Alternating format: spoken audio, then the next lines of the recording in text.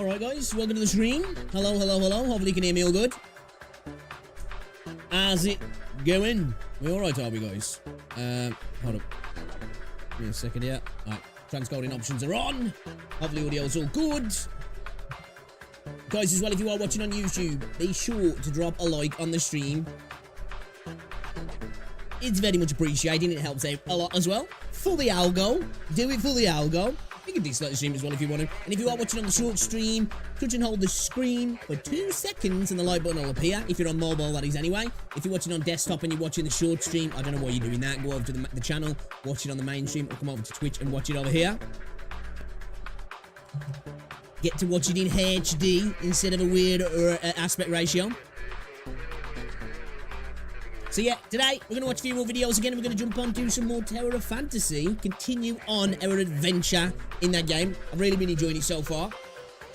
We're going to check out the Wuthering Waves 1.2 preview notes.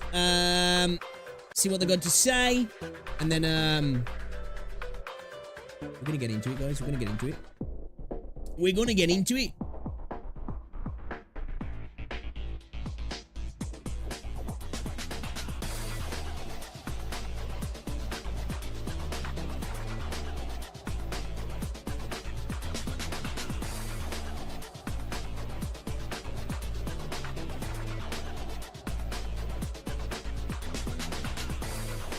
Who's playing up, is you?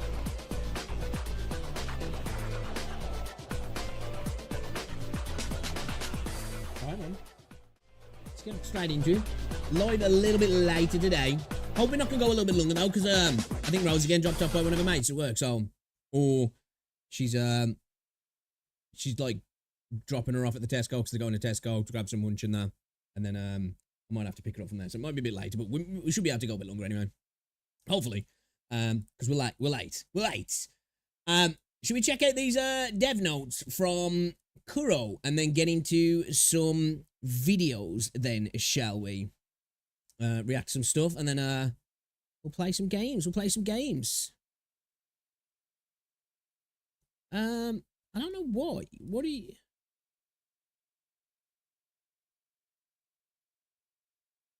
Why is my watch later stuff not updating?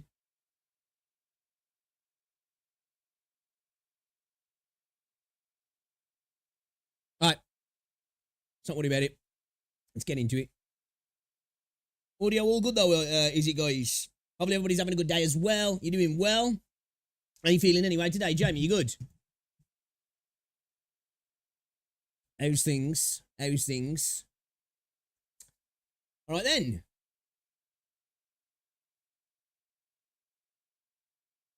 Audio's all good. Sweet. Okay then, let's check out the dev notes then, shall we, for 1.2. August 16th, is it that we get this? I think it's August 16th, I believe. Let me just double check. I think it is. So yeah, Wuthering Waves version 1.2, the Turquoise Moonglow, is coming August 15th. So that's pretty cool. Let's check out the dev notes then, shall we, and see what they've got to say. Wuthering Waves Developers Message Volume 4. Okay, what's going on there? Version 1.2 Optimization Preview with a special note from the developers. Okay, let me switch mics because my one mic, their mouse wheels just messed up at the moment. Dear Rover, Wuthering Waves version 1.2 in the Turquoise Moonglow is on the horizon. Here's a sneak peek at the upcoming improvements and a special note from the dev team. Okay. Version 1.2 Optimization Preview. New custom lock-on feature. Okay, in 1.1 we implemented several quality of life improvements to the auto lock-on system, including optimizations for resonators and some echo skills. With the release of version 1.2, you'll gain access to the new custom lock-on feature under settings control. This option allows you to set the auto lock-on priorities for enemies based on your combat preferences. Okay, so we've got what? Movement direction, camera direction, distance. That's good, because sometimes trying to scroll through your freaking enemies and having to go through the whole lot of them to get back to the one you really want to lock on is kind of annoying. So that's kind of nice. I like that. I think further tweaking over time will be a good thing for the lock-on. That's good to see that they're working on it, though. I like that. 2. New utility hover droid shooter. Okay, we've heard your feedback regarding the need to frequently switch between. Hey, so we spoke about this before actually in the leaks that this was going to be a thing, and I thought maybe it's like going to be some sort of equipment like a weapon, or like a turret or something, how you use that turret in that one mission. And somebody in my comment section was like, I think it's potentially going to be a tool that's there so you don't have to switch out to a ranged operator to do certain puzzles and such, you know, like the shooting puzzles. And it looks like that's the case. That's really good, actually, because it is kind of annoying when you're not using a ranged resonator to have to switch to them and then just do that and then switch back because they're really short and it's kind of annoying. So let's have a look. We heard your feedback regarding the need to frequently switch between teams when there are no pistol using resonators available for challenges like the Photon Vault and similar puzzles. In version 1.2, you'll be able to use the Hover Droid Shooter utility. Once the utilities feature is available, you can equip the Hover Droid Shooter in the utility wheel to shoot with the Hover Droid. Simply tap or hold the basic attack button. More Hover Droid features are under development. We hope this new edition will help you better explore Solaris. And more features are coming. I wonder what they're going to be then. But that is a W. Small thing, very small thing, but it's another quality of life update that's good to see. This is one thing I've got to give props to Kuro for. They're definitely not just looking at the bigger picture, they're looking at the small quality of life updates. In the video that we spoke about yesterday regarding Genshin and how they seem to ignore a lot of those very little, minor updates, but as they're compounded, it just all adds to frustration for the game, and it's good to see little things like that are getting addressed. I really like that. That's good. Okay. 3, new feature to store excess wave plates. Let's go. Let's go. This is the big one. This and 120 FPS is the things that I'm looking forward to the most because, let's face it, we've been waiting for this. Star Rail did it, and I think this is a good addition to the game. Big W update here. A new feature to store excess wave plates will be introduced in version 1.2. Once you reach the wave plate cap, you will receive wave plate crystals instead. These crystals can be exchanged for wave plates of equivalent value. You will regenerate one wave plate every 12 minutes, up to 480 wave plate crystals. Once this limit is reached, you will not gain additional wave plate crystals. So, that's what? 100 So what is that? Is that half what we get in terms of wave plates? Somebody let me know in the comment section. I think it is, isn't it? Is it? Or is it the same in terms of how many you get per minute? I thought you got one every 6 minutes for your wave plates.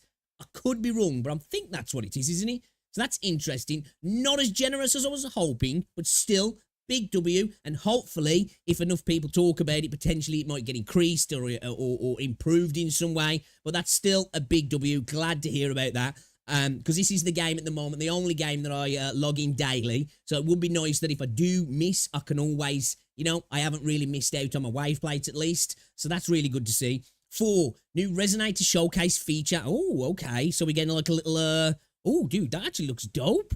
With the release of version 1.2, you can view and display the convened scenes of unlocked resonators with the Resonator Showcase feature. Tap the avatar on the terminal screen to open out the Resonator Showcase. You can display up to 3 selected resonators here. That is cool. It's something that we don't need, but a cool little update nonetheless. Okay, I like that. I like that. It just adds to a bit of a snazziness, doesn't it? But I definitely like that. Ginty looks awesome, as usual. Hey, here we go, boys. This is what I've been waiting for a game like this, in my opinion. Running on something like I've got like a 4090, humble brag. 60 FPS, man. It's just, I don't like playing games at 60 FPS personally. If a game's running under 90 FPS, it kind of just does my head in. Certain games, it really doesn't matter. Playing something like Star Rail, I don't mind running a game at 60 FPS like that. But anything that's got any sort of action-orientated combat or just a fast-paced game, I'm not happy if the game's running sub 90, if I'm honest. When I'm playing shooters, I can really tell the difference. Once the game starts to drop below 90 FPS, it just, I don't know, man, it just doesn't feel good for my eyes. So this is brilliant. This is actually probably, for me, the biggest W in terms of something that's not necessarily an update to the game itself in terms of the gameplay loop and quality of life. Well, I guess it is a quality of life option, but this is really good. This is. The 120 FPS option will be available on select PC devices in version 1.2. Stay tuned for our official announcements for more availability details. So I hope to God mine is. It should be. 6 new Depths of Elusive Realms store rewards. Okay, interesting. I'm intrigued here. Thank you for your love and support for the Depths of Elusive Realm. I do like the Depths of Elusive Realm. I think we should definitely get some expansion on it as well. Make it bigger and better. I would like to see that. But store rewards, big bonus. As we approach the final stages of version 1.1's Dream Ablaze in Darkness event, the White Cat will bring new exchange items to the Elusive store. Okay. To help you try out and level up more Resonators, we will add more exchange items to the Elusive store in subsequent versions of the Depths of Elusive Realm event. These items will be available as the convene events for the second half of each version. Are released. Okay. You will receive a system mail reminder after the exchange items are added. Please remember to exchange the rewards after fully exploring Depths of Elusive Realm. Okay, I like the fact that we get a little bit of a mail reminder because I do forget a lot of stuff in these games, to be fair, and then afterwards you're like, shit. More guidebook activity points from a daily quest. With the release of version 1.2, the activity points reward for the spend 180 wayplates daily quest will be increased from 20 to 60. Big W. We hope this change will help you complete your daily activity point quests more quickly. That's cool. I like that. Because this... It doesn't take a long time. Some people like making out like compared to ZZZ, it's insanely long. It's not. The dailies in this game are still incredibly quick compared to something like Genshin, in my opinion, and just like less annoying. But that's a big W. You know, all of these things are just small, little quality of life things that all add up just to make the whole thing a better experience, and especially the daily grind a better experience as well. So this is great. This is a special note from the developers. Version 1.2 in the Turquoise Moon Glow is coming soon. In this update, we'll introduce the Moon Chasing Festival event and dedicate ourselves to address any issues that have impacted your experience so far. Okay. We're well aware that many aspects of Wuthering Waves still have room for improvement, and we're committed to listening to your feedback to continually optimize and enhance the game. Together, we aim to create a better Solaris 3 and offer you more thrilling adventures. I really love this from Kuro. Don't get me wrong, I understand from a business perspective, and I get it. They're not the top dog, and they're playing that role well. At the end of the day, if they were in Huyo's place, maybe we wouldn't get such a transparent Kuro and such a community-pleasing Kuro, but I'm not taking anything away from them for that. That's just me being cynical, but this is really good from Kuro. They acknowledge when they're messing up, they're quick to react to it, they're open to the community as much as they possibly can be, and they do genuinely seem like they're trying to give us a good game as well, and I like that. It's not, they seem like they're actually passionate about the project, and it definitely shows within the game itself, doesn't it? Like, you know, a lot of times nowadays, and I'm not calling out other developers for not being passionate, but sometimes it just feels like things are being done by the numbers. It feels like there's genuine passion in this project, and I really, really appreciate that. For somebody who's a fan of the game, it's great to see. It really is. We're also excited to announce that everyone will receive the 5-star Resonator Zhangling Yao.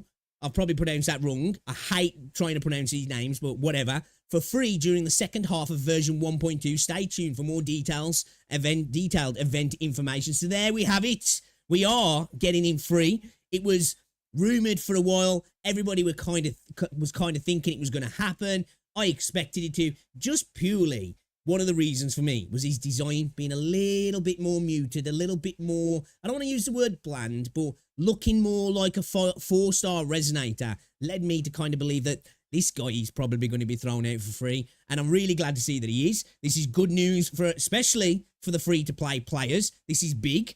So shout out to Kuro once again. Like, they are just listening, aren't they?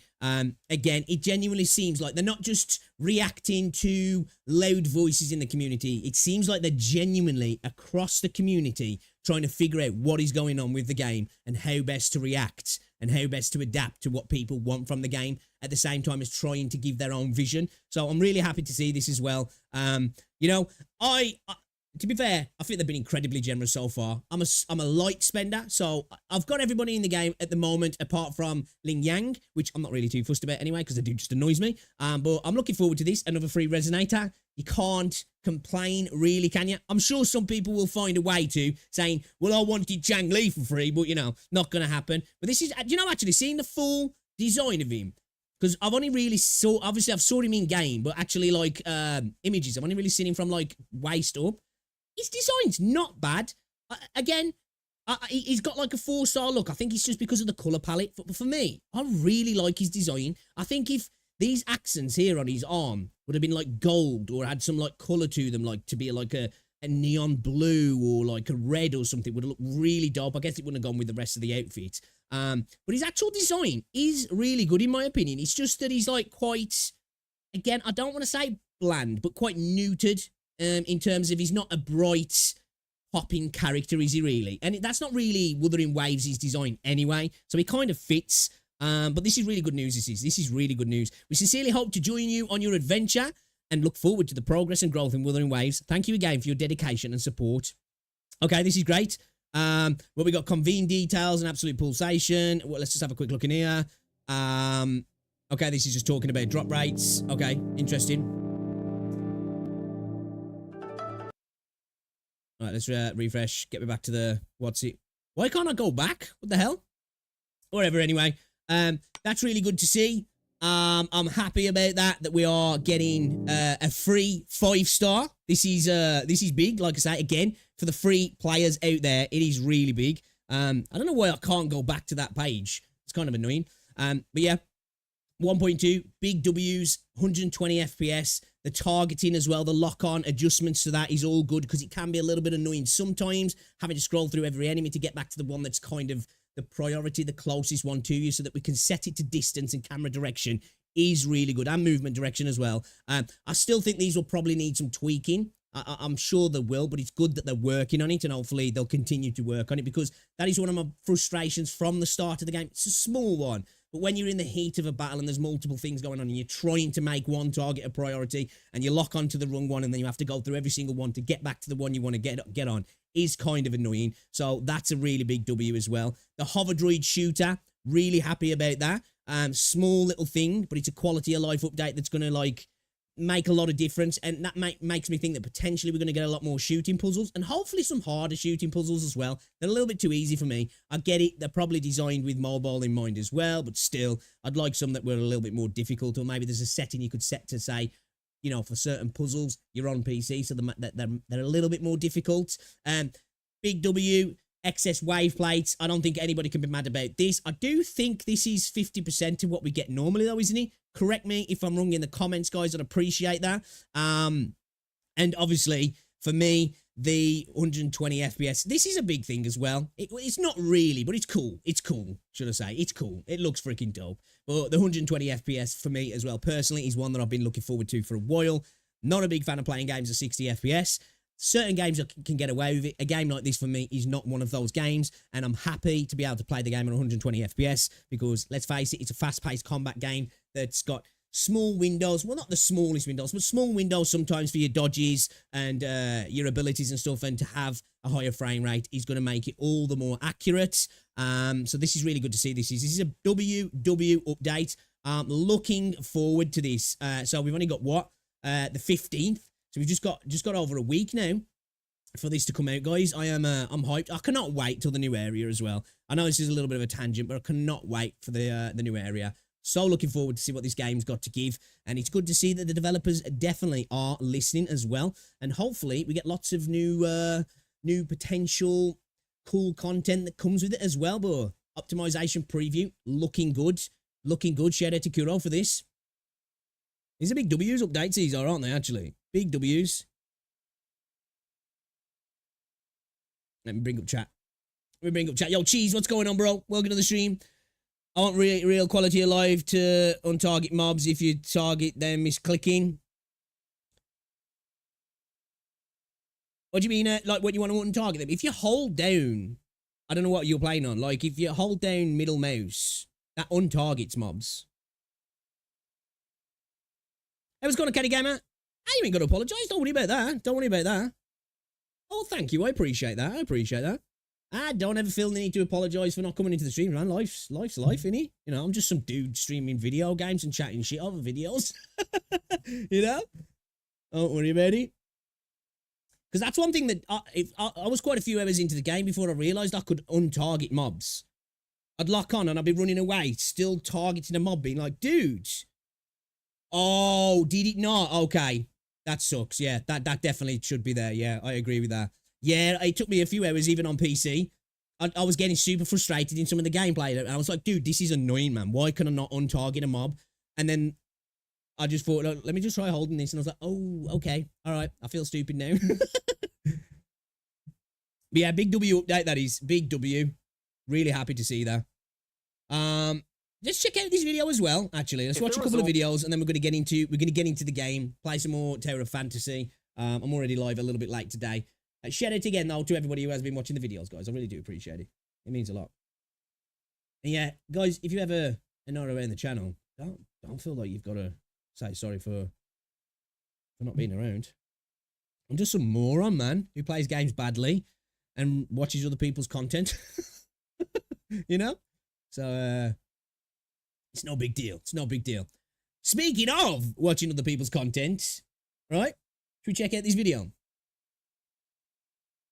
But yeah, the quality of live updates are good, though. Definitely want to see more rolling out, but it is good to see that, for me, personally, the FPS, the wave plates, they're trying to work on the lock-on situation. These are all good things. That little hover droid or whatever it is, the little bot that's going to shoot things, that's good as well, because it is kind of annoying to switch to ranged resonators, isn't it? So good to see that. Good to see that's a thing. Good to see. I'm happy about that. Right then. Let's get into it. Let's get into it, man. I've got the AC on and it's still so warm in my room. I can't believe it, dude. I'm just freaking sweating. But less about that. More about this. Yeah? Now you're an awesome content. You're making me blush. I'm creatively devoid. That's why I watch other people's content. You know? Alright, let's check out this video from Saint Tontas. I think I'm butchering his name every time I say it, but let's watch another one of his videos. Great content on this channel. Definitely deserves way more subscribers than he's got. The best combat system in gacha gaming. It's got to be talking about Wuthering Waves. It's in the game description, so it makes sense. And obviously, we see Changli on the screen. But let's just face it, it is. It is. The only one in terms of action combat that I guess you could potentially compare it to is maybe Zenless, but Zenless is just different. It's less manual. It's nuanced, but just less complex. Not saying that this game's complicated, but it does have a real complexity and nuance to it, and it is by far the best combat system in any gacha, in my opinion, and it handles itself with other games outside the space as well. It's that good, in my opinion. But let's see what he's got to say about the combat system. And I will say one thing as well. I'm kind of nervous about going back to Genshin because it's just going to feel so bad. Combat is in that game after playing this game for a while. Let's check it out, though. If there was only one word you could choose to describe the combat in Wuthering Waves, I'd choose the word tight. That's probably bad. Epic. Fun. Let's let him say. Satisfying. In an action RPG, I'll go with that as well, actually. I'll go with that. That's definitely better. That's definitely better. I'm stupid. It is satisfying. It definitely is very satisfying, actually. I just think it's very tight as well. Like, it just feels tight. You know, it feels like it's really well designed. And it is super fun as well. You know, playing as Jinsei, Changli, Calcharo. They're just really fun characters to play with. And satisfying as well. Satisfying is probably the best descriptive word there, really. RPG it definitely game, is. Combat is the foundation that the game is built on. You can't progress through the story or upgrade your characters without engaging with the combat. Yep. Every single action that a player takes, be it grinding echoes or farming ascension materials, works towards improving a player's ability to fight. Definitely. One thing I would like to see from the game, though, is more abstract elements of gameplay that are not combat-based, that progress you in some way in gathering materials or whatever it is, asteroids or shell credits or whatever it might be. That's kind of like how Star Rail does it, and a lot of the gacha games do, where it's like it's totally separate. It's not actually the core gameplay loop, and it might not even be controlling the actual characters you use in the game, like some sort of tabletop element or whatever it might be. That's just different. I would like to see more of that into this game, if I'm honest, but the combat in this game is great, though. Fight enemies. It's where you spend a majority of your time across your playthroughs, and Kuro hit it out of the park. They really did. It They really is, did. without a doubt, one of the most engaging combat systems we've seen across the past few years. With a I agree with that. Like, I'm even saying outside of the gacha space, the combat in this game is genuinely really good.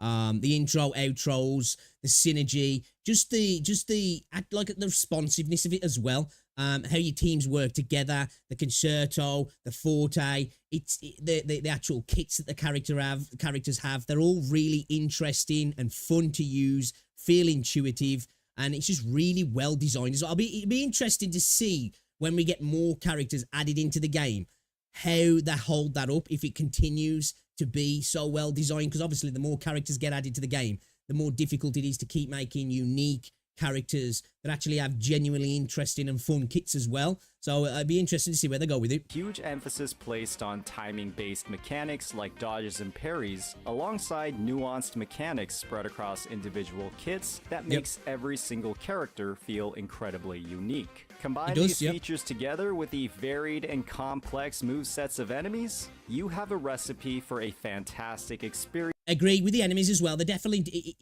like with a lot of gacha games, it just feels like you get DPS checked and there's not really much else other than that. Now, obviously, that's a quite general take and it's not exactly true altogether.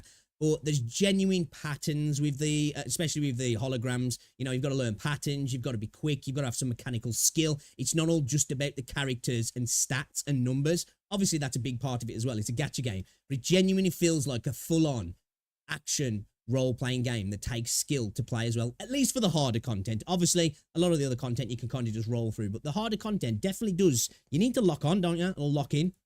That blends game knowledge, technical skill, and actual risk together into one amazing package. There's a reason why many believe Wuthering Waves has the best combat system in gacha gaming. Today we'll be discussing why this is the case, breaking down what makes combat so appealing in Wuthering Waves, why it's so fantastic compared to its peers, and the nuances across the game's team building that give it a lot more depth than you might think.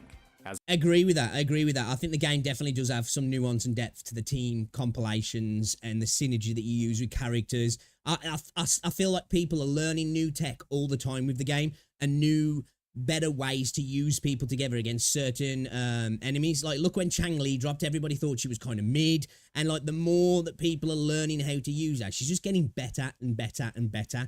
And her burst damage is insane.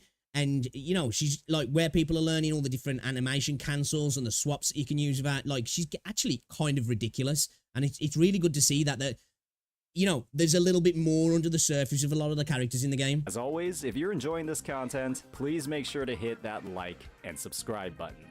Wuthering Waves is a game where you can field up to 3 characters at once. And wow, do they take advantage of the party system. The game heavily emphasizes swapping to and from every member of your team to get the best possible performance out of your composition. The beauty of this system comes from Wuthering Waves' implementation of a unique resource called Concerto Energy. This energy is what drives effective and meaningful team interactions across the roster. Concerto Energy, when filled, gives the currently unfielded character the ability to cast their outro skill, while simultaneously swapping onto a new character. These outro skills... The outro and intro system in the game is really well designed. It really is what, like, adds that extra element to the combat, in terms of, like, swapping at the right time, and also encouraging you to use everybody in the team if you want that best efficiency, because a lot of the games kind of, like, it feels like you can kind of just, like, one-man them, you know, just one guy a boss in a way. And I know you can in this game, depending on how you're playing it or how good you are at the game. But it really encourages you, if you want the maximum efficiency, to switch through your team and to do it in the right way as well. You know, not just to spam through things, but actually use your kits in the right way. Use the right builds to build up everything as quick as potentially possible, and then switching out to the next character to get the best out of the next character as well. Really good system, in my opinion. Skills typically inflict a huge amount of damage or provide a damage buff to the newly on-fielded character. When Concerto Energy is filled through actions on field, like attacking or casting abilities, you have to spread your gameplay across your team to gain access to these incredible buffs and attacks. What some players may not realize is that this Concerto Energy doesn't just provide buffs to your party. It's also a tool that streamlines the gameplay of your characters as well. This is because it's great as well, if you use it at the right time, to get those clutch dodges in or coming at characters from different angles, especially in some of the hologram fights as well. Closing the distance also. You know, closing the distance is a great thing sometimes when you use your switches at the right time. to get right up to an enemy to carry on the bombardment, so to speak. Is an intro skill that's automatically cast whenever they're switched onto after an outro skill. These intro skills typically directly contribute to another unique resource that every character has, called a Forte circuit. This circuit, when filled, allows the character to use enhanced abilities that have an additional effect, and perhaps most importantly, generate more concerto energy. What this means is that there's a lot of incentive to master the individual movesets and rotations of your characters, not just your main DPS, but every single character in the party. Yeah, as I said, as I was just saying, it's like a great system that encourages that. If you want the best out of your team, it encourages you to use your kit right, to use your abilities right, to then move on to the next character and continue doing it and get your full rotation. It really encourages you to try and learn the character's movesets and the kit as well, which is it's really good, that is, because it makes you look into it a little bit more and peek under the bonnet, so to speak, or under the hood for you Americans, to really learn what's going on like. When you factor in echo skills and advanced mechanics like swap canceling as well, there's even more room to progress your personal mastery of specific teams. Coming from games where the maximum skill expression you can have on certain characters is pressing 2 buttons and swapping off, it really is kind of limited in Genshin. I know there's people who will argue that it's not, but I think in comparison, it just really is limited. Again, for me, the game is just all about like the what is it, your freaking what's it called now? I forgot, man. It's been that long since I've played. Your actual elemental synergy or whatever the name is for it. It just has way less layers to it, in my opinion. It's really quite basic. This is an absolute breath of fresh air. However, we've only just scratched the surface. We haven't even talked about enemy design and how it elevates this entire system. At a baseline, Wuthering Waves is a game that challenges you. Enemies are incredibly aggressive, attack frequently, and in higher level content can oftentimes destroy you in as little as 1 or 2 direct hits. What this means is that there's more danger. Also, they actually have different attacks and attack patterns as well, don't they, in the higher holograms and stuff, which is cool. You know, the first few times I went up a couple of levels in the holograms, I was like, holy shit, dude, they didn't do this before, which is like, you know, I like that. You know, it's not just the same thing again, just with extra health and extra damage. They're actually doing other things that make you, all right then, I've got to learn this now. I've got to learn how to combat this, and I really like that about it. More risks and more challenges that'll cause mistakes as you engage with the game's combat. But with these challenges come opportunities. And capitalizing on these opportunities is what turns the game from an optimal rotation simulator into an actually engaging action RPG game. Coupled with these dangers are an array of mechanics that allow you to avoid damage completely. Things like dodging at the right moments, parrying an enemy's attack with your own, or breaking an enemy's poise by depleting their stagger bar, rendering them immobile while increasing their damage taken. When dodges build up concerto energy, while parries and intro skills deal additional damage to stagger bars, it's clear that there's a huge amount of interaction between your management of your team's rotations and your reaction to enemy moves. There's a lot of potential skill expression involved when it comes to conquering content.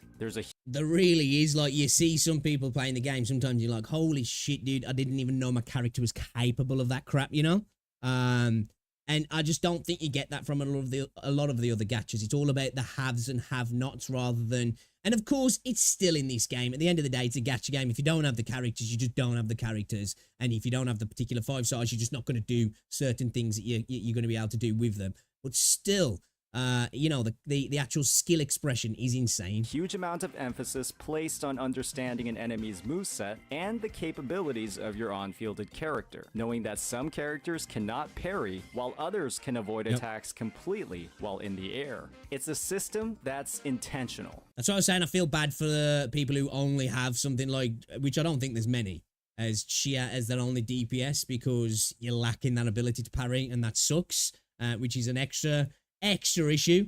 Going back to the video when we were talking about the problem with the 4-star characters, the 4-star resonators, and the big gap between the 5 stars and 4 stars. And it's a system that gives a ton of control to the player, unlike other games with similar combat.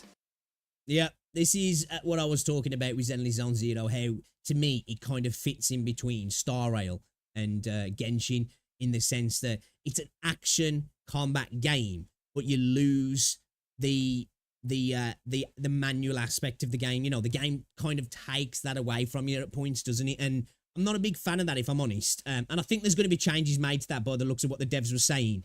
But it's still an interesting point, because that's where, to me, because I've seen people arguing that the combat's better in Zenless Zone Zero, and obviously everyone's got their opinion. I just think it's cut and dry that Wuthering Waves is just far superior, in my opinion. However, one of the growing complaints when it comes to the combat system in Wuthering Waves is its lack of depth in team building, specifically when it comes to its implementation of elements, or in this case, attributes. Coming from prior game systems that involve the combining of 2 or more elements to create something bigger, Wuthering Waves' implementation, or rather lack of implementation of elemental reactions, is what some players find lacking.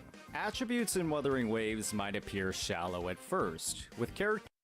I can see people saying that, but you combine, you get your synergy in different ways, don't you? Rather than it actually being elemental, it's more on your outros and how you're using the kits as well. So I don't necessarily think it's not there. It's just kind of in a different guise, if that makes sense.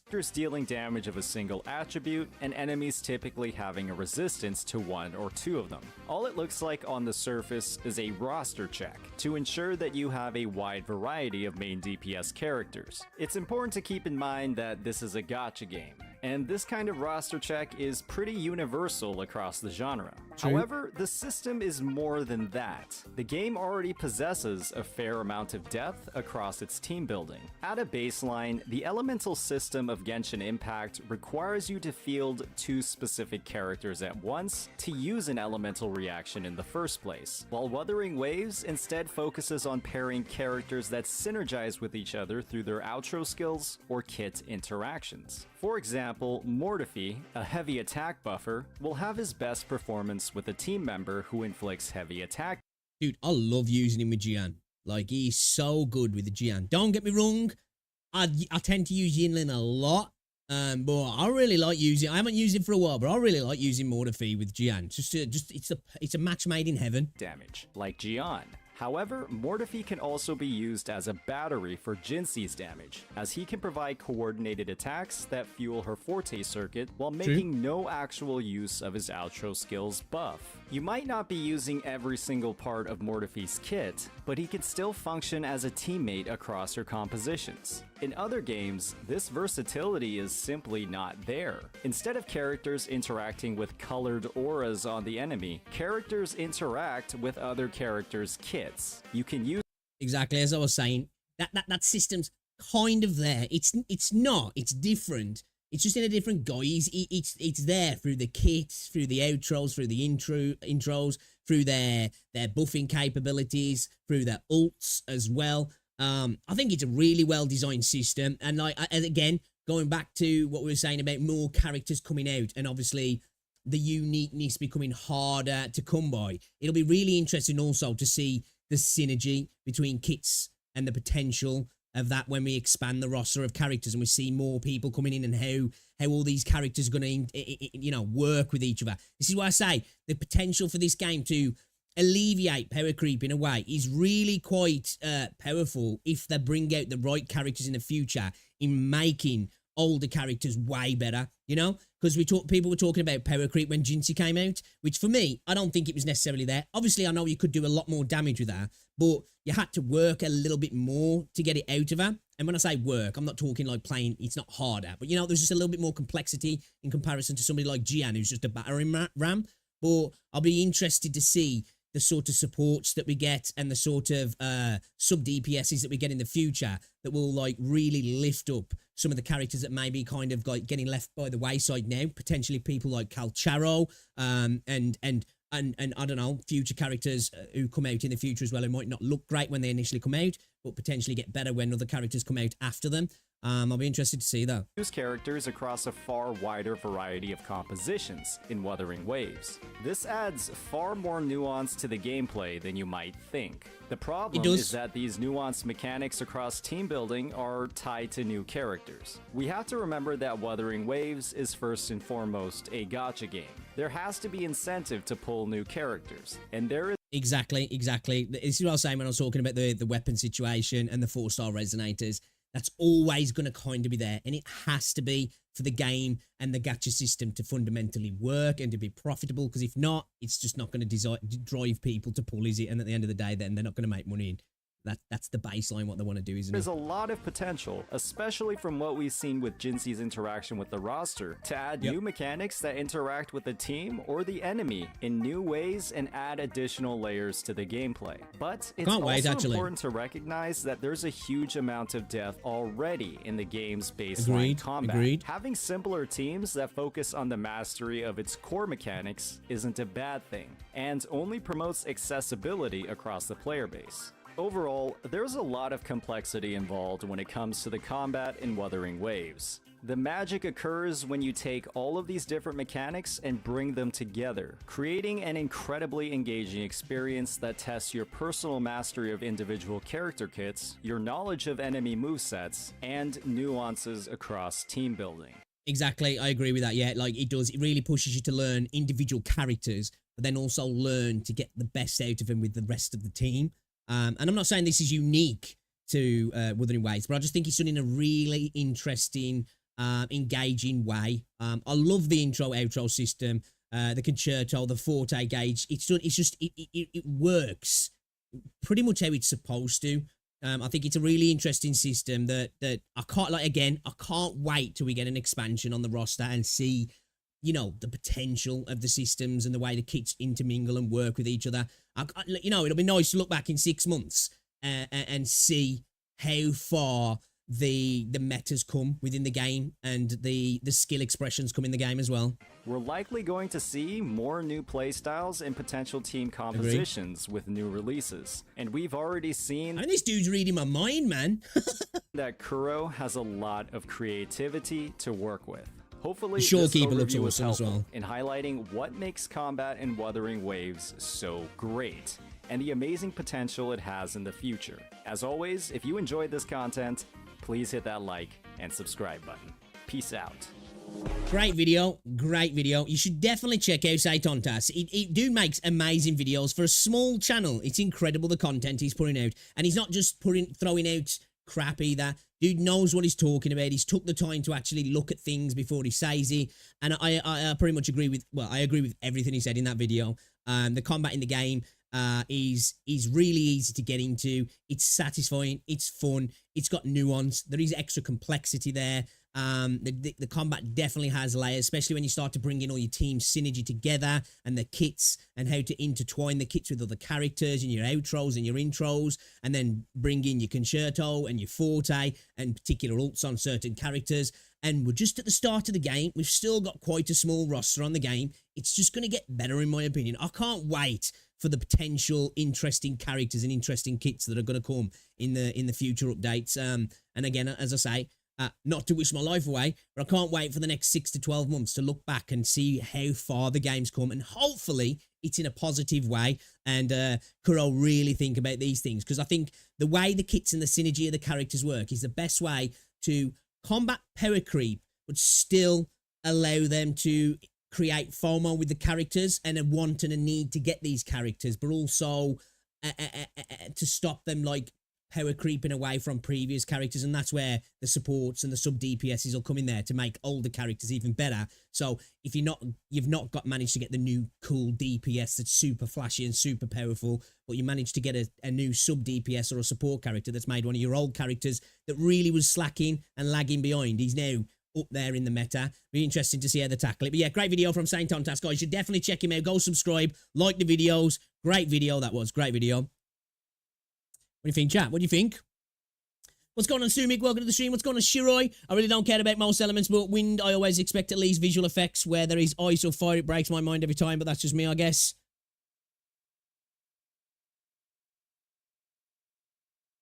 Say that again. I really don't care about most elements but wind. I always expect at least visual effects when there is ice or fire. It breaks my mind every time. That's just me, I guess. I think I get what you're saying. You're saying you want cool wind visual elements. Is that what you're saying? That's one thing about Wuthering Waves for me as well, personally. I think the combat doesn't just feel good, it looks good. Because that's one thing about Zenless Zone Zero. Combat looks insane. Like, it looks, even though the game's kind of boring to watch, the combat looks really, really good. But it doesn't feel as good as it looks. And now, that's not to say that Zenless Zone Zero isn't fun. It is, but as I said, because it's kind of like semi-manual, isn't it? It just doesn't, it's not all style, no substance, but it definitely, it leans more into the style and less of the substance. And there is nuance to Zenless Zone Zero. And I guess as the roster expands in that game, I think it will have more.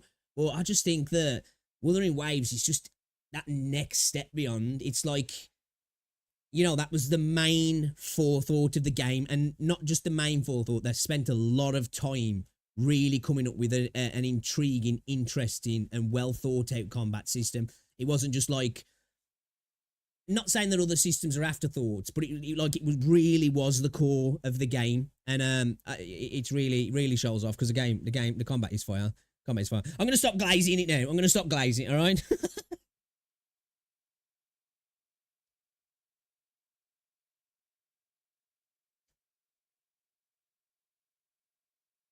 All right.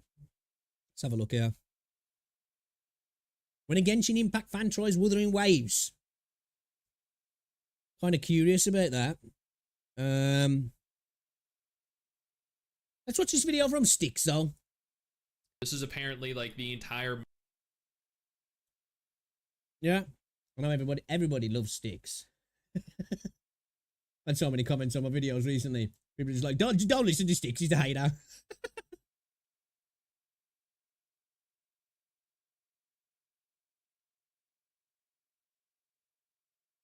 Agree, yeah.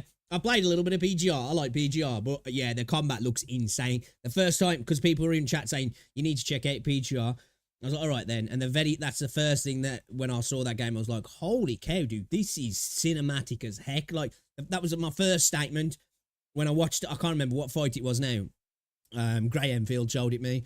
And I watched it and I was like, dude, this is peak anime. This is peak anime, this is. All right, let's check out this video from Sticks then. No way. Snowbreak just broke the internet. Did they really, though? I'm expecting some pure degeneracy here, considering it's a Snowbreak. And we've got our favourite Kuma Sticks as well. So let's check the video out then. Marriage event and all the stuff you can do after you marry life. I am really curious to see what happens. Because the game's gone full into, like, you can massage the girls and everything. You can, like, manipulate the legs. And, it's proper, like, focusing on the grippers, and it's like it's funny, man, it's funny. Oh, she's so cute. I think I might have already saw this, though. I'm not too sure. This is gonna be very innocent, isn't it, Chad? This is definitely gonna be very innocent. Life is a beautiful character with a beautiful personality. Snowbreak. And I swear to God, Life's boobs they look like they've doubled in size to me from when the game. And like, don't get me wrong, I get their devs are really leaning into fan service. I understand that, but I swear to God, the boobs have got bigger. Snowbreak is a beautiful game. It's wholesome, filled with a fantastic story. One thing I will say about Snowbreak though, it's not very polished, and it's not as tight as it could be, the combat.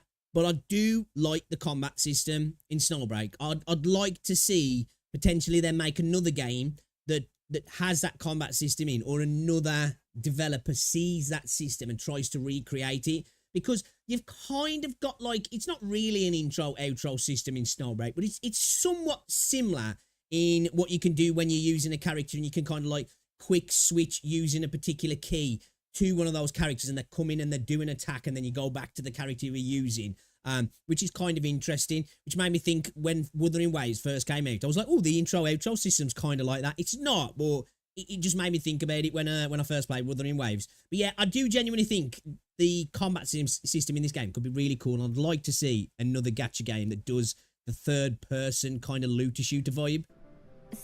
Look at her. You're slowly sliding your hand down her chest, or her arm, I mean. ここに来てからなぜか心臓の鼓動が速くなったような。分析員。 Do I get nervous? Yes. Yes, I am nervous. I'm very nervous. Dude, I must admit, you know, when I don't know if he's actually talking about that, but when I watched the last Snowbreak thing, I was like, dude, I've got to be ready to switch scenes here because I feel like something's going to happen that's going to get me banned here. Like, it's kind of going that way in Snowbreak now. Nervous right now because you're twiggling your hair, and I've been told in movies what that means when a girl does that. Yes, let me touch your face. Oh, look at that. Oh, let me twirl your hair. 分析員。 Okay. It's all about culture and class. Yes. What could go wrong? すごく Exactly. 嬉しい。 Exactly. もう少し贅沢を言うなら If you let me be greedy Dude, he's like the bra thing on this dress, like completely separate from the rest of the dress. Feels like it is. Is that like it was like some sticky tape on the inside of that, keeping that on or I'd something? like to hear more. Yeah, okay. もっと聞いていたいな。 See how sweet she is, chat? This is a very romantic scene. In sickness and in health. Yep. It is kind of weird to have life like this because she is quite a reserved character. At least when I was playing the game before, in the story, she's quite reserved and quite stoic, you know? So it's kind of weird that they're making her do this stuff. It almost feels wrong. I'm looking respectfully.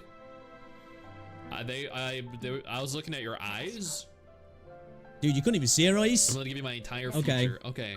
私の未来を分析員に託す。 Those have a life of their 永 own. 遠に By that I mean her eyes. Her eyes have a life of their own. ずっと一緒。 Looking respectfully. Looking. Is she going to walk down the aisle wearing this in front of her parents and family and friends? Really? Come on, life. Respectfully. You have a small head. Looking respectfully. You practiced 21 times. Oh my god, chat. Dude, she's got desperate, Really yeah. innocent? Yes, exactly. The big blue eyes. Yeah, her eyes are blue? Wait, what? Put it in my hand. Her eyes are not even Okay. blue. Naturally. Oh, you can move her arm. Oh my god, you can put the ring on her finger? Wait, on her right hand? Dude, this is definitely for gooners, man. This is like, you know, this is for dudes who just like have never felt the soft touch of a woman, you know? That have probably never even spoke to a woman outside maybe shouting obscenities at her on the internet. Because it's kind of weird, isn't it? It's kind of weird.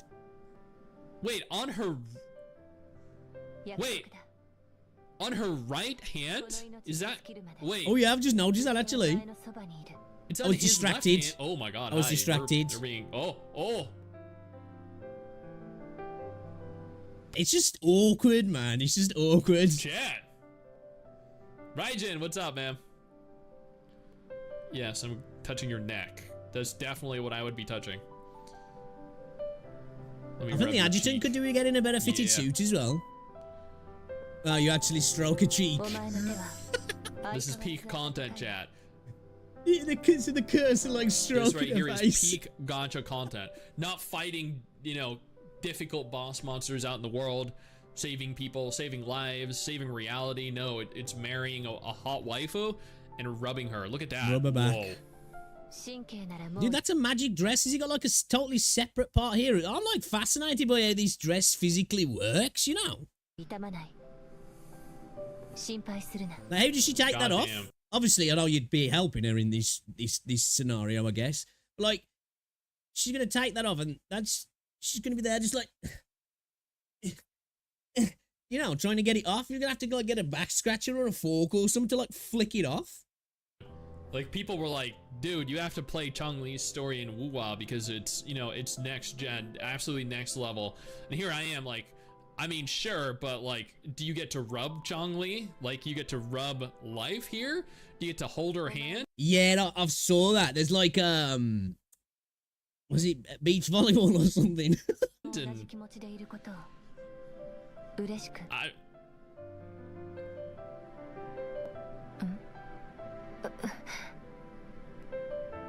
Dude, who threw balloons at us? We're I was trying gonna to say, get some dude intimate just here. said like, have some balloons. What kind of stance is that? Dude's Yes. stroking her like a kitty. You know, like, there you go. A little pat on your head. Let me rub your head while you're in that very provocative position. That's exactly. Let me go lower. Yeah. 温かいね I'm kind of disappointed the subtitles are gone. I don't know what she's saying. I think it's something along the lines of that feels good. Yes, I'm grabbing your hand and.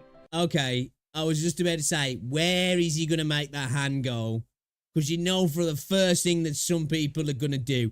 Wouldn't be me. Couldn't be me. Definitely wouldn't do it. They're going to try and direct that hand down to the bottom of the screen, you know? And be there like, you know it's going to happen.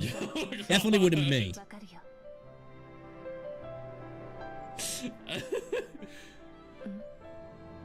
Dude, this is so weird. Oh! Oh! Okay. Okay, yeah. She jerked a little. Hold on, Okay. wait. What is that? Dude, I feel like they're just disrespecting life at this point. I really do. She, like I say, she was just like so stoic and respectable, and they've got her on her hands and knees now. Like, what has happened to your life? There's part of me now, I get why some of the voice actors is like, I don't want to go back to that, you know. I don't want to go back to that. I signed up to be this badass action lady, and now you got me in a wedding dress on my hands and knees. What the hell? That? What? どうした Chet, why is she just kneeling over on a table like that? So I'm gonna go out on a limb here and assume I'll say this is she's either got to be on a table or we're lying down next to her, which is totally the wrong place to be if she's like that. just me speculating here. The reason she's knelt over like that is that because if you go back a little bit, right? I put the ring on her right finger, right? That happened here. I put it on her right finger. And then if you look, in this scene, it's not on her right hand anymore. Yeah. So, again, this is just speculation. I think she dropped the ring. Well, you weren't looking. She was like, dumb fuck, can't even put it on the right finger. Switched it And over. the reason she's on her knees is because she's looking for it. Oh, She that doesn't wanna makes tell sense, me that she actually. lost Yeah, the that ring. makes sense. So now she's frantically It's like, oh, I dropped my pencil, you know? searching for it in an active effort to find it so she doesn't look like an idiot for losing it within minutes of getting married. I think that's what's going on. And we're just She lying lost on the the ring. floor. That is exactly, yes, exactly. Right, why are you under her though, right? Why are you under her though?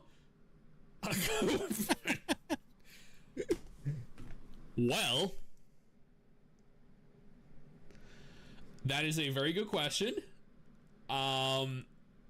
Tripped and stumbled. Maybe, That's what happens. maybe It's all above board. she thought she dropped the ring in this general location, and I was feeling sleepy and decided to lie down, or maybe I fell over.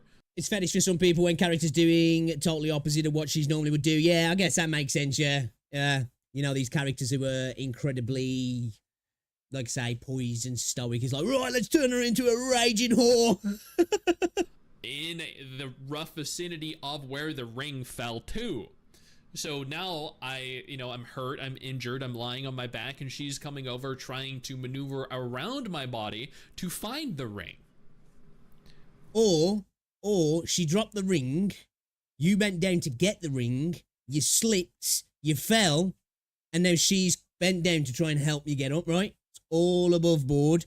Hey, Seiko Shy, thank you very much for the follow. Appreciate ya, you know? I think that's what happened. She's just trying to be a good wife. You fell, you slipped, hurt your back, and now she's like, come on, dear. Come on, let me get you off. You know? This is a theory. You can't explain that. I just explained it. You're welcome. We're distracting her from finding it by touching her. Yeah. He's looking up because maybe the ring landed on the roof. Yeah, exactly. So she just needs, it's a great vantage point. Right? The ring she landed can on the only roof. look down from this perspective. I can only look up. So we're covering both angles. Yep. I'm looking Smart. at heaven. I mean, up at... It almost looks like there. She's opening her mouth. She's got like little fangs, like, as well. Maybe you guys can see that. You probably can't see that. It looks like she's got like little fangs. the ceiling. We're just To see watching if I can't locate this the ring on the crazy ceiling. Kuma content from Snowbreak Containment Zone. Because this is full-on Kuma now. Full-on Kuma. She's looking down because she thinks that it might have dropped underneath me. That's it. There's nothing weird about this, and I'm just rubbing her head because Was she worried you might mess her hair up then, was she? that is what you do in this situation. You're like, oh god, it's gonna go lower. Oh my I don't know, I'm surprised, but I'm actually kind of surprised. And the devs are showing this off. The devs are showing this off, yeah. This isn't somebody playing the game, I'm assuming. I don't know, actually. This could be just somebody playing the game, but he looks like he's watching something potentially from the devs. I don't know. If the devs are showing this off, that's wild. You know, that they're not just alluding to it. Hey, look at this cool content. Go and do what you want with it. You know, it's a bit weird. It gets a little bit Kumery, but, you know, we're not doing it. But that'd be funny if that's the devs there actually going, look, you can stroke her boobies. Look, stroke her boobies. Pet her on the head, stroke her boobies. They did. They went there.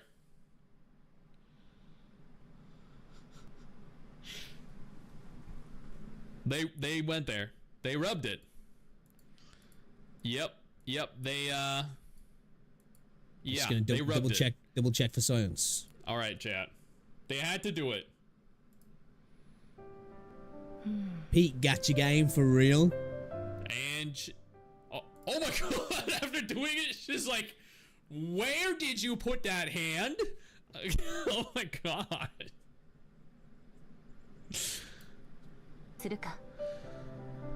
Where's the subtitles gone, man? I got no idea what she's saying.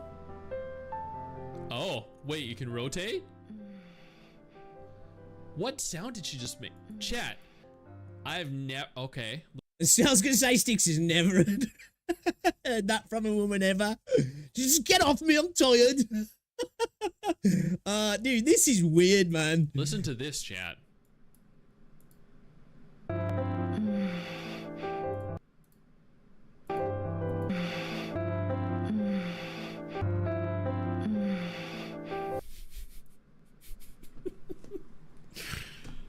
Okay. It's crazy. On one side of the industry, you got Sweet Baby Inc. And then on the other side, you've got this. Modern day gaming, boys and girls. Modern day gaming.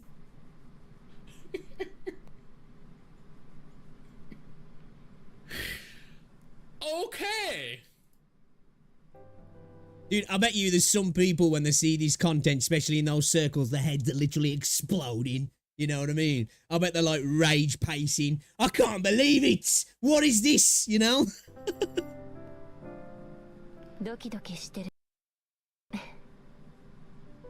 What's she saying? Hey, you know, not to be that guy. I kind of like her shoes though. They're kind of cool. You know? Your move, WuWa. I joined and was gonna say hi, it's been a while, but then I got distracted. Dude, we're all distracted, man. Oh, he's getting violent with, look at that. God damn. Is he rubbing her belly? Once you're watching too aggressive with the belly rubs there, she's gonna be like, oh no. You know? You don't want to be in that situation. You can lift it. You can lift the leg.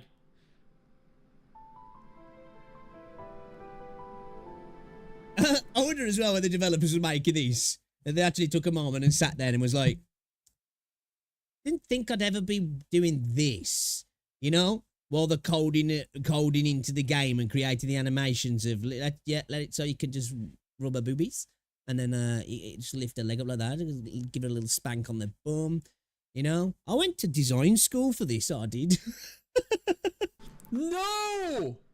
No, that's the end? No! It can't be! Dude, what? No! How is that the end? What about the conclusion of your marriage night? What? Okay, alright, that was pretty funny. Dude, Snowbreaker's gone wildly. Hey, I'm here for it though. I must admit, I would like them to make the game a little bit better though. Not gonna lie. I respect the fact that what they've tried to do, obviously they're doing all that sort of stuff, but they've brought in that game, the video game thing where it's like an open world island, which was really actually kind of cool because the game it started off as just these instanced combat areas with a little bit of a linking, you know, being able to go between areas in some of the maps, like they were a little bit bigger. but they actually went in and were like, you know what, let's make an island. It's not very big, and it's very, it's not the best design. You know, I'm not going to big it up too much, but I appreciate that they tried to do that. So I hope they continue to do more stuff. I'm not going to expect major things though, because I know the game, even though they're fan servicing at the moment and they are getting increased revenue, I still, you know, I think it's going to drop back down after a while. There's only so long that sort of stuff's going to keep the Kumas interested, isn't it, really? You know, at the end of the day, if the gameplay loop's not there, I think even the most degenerate of people are like, well, I've rubbed life's boobs now. Can I actually play some game, you know? But still, funny.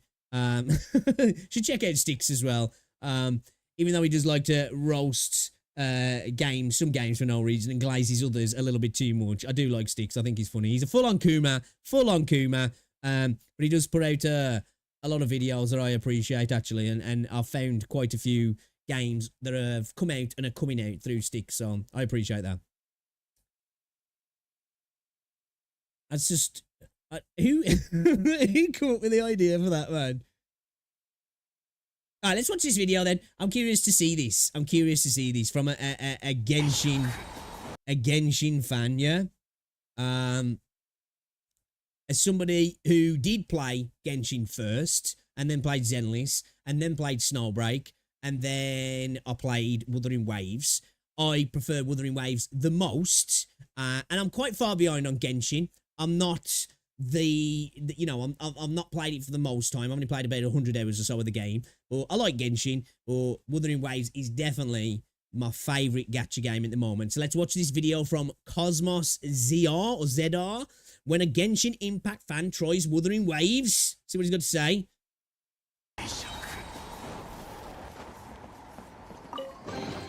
Oh wait, what is about to happen?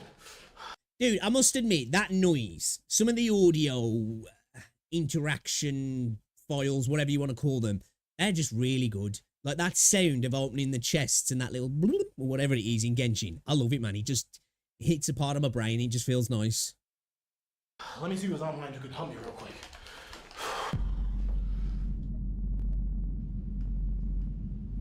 Huh? Yo, what? Hey, yo! What? Yo! A gacha play with friends?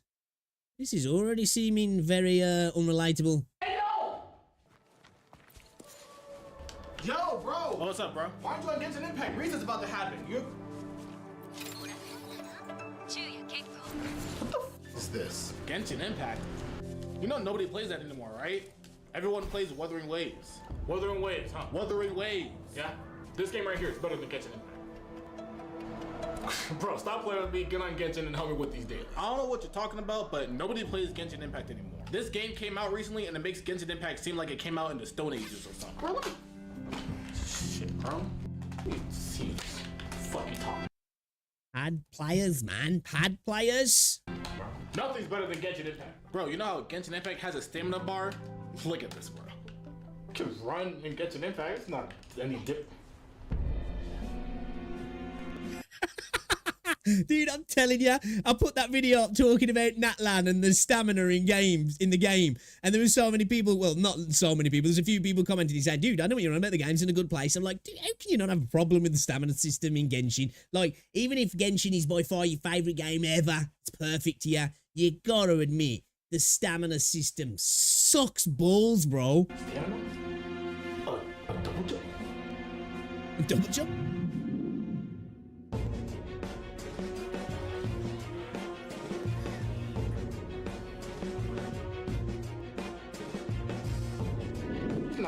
It's not that big a deal. I can just save my stamina. Speaking of stamina, you know you can climb up walls in Genshin Impact, right? Climb? I'm glad you mentioned it, because in all games you can't climb. Genshin Impact is the only game that... It's crazy. It's literally Should have the Spider-Man music there. In a video game.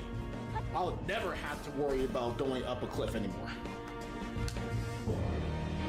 Dude, cliffs are like they're like the end game in Genshin. You see a cliff, it's like, I've been defeated.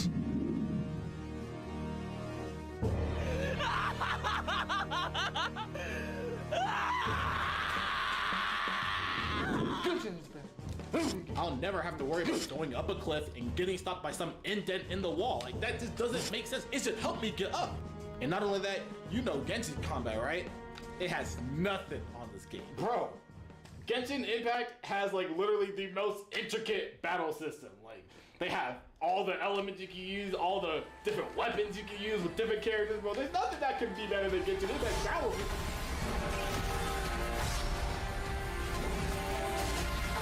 There's nothing can be. Like in his first fight, he's playing level 100 Crowleys.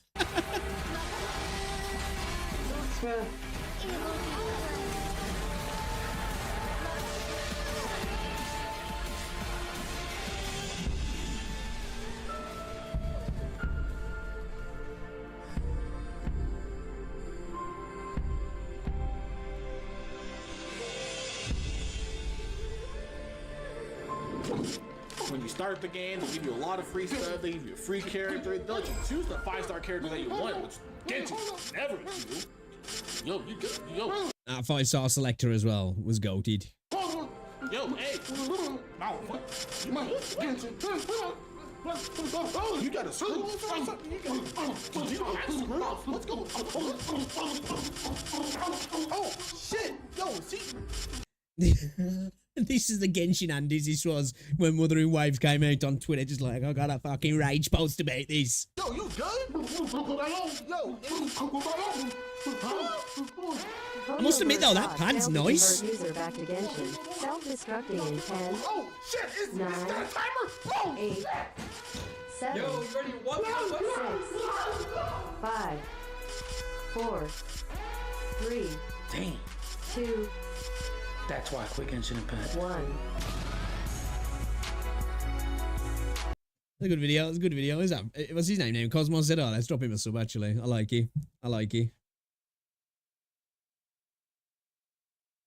Combat in the game though, man. It's goated. It's goated. And then also giving away. Yeah, we were mentioning that earlier. Actually, we looked at the dev notes. Insane. Really good to see. Just like things like the wave plate storage as well. Like it to be a little bit more generous, but hopefully maybe it will. 120 FPS as well. Clutch. I'm so happy about that. I can't wait to play the game in 120. Cannot wait.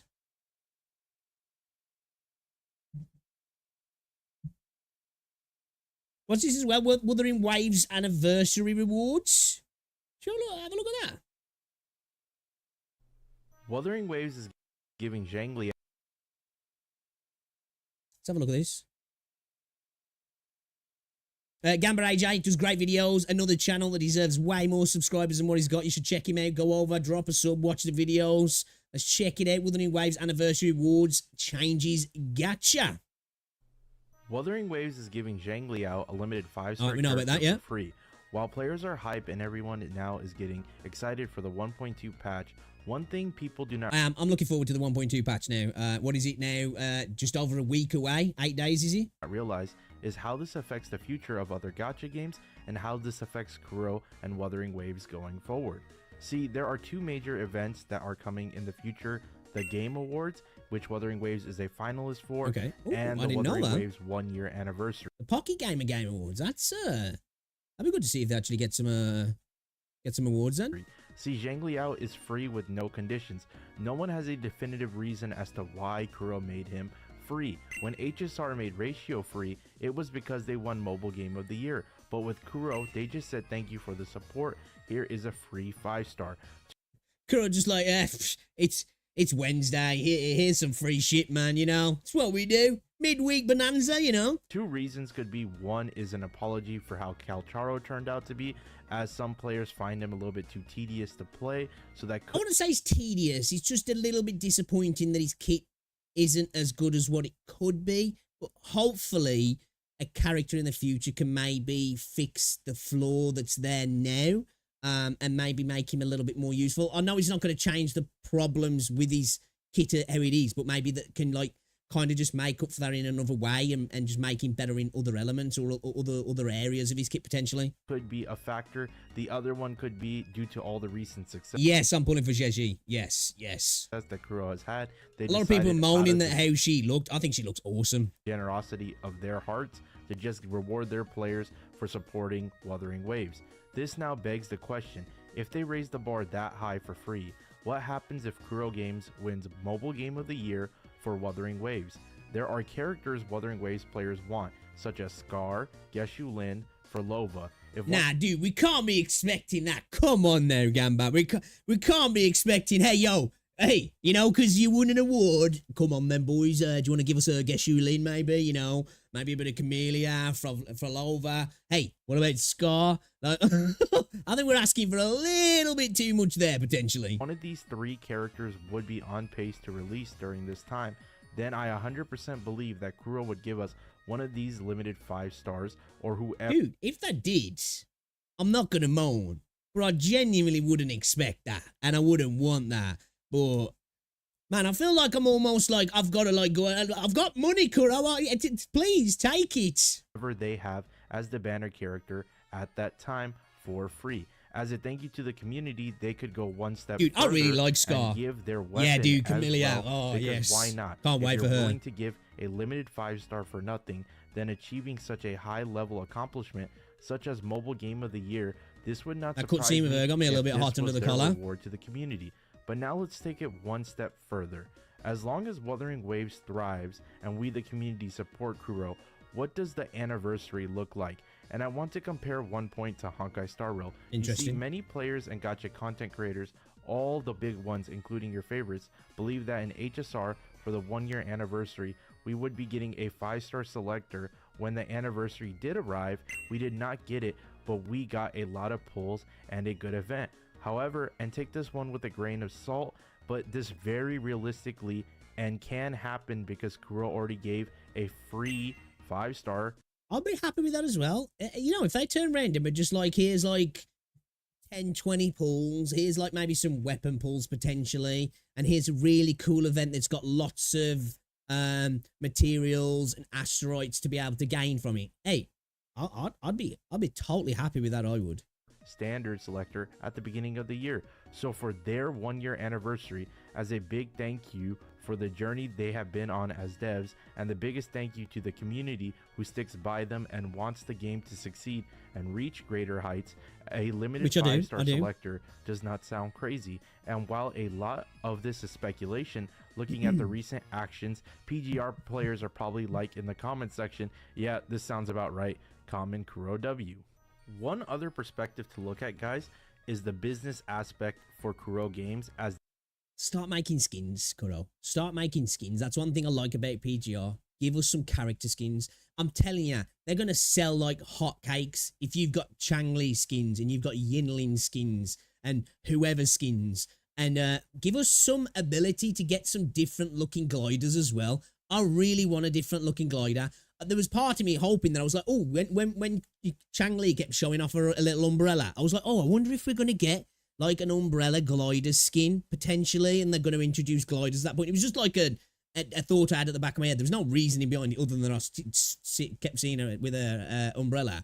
But like, I really think that'd be cool, man. Like, because I think the glider, it's not a problem. It's a tiny thing. It's a really tiny thing, but it's just really weird looking, isn't it? And I'm guessing it's a tacit, right? I'm guessing it's one of, you know, it's some kind of like Discord, like, but like, you know, I'd like some actually like cool looking gliders, you know, Fortnite style, not like stupid stuff, but just stuff that's kind of fitting with the world and just looks kind of cool. I'd like that. this is W marketing for them, and this is amazing. It's well off the first anniversary. Yes, yeah, we've got a while to go, yeah. Amazing for driving more players to want to spend on their game. Think about it. There are a lot of people who do play these gacha games as free to play, who do have money, who just don't spend on these type of games. However, if you notice recently, even with the Zhang Liao announcement, there are a lot of people talking about, man, Kuro keeps rewarding us. I kind of want. Yeah, I'm guessing he's going to say that some people really like, you know, want to spend a little bit just for the generosity and the fact that they're enjoying the game. I have heard a lot of people online and people who I've known speaking to them say, like, you know, I'm not a person who spends for pulls, but I've really been enjoying this game and how Kuro I've been. I decided to get the Asteroid Pass, or I've brought the podcast, you know, as just a way to kind of like show a little bit of love, support the game in a way, which I think there's probably a lot of people who do that with Wuthering Waves who really wouldn't spend if they hadn't have given us such a good product and hadn't responded the way they've been responding when there's been issues, or just how generous they've been. I think there's quite a few people who've like, you know what, man, I just feel like I'm almost obliged to support the game in a way. Want to spend. I kind of want to get a battle pass. I kind of want to get a monthly pass. And there's a lot of players who are like that out there that are free to play that could do this. They just choose not to. But now with the recent announcement of a free 5-star and seeing how much this company rewards us, they do. And all those players, the millions of players who do spend, guys, all that money does add up. And think about it from the weapon standpoint for Zhang Liao. You're already getting a strong unit. Now you get a gauntlet limited 5-star weapon that's going to pop off on not only him, Jianshin, Lin Yang, and even potentially the new 4-star they showed off. If it Smart if they do that. Smart if they do that. Because, hey, here's this free guy. And you're like, sweet, free shit. And then potentially people are going to want to pull on the weapon then. Especially if it's got a lot of uses with a lot of upcoming characters also. And potentially people are going to maybe spend to do that. Obviously, more likely you'll do it for free because it is a lot easier to get weapons for free because of the guarantee as well. But that's smart, that is. You know, giving you that little taste to push you into potentially purchasing for other things. It is a gauntlet user, and that drives more sale, more money, more revenue to Kuro. As far as giving a future free 5-star on their weapon and stuff like that, again, how does that benefit them? It generates more hype towards their game. It generates more traction. It becomes a hot topic. People research this stuff, look at it, especially if they come across their game. They can see how generous they are. Get in, get rewarded, have fun. I think as well, when you get those rewards, it gives you a taste for the 5-star content for banners, and then it makes you likely to potentially be able to, oh, do you know what? I'm going to spend on this next banner. You know, this character is really good, and I really want to try and get this one now. Play the game, especially with the console launch coming. There's going to be a huge surplus of players. It's going to be big. Now this leads me to my final point, guys. How Can't does wait this for the affect PlayStation current guys to get big access gacha to it. games, as well as future gacha games coming out, like Azure Familia, like Neverness to Everness, like a Project Mugen. Let's start with the big ones. Let's start off by talking about Genshin Impact. Genshin Impact, when they saw that Wuthering Waves was releasing with 240 stamina, with how good their endgame was, decided because it is a direct competitor with Wuthering Waves, we need to now add 240 stamina. We need to now add endgame. Now, I'm not in the Genshin community or in the Genshin space, so Genshin players, let me know in the comments down below. Did they add those changes yet, or did they not? I'm not sure. Still got a shitty stamina bar, though. Sure.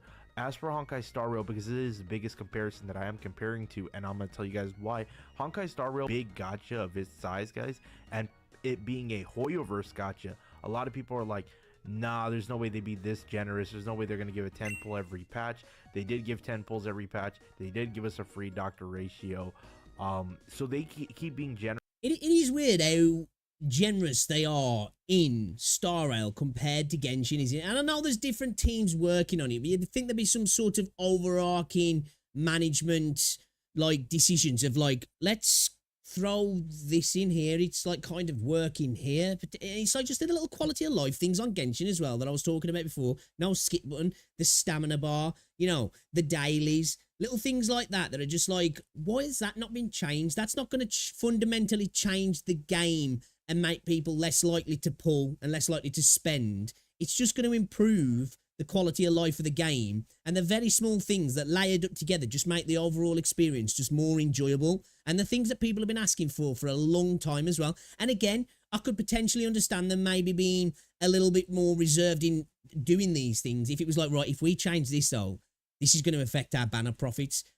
Getting rid of stamina is not going to do that unless, again, as you see with Natlan, they're potentially bringing out characters that are going to negate that, which in my eyes, if they do that, I just think that's really trashy. If it's like, hey, you know this thing you've been moaning about for ages, we got rid of it now, but you're going to need this character to do it. That's like, that sucks, that does, Hoyo. Especially after all the money you've made. You know, I feel like it's just kind of like a little thank you to the community to say, you know what, we're going to get rid of these little things because they don't benefit anybody. It makes it less fun for you, and it doesn't benefit us either. So let's just do it. Generous with us in the Honkai Star Rail side, and now Kuro is doing it from this side. Remember, I think Honkai Star Rail and Wuthering Waves players are the only two type of players that kind of have like a handshake agreement with each other. I think that if you're playing HSR, you're probably playing Wuthering Waves, and if you're playing Wuthering Waves, you're probably playing Honkai Star Rail. Both of these games.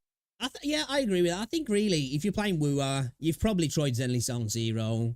You more than likely probably tried Star Rail, and you've probably been playing Genshin in the past. I think, you know, I think it's quite safe to say, not everybody, but I think the majority of people have kind of like, you know, move between the games, really. Games are free to play friendly, but I do think the Hoyoverse devs for the HSR team is probably taking notice and is like, hey, maybe we can offer some more rewards. But I think at the current pace that HSR is at, I think HSR is just going to stick to giving the free 10 pull, and if they I agree with that. They don't need to be any more generous. And it's like Genshin don't necessarily need to be more generous in like I said, I want the quality of life changes, but they don't need to be more generous because they're making money hand over fist anyway. Obviously, as players, it'd be nice for them to be more generous, but they don't need to because it's working. Where Kuro are smart, they understand that we do need to be a little bit more generous because we're coming in late and these guys are already established and we need to be, we need to be seen as being better and cheaper almost. So like, hey, come to us and we'll give you some goodies and you'll get a really good experience as well. achieve something big, whether it's sales or an award, they're going to give out a free reward like they do. But now how does this affect mainly, and this is the one I want to talk about, Zenless Zone Zero. Guys, Zenless Zone Zero is in a little bit of a weird spot. I think the hate watching has gone down, but the game is successful. The game has made a lot of money so far, and a lot of the people who do like the game, who play it, and like the TVs and stuff like that, are still currently playing the game.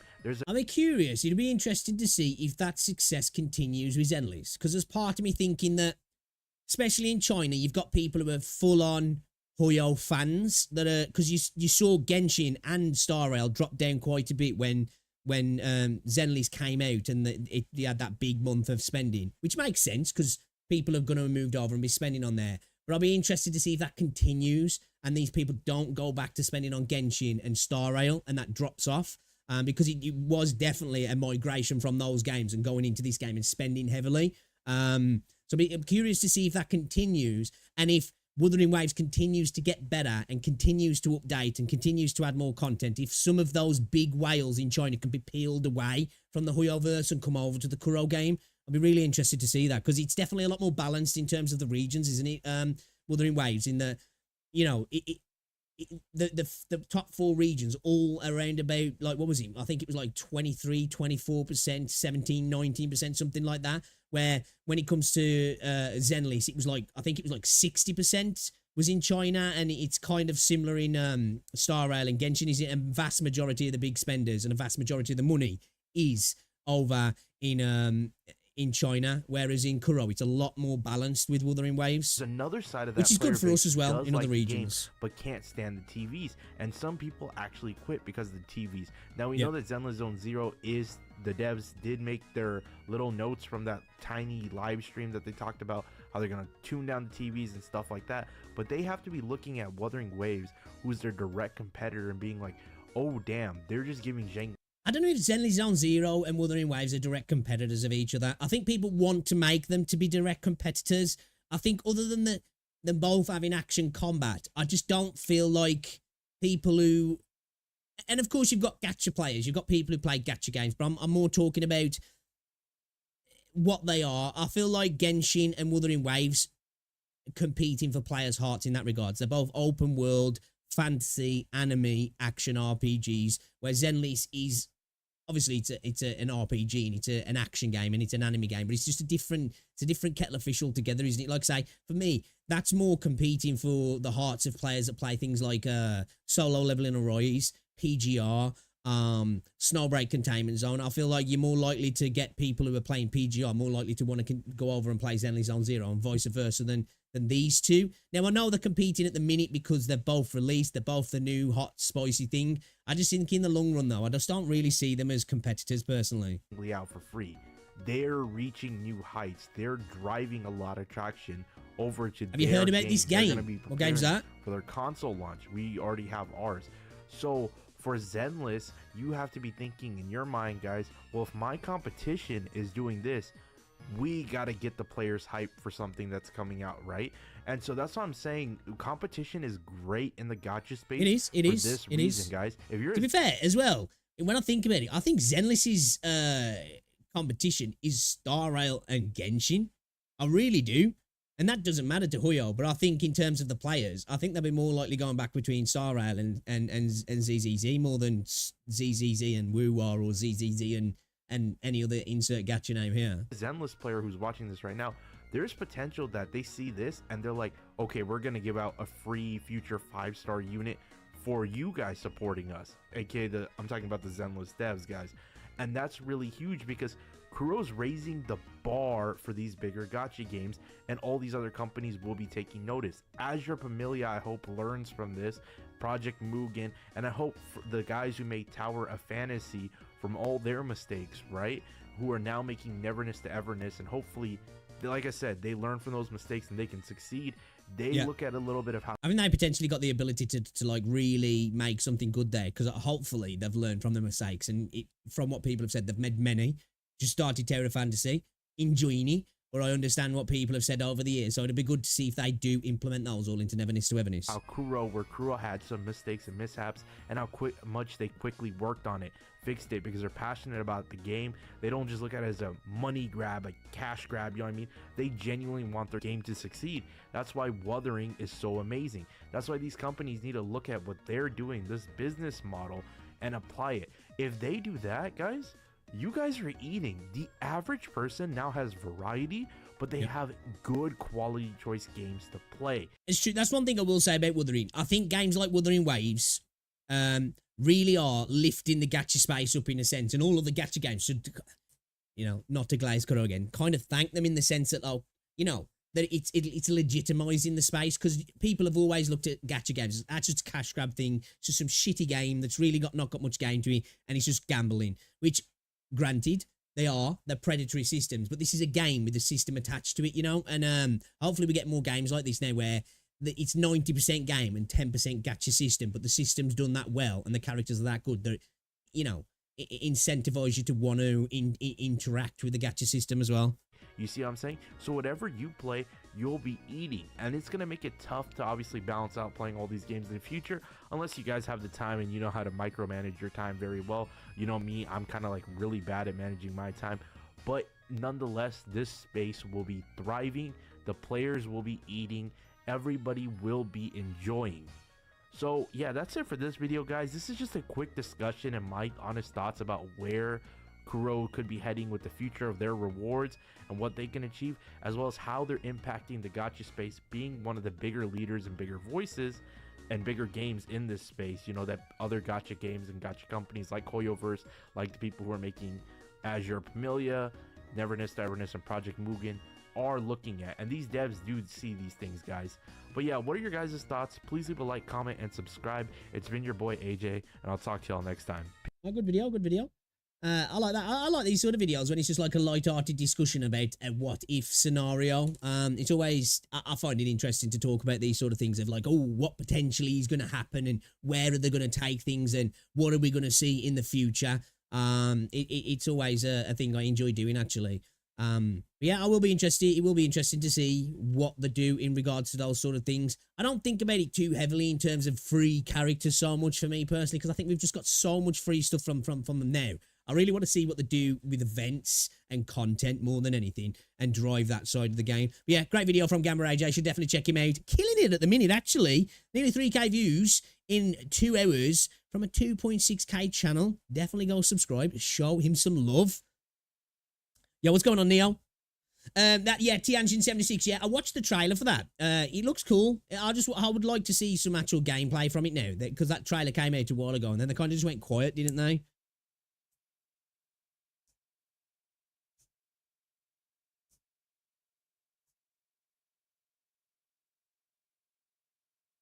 How you doing as well, Neo? Are you good, Squire? Are you good?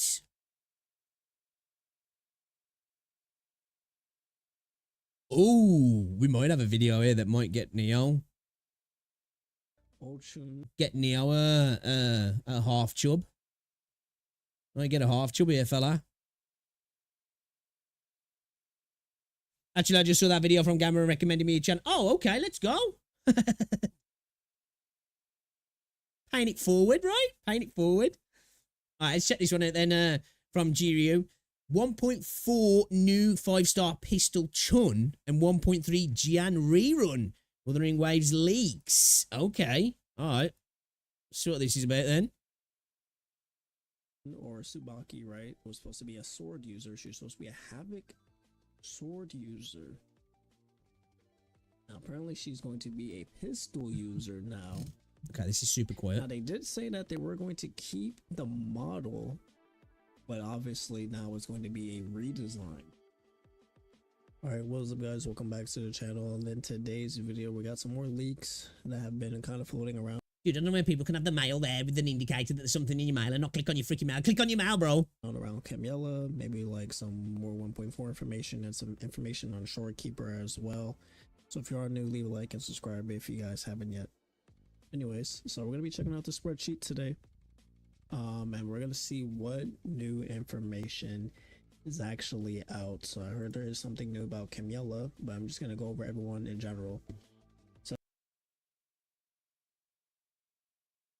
PGR is looking to DMC Devil May Cry collab. Dude, I could not Wuthering Waves. I can't wait. Hopefully, because the PGR have done collaborations.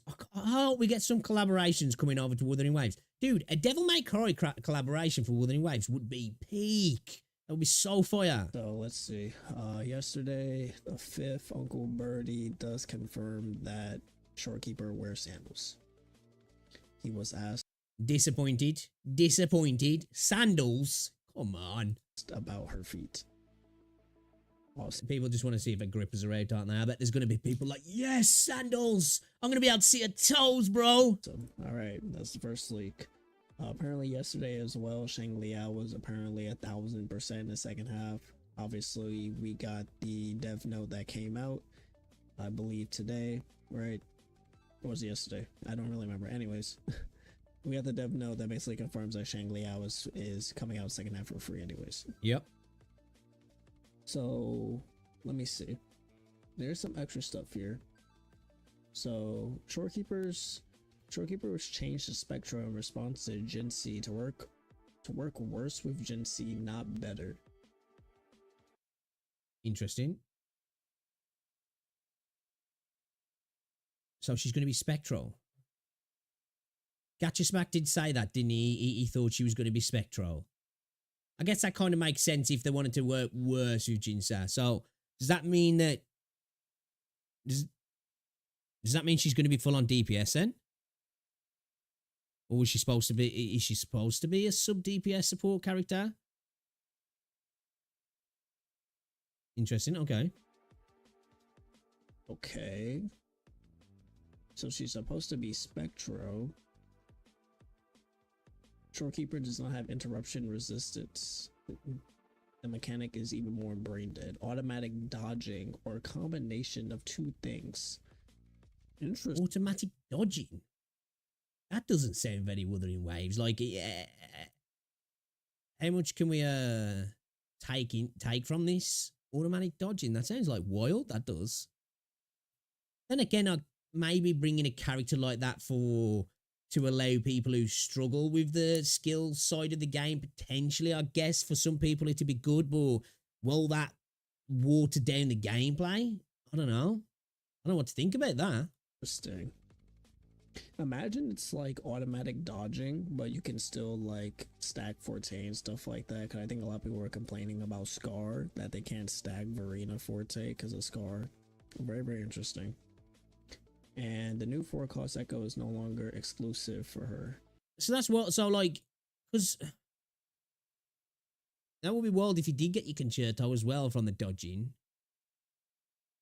And your Forte. Don't know about that. Oh, she had an exclusive 4-cost Echo before? I actually don't remember reading that over. Okay, so that's interesting. And basically, yeah, I remember this. We have the new area that came out for 2. Can you guys see these? Let me just move a cab. 1.3 is 2 women, no men for a while. Okay, so the Shorekeeper is not a DPS. Interesting. The other 1.3 character is called Yohu. 1.3 is a new 5-star, a new 4-star, and a rerun. 1.3 is a new 4-cost, but it's not the Narwhal. It's a non-living thing. What? 1.4, 2.0. The next country is Rinascita. Rinascita? I don't know. Okay. Employs skins. I know, and apparently we're gonna get skins, so that's cool. Okay, yeah, that's big. You were just talking about skins. I want skins in the game. That is big, and they've done it in PGR. I feel like that PGR's for the things that people like has got to be a test bed for Wuthering Waves, surely. Let's see here. So there's another riddle. They'll talk about it next week. A whole bunch of butterfly. Yuho's design is blue and white like porcelain. Yuho's new mechanism is not worthy for a 5-star, only acceptable on a 4-star. Yuho is not a gun character. The other 5-star is a fusion DPS if they're another 5-star, unsure of accuracy. Yuho's design is blue and white porcelain, just an example not to be taken seriously. Yuho has coordinated attack deepen. Shorekeeper is spectral, 60% chance or dual attribute. Interesting. I wonder if we will get a dual attribute character. That'll be interesting, actually. Okay. Whose skills have 5 forms? However, he does not rule out, has been reduced to 4. So her skill has 5 forms to it. Correlates to the icons in her reveal video. 5-pointed crystal on her reveal means 5 different ones. Vase, tuning fork, cauldron, bell, and map. Just 5 forms.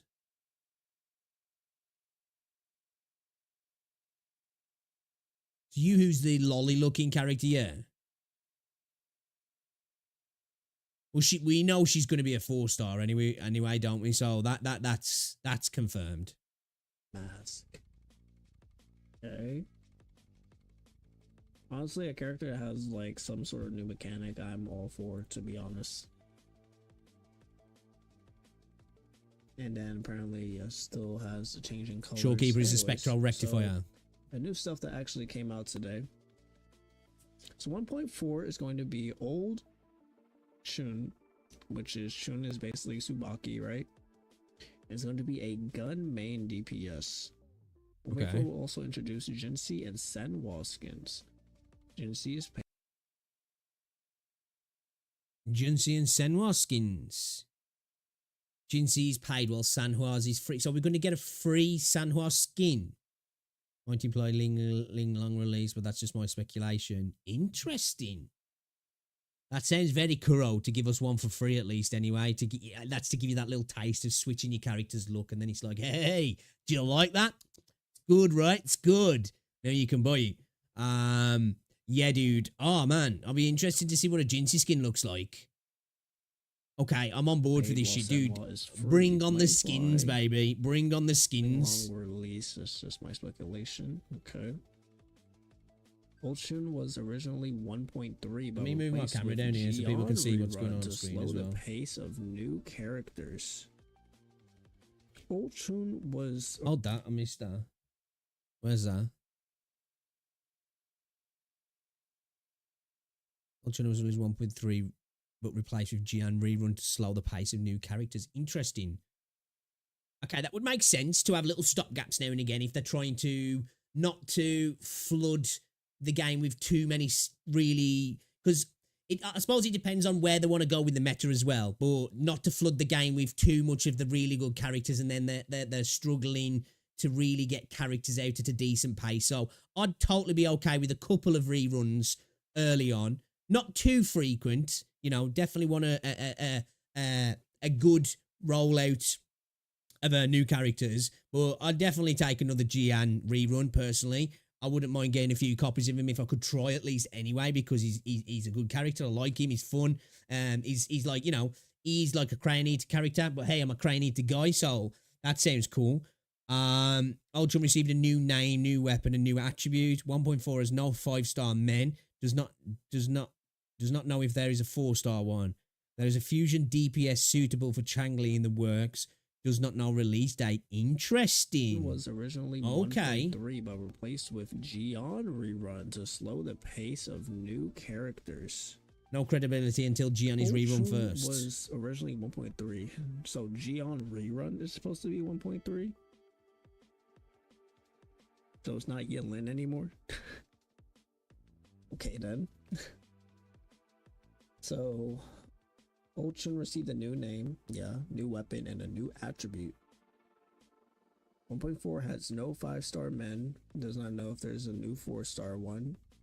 I did figure that 1.4 would not have like any like men characters. I figured that 1.4 was gonna be 2 girl characters.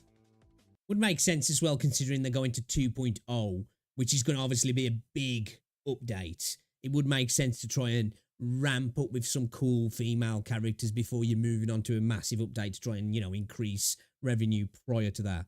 Just from like, well, that's what I'd think anyway, maybe from a terrible business person's business standpoint, which I've got no business history or knowledge, but, I just think that would kind of work. And apparently a fusion DPS for Chang Li is in the works. Does not know the release date. No Interested about that until Gion rerun is first. Okay. So it's just thrown in the air for now that apparently Gion might get his rerun first again. It really does not make any sense to me that Gion would be first. I get it, people are talking about the order, but it only makes sense that Yinlin would be the 1.3 rerun. Why? If they end up releasing the PS5. Now, the Why? thing is, if they actually do not come out with the PS5 for 1.2, I guess from the waifu meta and the fact that she's a really, really useful sub DPS support character, get that. But at the same, I don't know, actually, yeah, it probably does make more sense in that regard, but I think there's a lot of people who missed out on Jian, and he's a really good character. So potentially, people have saw he's really good. And he's really good for mobs, and his CC's really powerful, that they might want to pull him, and it might be a thing where they're seeing that maybe a lot of people have missed out on that. I don't know. But Yinlin is really good though as well. then honestly, the whole Yinlin 1.3 thing is actually thrown out the window, because that means the PS5 release will not be until 1.3, and that would make sense for Gion to rerun, obviously, right? Because he's the first character. So if PS5 release they're going to do it in that regard, it does make sense to go in order of what they came out, because you would get into a position then if you do reruns where you could be ending up where the last character to come gets rerun first, and then that's going to be like just a bit weird that a character will rerun really close to when it initially came out. Then yes, definitely probably Gion for 1.3 as the rerun. Now it's very weird getting a rerun this early. I don't think free to play is really complaining about that though, because obviously after pulling for Shorekeeper, you kind of want to save if you already have Gion, and 1.4 is definitely probably Camilla. Apparently 1.4. Oh, if that was the case, Camilla was 1.4. Might have to be a skip for Gian for me, get Shorekeeper and then just stack hard until Camilla come out. Was gonna be Old Shun. I know a lot of us have been looking for a new 5-star pistol user. Thank the Lord. Now I can see some way that they work this out, because obviously Old Shun or Tsubaki, right, was supposed to be a sword user. She was supposed to be a Havoc sword user. Now apparently she's going to be a pistol user now. Okay. Now they did say that they were going to keep. Dude, I know Shea can be really useful, but the game does need a really good, powerful DPS pistol user. That hits hard, and a 5-star as well. So now it's just me. I know personally I'm not really a ranged player just because of the lack of parry, and so far the kits haven't been the most interesting to use for me. I feel like they're fun, but they're just not as satisfying as the kits that are on a lot of the sword or rectifier users. But that's just me. The model, but obviously now it's going to be a redesign. So I'm not really complaining if it's a pistol user. I think we have enough sword characters. If I'm being honest, I think it's finally time I agree. that we get a pistol. Bro, we need like some new weapons as well, man. Like, I want to see some characters wielding like fucking giant hammers and shit. You know what I mean? Like big boy fucking like big fat ass sledgehammers or like axes. You know, dual wield short blades and stuff like that. Let's get a bit more creative with the weapons as well. Pistol user.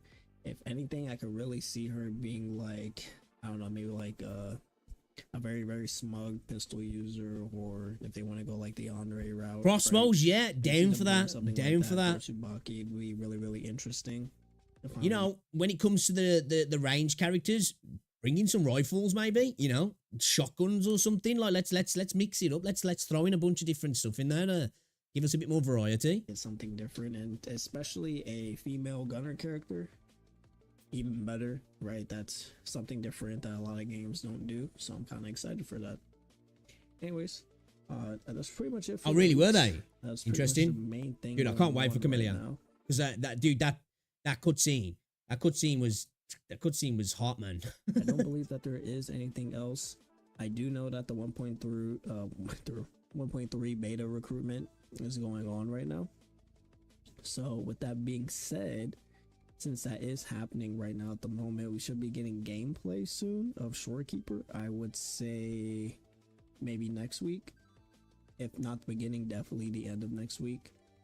And on the... Yeah, I'm interested to see Shorekeeper's attack effects, actually, because she looks like a really cool character. I'm curious to see like her animations as well, because she looks... Because the description, she seems like she's super old. She's like some sort of ethereal being. Be kind of interesting to see how she, like, you know, how her combat animations work. Is she going to be a little bit like Jeji, where it's a little bit like floaty and, you know, I don't know, or is it going to be like quite impactful or something, or is it going to be all around like butterflies and she's kind of just like, you know, it looks really effortless from her. Because it's that, I feel like that'd make sense if it did. Or she could just be like insanely badass and she just fucking kicks the shit out of people like really aggressively. Leaks, which would be cool too as well. Reddit. Someone did post what it looks like when we're going over the profile animations for the characters that you are showcasing. Yeah, this is cool. This the is summoning animations. We saw this earlier, didn't we, in the dev notes? Be able to have that on your profile forever, because there is no other way for you to view it in game from what I remember. So now you guys will be able to actually view this all this It's your pull animation, isn't it, that? time, whatever character that you end up pulling. So that's pretty cool. Yeah, thank you guys so much. It is like that's just one of those things. It doesn't affect the game at all. It's not even a quality of life thing, but it's just kind of cool, isn't it? You know, this video just kind of want to keep you guys updated on all the stuff that's coming out. Remember, everything is subject to change. Never really believe anything that you see until it actually comes out, or we get like at least a model leak or something like that. But yeah, thank you guys so much for watching this video, and I'll see you all in the next one. Peace. A good video. Interesting. I think the thing that sticks out to me the most there, personally, is the skin situation. It's something that I've been expecting, I've been wanting, and I know these are just like a lot of this is assumptions and people pulling, you know, hearing stuff through the grapevine and pulling from different sources that might be potentially just talking shit or have got misinformation. But I think skins are going to come to WuWa. They're in PGR. It makes sense. People seem to really like them in PGR. And I just feel like it's just a money printing machine. How they're going to do it, I don't know if it'll be like a material based thing, or it'll just be straight up using asteroids, or potentially there'll be a new material brought into the game that you get from doing particular things, or they can use the corals that you get from the pools. I don't know. That could work, I guess. Or you could just straight up use asteroids to buy them, I guess. But yeah, I'm looking forward to there being skins in the game, if I'm honest, because I just want to be able to change the look of my characters. I'm a big skin fan. Anybody who knows, like, you know, when it come to like Fortnite back in the day, spent a couple of £100 on skins. Spent a couple of £100 on skins in Valorant as well. I like some shiny animations and nice cool skins on my weapons. I'm a bit of a sucker for it. I'm like a magpie. It's like, oh, shiny, gotta get it. So yeah, definitely would like to see skins in the game. But yeah, definitely check out Jiryu. Make some good videos. I thought I was subscribed to this dude, man. Let me just subscribe to him. Because I haven't seen any of these leaks actually. But yeah.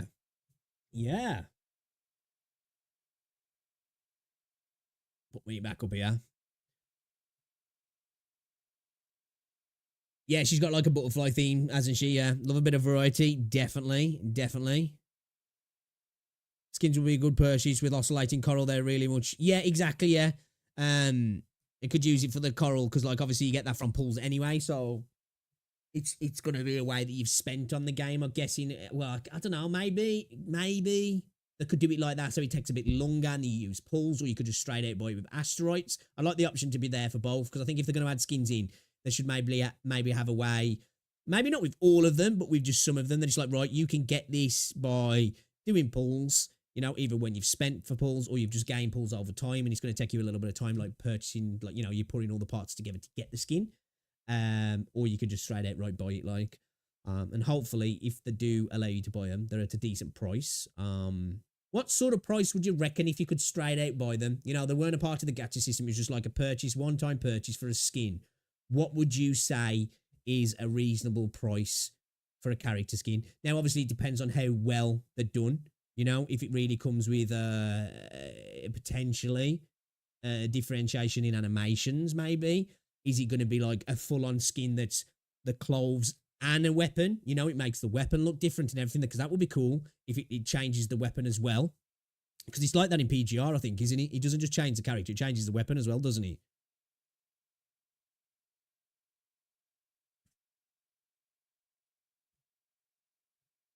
Curious to see what sort of a $2.50 to $5. I think it'll probably be more than that. $20 personally. I wouldn't pay more than $30. Yeah, for me, I think a decent price would be around like $9.99 to $15. So like $9 to £15. Well, £9 to £15 to be like, let's say $15 to $20. Personally, for me, I know for different people have different watches, but for me, I'd say that I wouldn't mind that.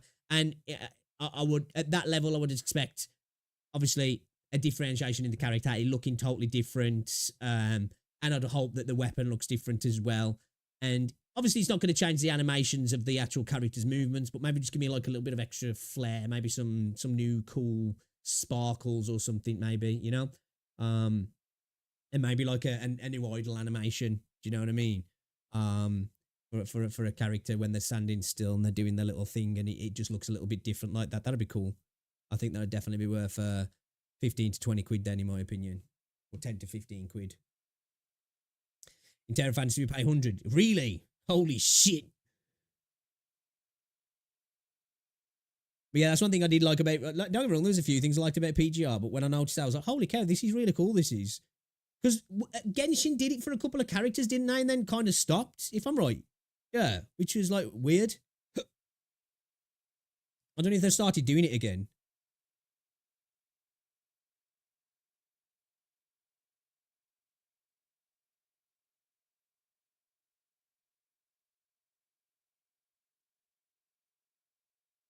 Oh, let's watch this. Oh no, I think he's just talking about the developer stuff. We've already saw that. Ooh, Space Marine 2 gameplay and impressions from Jack Frags, dude. Oh, let me just have a quick look at this. We're not going to watch the entire video. I'm looking forward to this Space game. Marine 2. So I've been given early access. Oh my god, dude. Oh my freaking god. Like, I liked Space Marine and I like the Warhammer 40k universe. Never played the game, but I love the lore and the universe. It's so freaking cool. And I cannot wait for this game. And this looks amazing, this does. Hey, what's going on, Mr. Kaz? Access to play a few parts of this game. Big thank you to Focus Entertainment for that. But just look at this. I'm blown away by it. Tyranids everywhere. A ship going over my head there. Yeah, check out this swarm. So I played a single player level. I can't show you that, but I've also played a couple of the co-op missions. This is one of the co-op missions, the operations, and Is he going to have PvP in the game, is he? I've just got 2 bots with me. But you can play this with other people. This is a PC version of the game on Steam, 4K, 60 FPS. Look at this. What? Mad. The attention to detail is just They are crazy. tyrannies, yeah. There are different difficulty levels in this game mode too. You should get some shield back. Boom. Boom. So that was perfect dodge and then perfect parry. Sometimes that will let you do a gun strike as well. You get them staggered. Ow. Chat, I'm looking forward to away this. We'll definitely play this when this game comes out. When does this come out now, actually? Chainsword is working hard. I have played a different... Oh. How dare you? Let me just reload. September 9th. Okay, not Don't mind too me. far away then. Oh, I can't wait. A couple of the other classes are more melee focused, so you can get Power Fist, Hammer. But oh, I don't like these ones. They like The dive game out looks of the ground and gorgeous. stealth. Little mini boss. So he just went under the ground there. Where is he? I'm so curious to see what's supposed to be happening about the 40k TV show that's supposed to be coming. Henry Cavill's involved in. I heard that like kind of hit the rocks a little bit. It seemed like they were trying to, you know, sweet baby ink it, so to speak. Which in this universe is just like you can't do that. The whole point of it is it's like, you know, it is the grim dark future and there is only war. You know.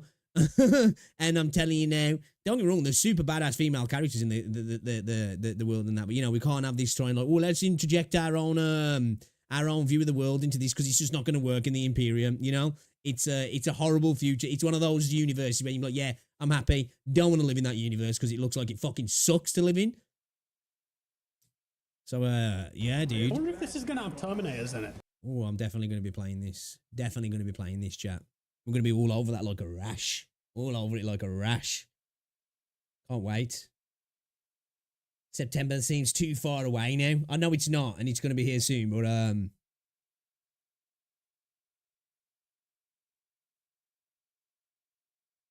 2 seconds.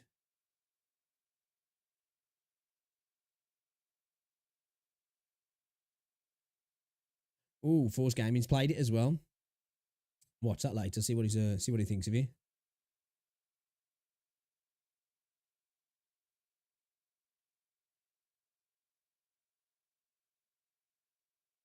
Maybe let's jump into the game anyway. We've been watching videos for a while. See if there's anything else interests me.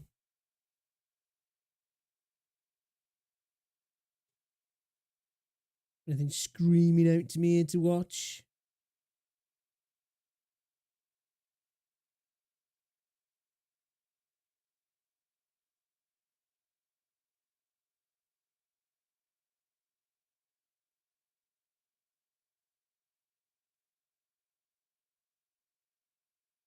Riverside Games. Oh, it's somebody doing a playthrough, yeah.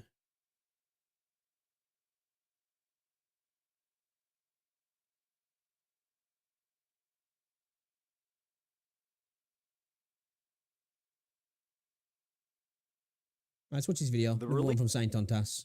We'll watch this one and then we're going to get into Terror Fantasy. Dungeon Sim detected.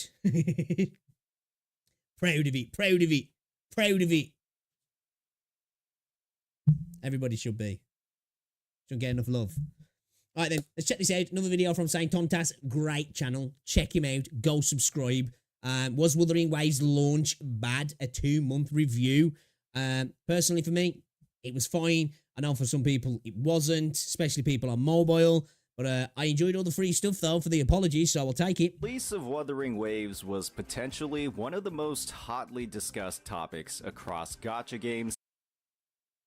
Was it really? Was it? I don't know. I don't feel like it was that. I feel like there was some people who really had an issue with it, but I think the most people I saw were just like, you know, there was some issues, but I've just been having fun and I've been getting free stuff, so I'm happy. in 2024. With the hype Let me and know if I'm wrong. expectations set at an exceedingly high level following its closed beta tests and global marketing, many were excited at the possibility of another action-based combat, open-world gacha RPG. There was, in fact, only one other on the market. Following literal years of unimplemented feedback and domination of the market with unimplemented feedback as well. Again, we're not going to get into it, but we just spoke about some of the quality of life things that could easily be changed in this game and wouldn't affect anything in regards to revenue. It would probably just increase it because people would have more fun on the game, but still, they ignored people. sluggish quality of life updates on Hoyoverse's end, with no additional endgame modes and refusal to upgrade outdated game systems, Wuthering Waves was able to effectively They're probably just thinking, you know what? All we have to do is bring out a new waifu every now and again, and we're just making money. Why the fuck would we make the game better for you? Just give us money. foster a community of gacha game players who were, for all intents and purposes, tired of Genshin Impact, tired of its sluggish movement, tired of its dated energy and resource system, and tired of its lack of meaningful, engaging, action-oriented combat across an That was one of the things for me. He's like, not saying that the combat's bad in Genshin, but it just didn't suit me. I just didn't find it engaging. Where obviously I do, because I glaze the shit out of the combat in this game. But it just it's just far superior. It doesn't mean that Genshin's bad. It's just this is just way better. an action RPG game. It's safe to say, based off recent announcements on quality of life updates and promised endgame modes by Hoyoverse, that Wuthering Waves and its efforts to capture Genshin Impact's disgruntled player base has been an absolute success, and Hoyoverse is attempting to stop the bleeding. But how did It's good that they're trying to do that. It's a shame that it's took all of this time, though, for it to do that, which is weird, because, like, I do genuinely think Genshin, even though it's still crushing it in the money, in terms of its life cycle, it's got to be entering its twilight now, right? And I would imagine that they have got a spiritual successor already in development, ready to go for when the game really does drop off, that they can fill that space for the community, I would imagine.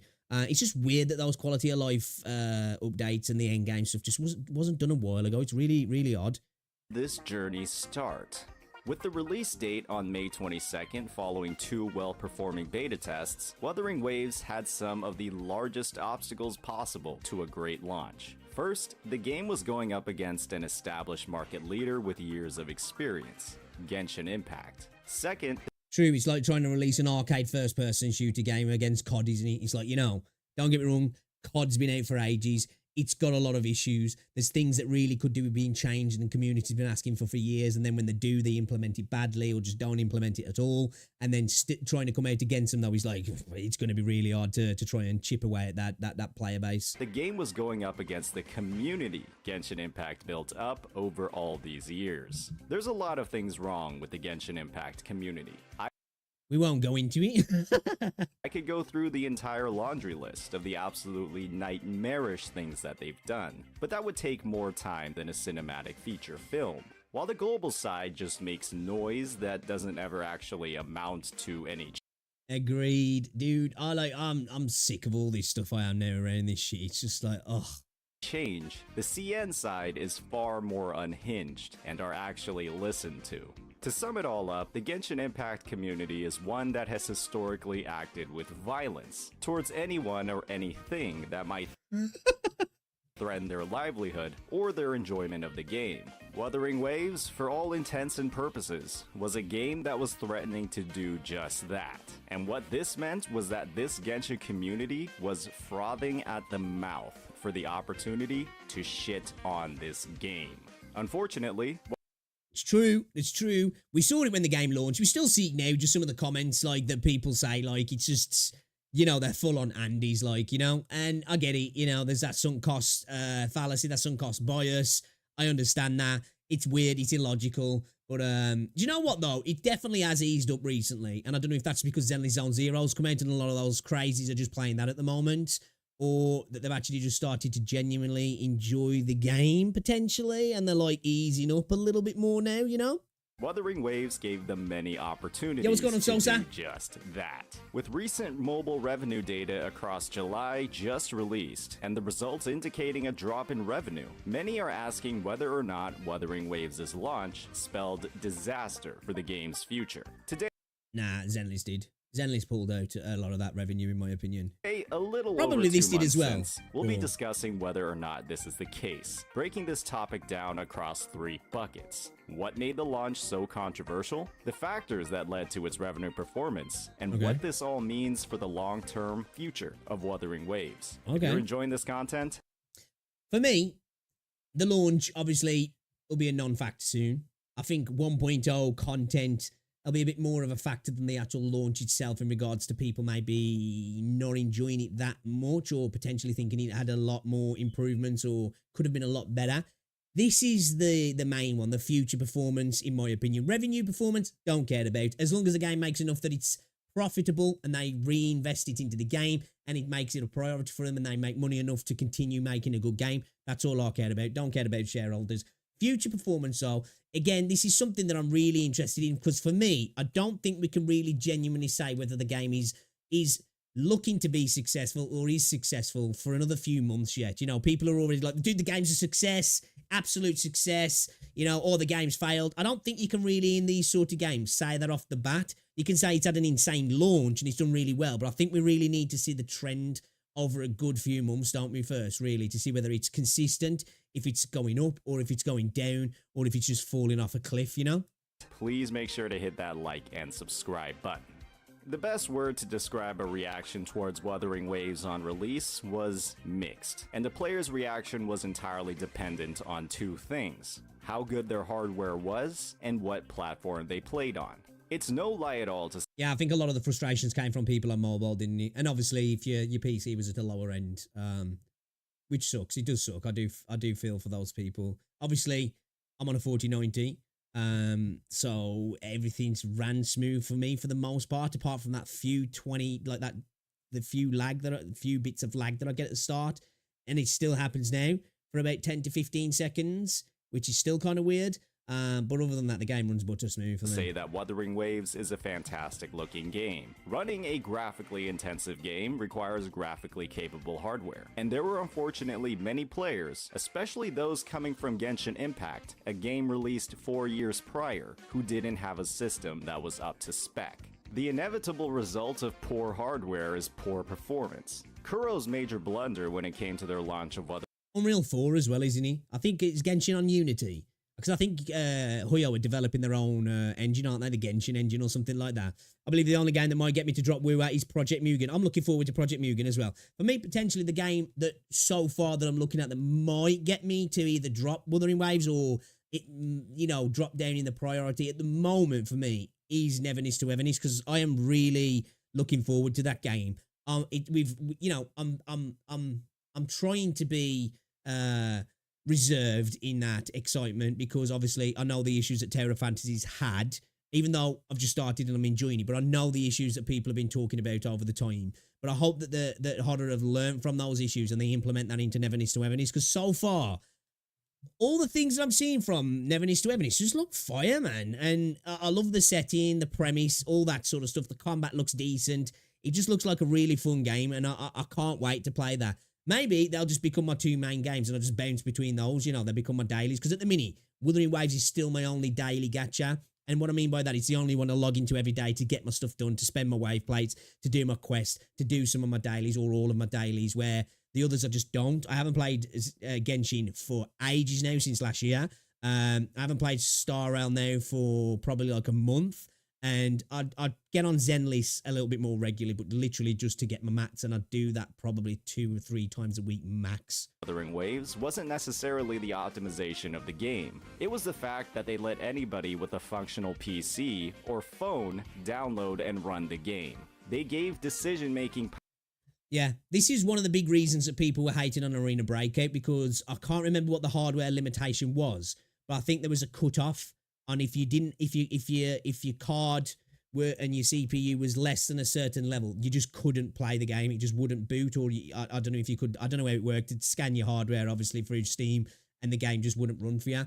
Which there's a party, it's like, well, that kind of sucks, because some people will be happy to just play the game badly, and some people will, they'll be like, you know what, I know I've got a shitty PC, I can handle playing the game at 30 FPS, or I can handle playing at 60 with major drops here and there, and you're just not running well. But we all know that there's going to be a lot of people who know that the hardware's probably not up to scratch, but will still get on Twitter and still go into forums fucking cussing the devs saying, dude, why the fuck am I only getting 30 FPS on my 10-year-old PC? You know? So part of me gets this, but at the same time, I don't know, I guess maybe like, I suppose a middle ground is to let people play, but just have a major warning of, listen, don't come crying to us when the fucking thing runs like shit. But I suppose with this, because it being a gacha game, there's that extra element of where people could potentially, something could be brought against the game, the company in certain regions regarding the fact that there is a gacha system in the game, and if it doesn't run well, I don't know, I'm not up on the laws in that stuff, so maybe they're just covering their own arse in that regard. Power to gacha players, people who can't make good decisions. People don't like reading or following directions. That's why I make video guides. People did not read or follow the minimum system requirements to play Wuthering Waves. And when those same people booted up the game and found that they, well, couldn't run it, they were infuriated. How come my tech that was able to run games from 3 to 4 years ago isn't able to run games released now? That's because it was 3 to 4 years ago, you fucking idiot. And you was probably just at the borderline of running it then as well, you fucking dumbass. You might think that the answer to my question is obvious, but when you factor in the irrationality of the Genshin community, it's pretty clear what happened. These players, rather than correctly identifying that their outdated hardware was the issue, instead blamed the developers for not optimizing the game for tech released more than half a decade ago. In retrospect, it's comical. Kuro got flack because players could not read or follow directions. They were expecting too much from their potential player base. With all of these reports and testimonies on the game's poor performance, it didn't matter at all if it was potentially a vocal minority making a loud ruckus. That was just the spark needed for the Genshin community to ignite a blaze across Wuthering Waves' launch. And wow, was that blaze strong. Dude, I bet they were jacking off when they saw that stuff, the Andes, you know, they're just like, yes! Vindicated! I'm gonna tell everybody! The game fucking sucks! Overwhelming initial negative reception led to a massive snowball forming around every single issue or complaint that players could identify about the game, magnifying the perception of minor problems and turning them into major ones. Like that translation issue with Gion's weapon on JP, that functionally in-game really did not make a difference at all. Taking a look at recent news, it didn't functionally, but the way it was worded, it did kind of make people think it was going to be much better for other, was it for Calcharo, I think? So people who didn't want to pull Gian really went out to buy it, to pull for it, to spend on it, to get it for Calcharo, not realizing that he wasn't going to do the thing that they thought it was going to do. I get what he's saying. It wasn't like a major problem, but I do think that was a bit of an issue. And it was a thing that carried on through the game, didn't it? You know, there was translation issues throughout the game. Even on the post they made about that they were working on the translation issues as it was a translation issue, which I thought was kind of funny. It's not that deep for me personally, but I think Kuro reacted quickly, and they reacted well in terms of the rewards they gave to people, you know, and they gave it to everybody as well. So that was, you know, respect them for that. specifically regarding a certain Mr. Beast, it's clear how this took place. When a public figure or entity has significant controversy, it becomes a lot easier to shit on basically everything else associated with that figure. And True. I was just about to say, how the hell are we segueing to Mr. Beast here? But I get what he's saying. people are far more likely to seek those negative problems out and jump on the bandwagon. In the same light, it's safe to say that many of the harshest critiques towards Wuthering Waves early on in its launch were fueled by how the game ran on outdated devices. People rode that negative wave across every avenue of the game, from social media to the App Store, and the biggest surfer. This is why I tend not to delve too deep in games I like's community. You know, I'll have a little look now and again when there's something that's, you know, piquing my interest or pulling me, and all just super crazy. It's like you can't not look. It's like a car crash. Like, dude, I've got to slow down and look at this. But yeah, I tend not to get too mixed up with the general community in different forums or wherever it might be, Twitter, Reddit, whatever it might be, because, you know, there's just like, it's just full of fucking idiots. Most gaming communities are, aren't they? And I think you just tend to see like the worst and the worst of the worst, and it makes you generalize a community when 90% of them are just normal people. It's that 10% that's super loud and makes them all look bad in a way. Members of that wave were the most fervent members of the Genshin community, absolutely ecstatic at the opportunity to put down what they saw as a danger, a competitor to their game. This perception You're gonna make my waifus useless, man. I've spent all this money. Fuck that, bro. I'm gonna make sure this does not happen. of terrible mobile performance continues to this day, even though Kuro has made resounding leaps in mobile performance across the past 2 months, with recent gameplay on a 6-year-old device looking like this. Yeah, I did see some footage from a phone. I don't know what the fucking phone was. I'm a bit of a technophile. I like my PC stuff and all that sort of stuff, but I'm just terrible with phones. I just like, you know, I've got a Samsung A53, I think it is. But like, you know, if somebody's like, dude, this game should run well on this particular phone, and then reeled off a phone, I'd be like, oh, I don't know if it's supposed to run good on that. Is that a good phone? Has it got a good freaking graphics chip? Is it, you know, is it powerful? I don't know. But I saw that somebody put out the name of the phone. I can't remember what it was. And it looked like it was running semi-decent. And people were like, yeah, that's a trash kind of budget phone. So it looks like they've obviously made a headway in making their game look a little bit better. It didn't look the best, of course. I play on PC, so it's not going to. But it looked all right, actually.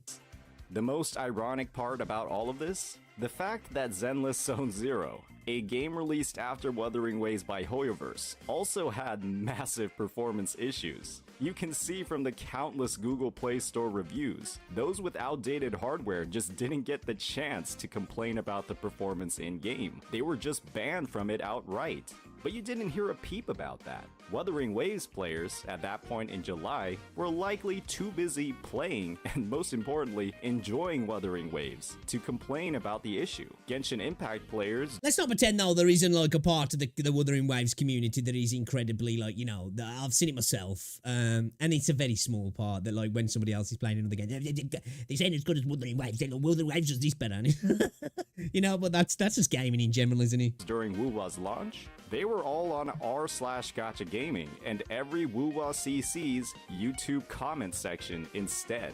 Hoyoverse didn't even acknowledge this. See, I was quite lucky with this. I'm a small content creator. I don't get many views, yeah?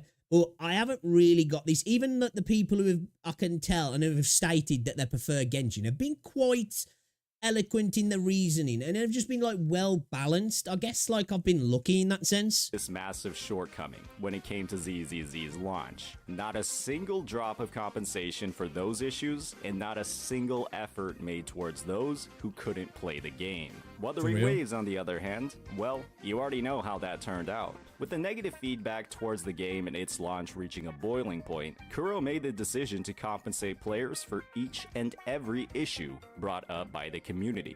In my opinion, they almost went a little bit too overboard with it personally.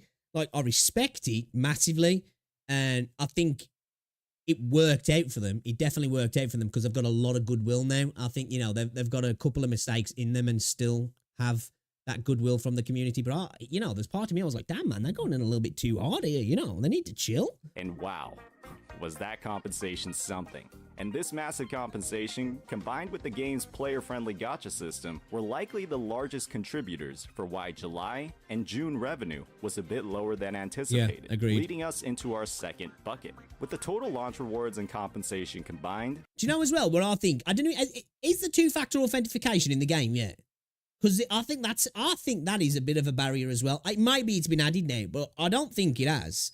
And, you know, that's an issue I've got. In a game that allows spending the way gacha games do, if it needs to have 2FA, and this game needs 2FA, and I definitely think there's certain people, I'm like, I ain't spending on a game that ain't got 2FA.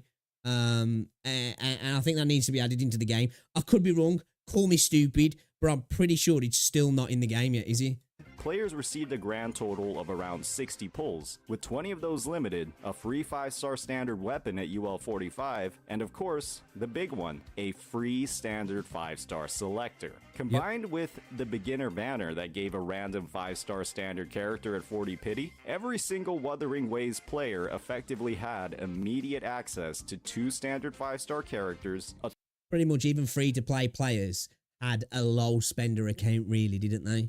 third 5-star standard character that they could target later with an 80 pull pity, and 20 pulls towards any limited character banner. Long story short, at the start of the game, you had everything that you needed to play the game. You could dive right into the vast overworld with a ton of potential teams and compositions that, in all honesty, didn't give low spender players as much of an incentive to spend, especially early on in the game's launch. With the strongest 5-star standard characters accessible without any rerolling or additional spending on the standard banner, even the whales who wanted the strongest and smoothest starts possible were on the same playing field as free-to-play players. While in other games, like those with a standard 5-star selector at 300 pulls, there was a large incentive to spend right off the bat to get those top picks from the standard banner. Combine this with the fact that the limited weapon is guaranteed, and you have a situation. So based on that, do we reckon that we are going to see a gradual increase in the revenue for Wuthering Waves? What do people think? Obviously, the generosity is definitely, and the way the game started in regards to the selectors and that has definitely been a factor in that. You know, we can't prove it, but I think it's safe to say that it did definitely affect revenue within Wales and light spenders as well. Of course it did, you know, it did for me. I thought I would have probably spent a little bit more on the game now, and I probably would have done, but I didn't need to because I got majority of the stuff that I got without spending. Most of my expenditure now has gone on to the podcast and the Asteroid Pass each month. I haven't really spent on pulls. And I don't mind spending on pulls if I'm honest, because I'm an adult and, you know, if I'm playing a game a lot, I don't mind spending a little bit here and there, but I haven't needed to. So I think there's a lot of people who've been in my position as well they've probably spent light, but they've just spent on the podcast instead and spent £10 in the month or £15 in the month instead of spending maybe £35 to £40 in the month potentially. And of course, that we are going to see spikes and dips with the revenue depending on the banners that come. You know, there's going to be banners that people are a lot more interested in than others. That's a fact. And you're going to see lull points in terms of content where people are probably not going to be so interested in coming back just for a banner.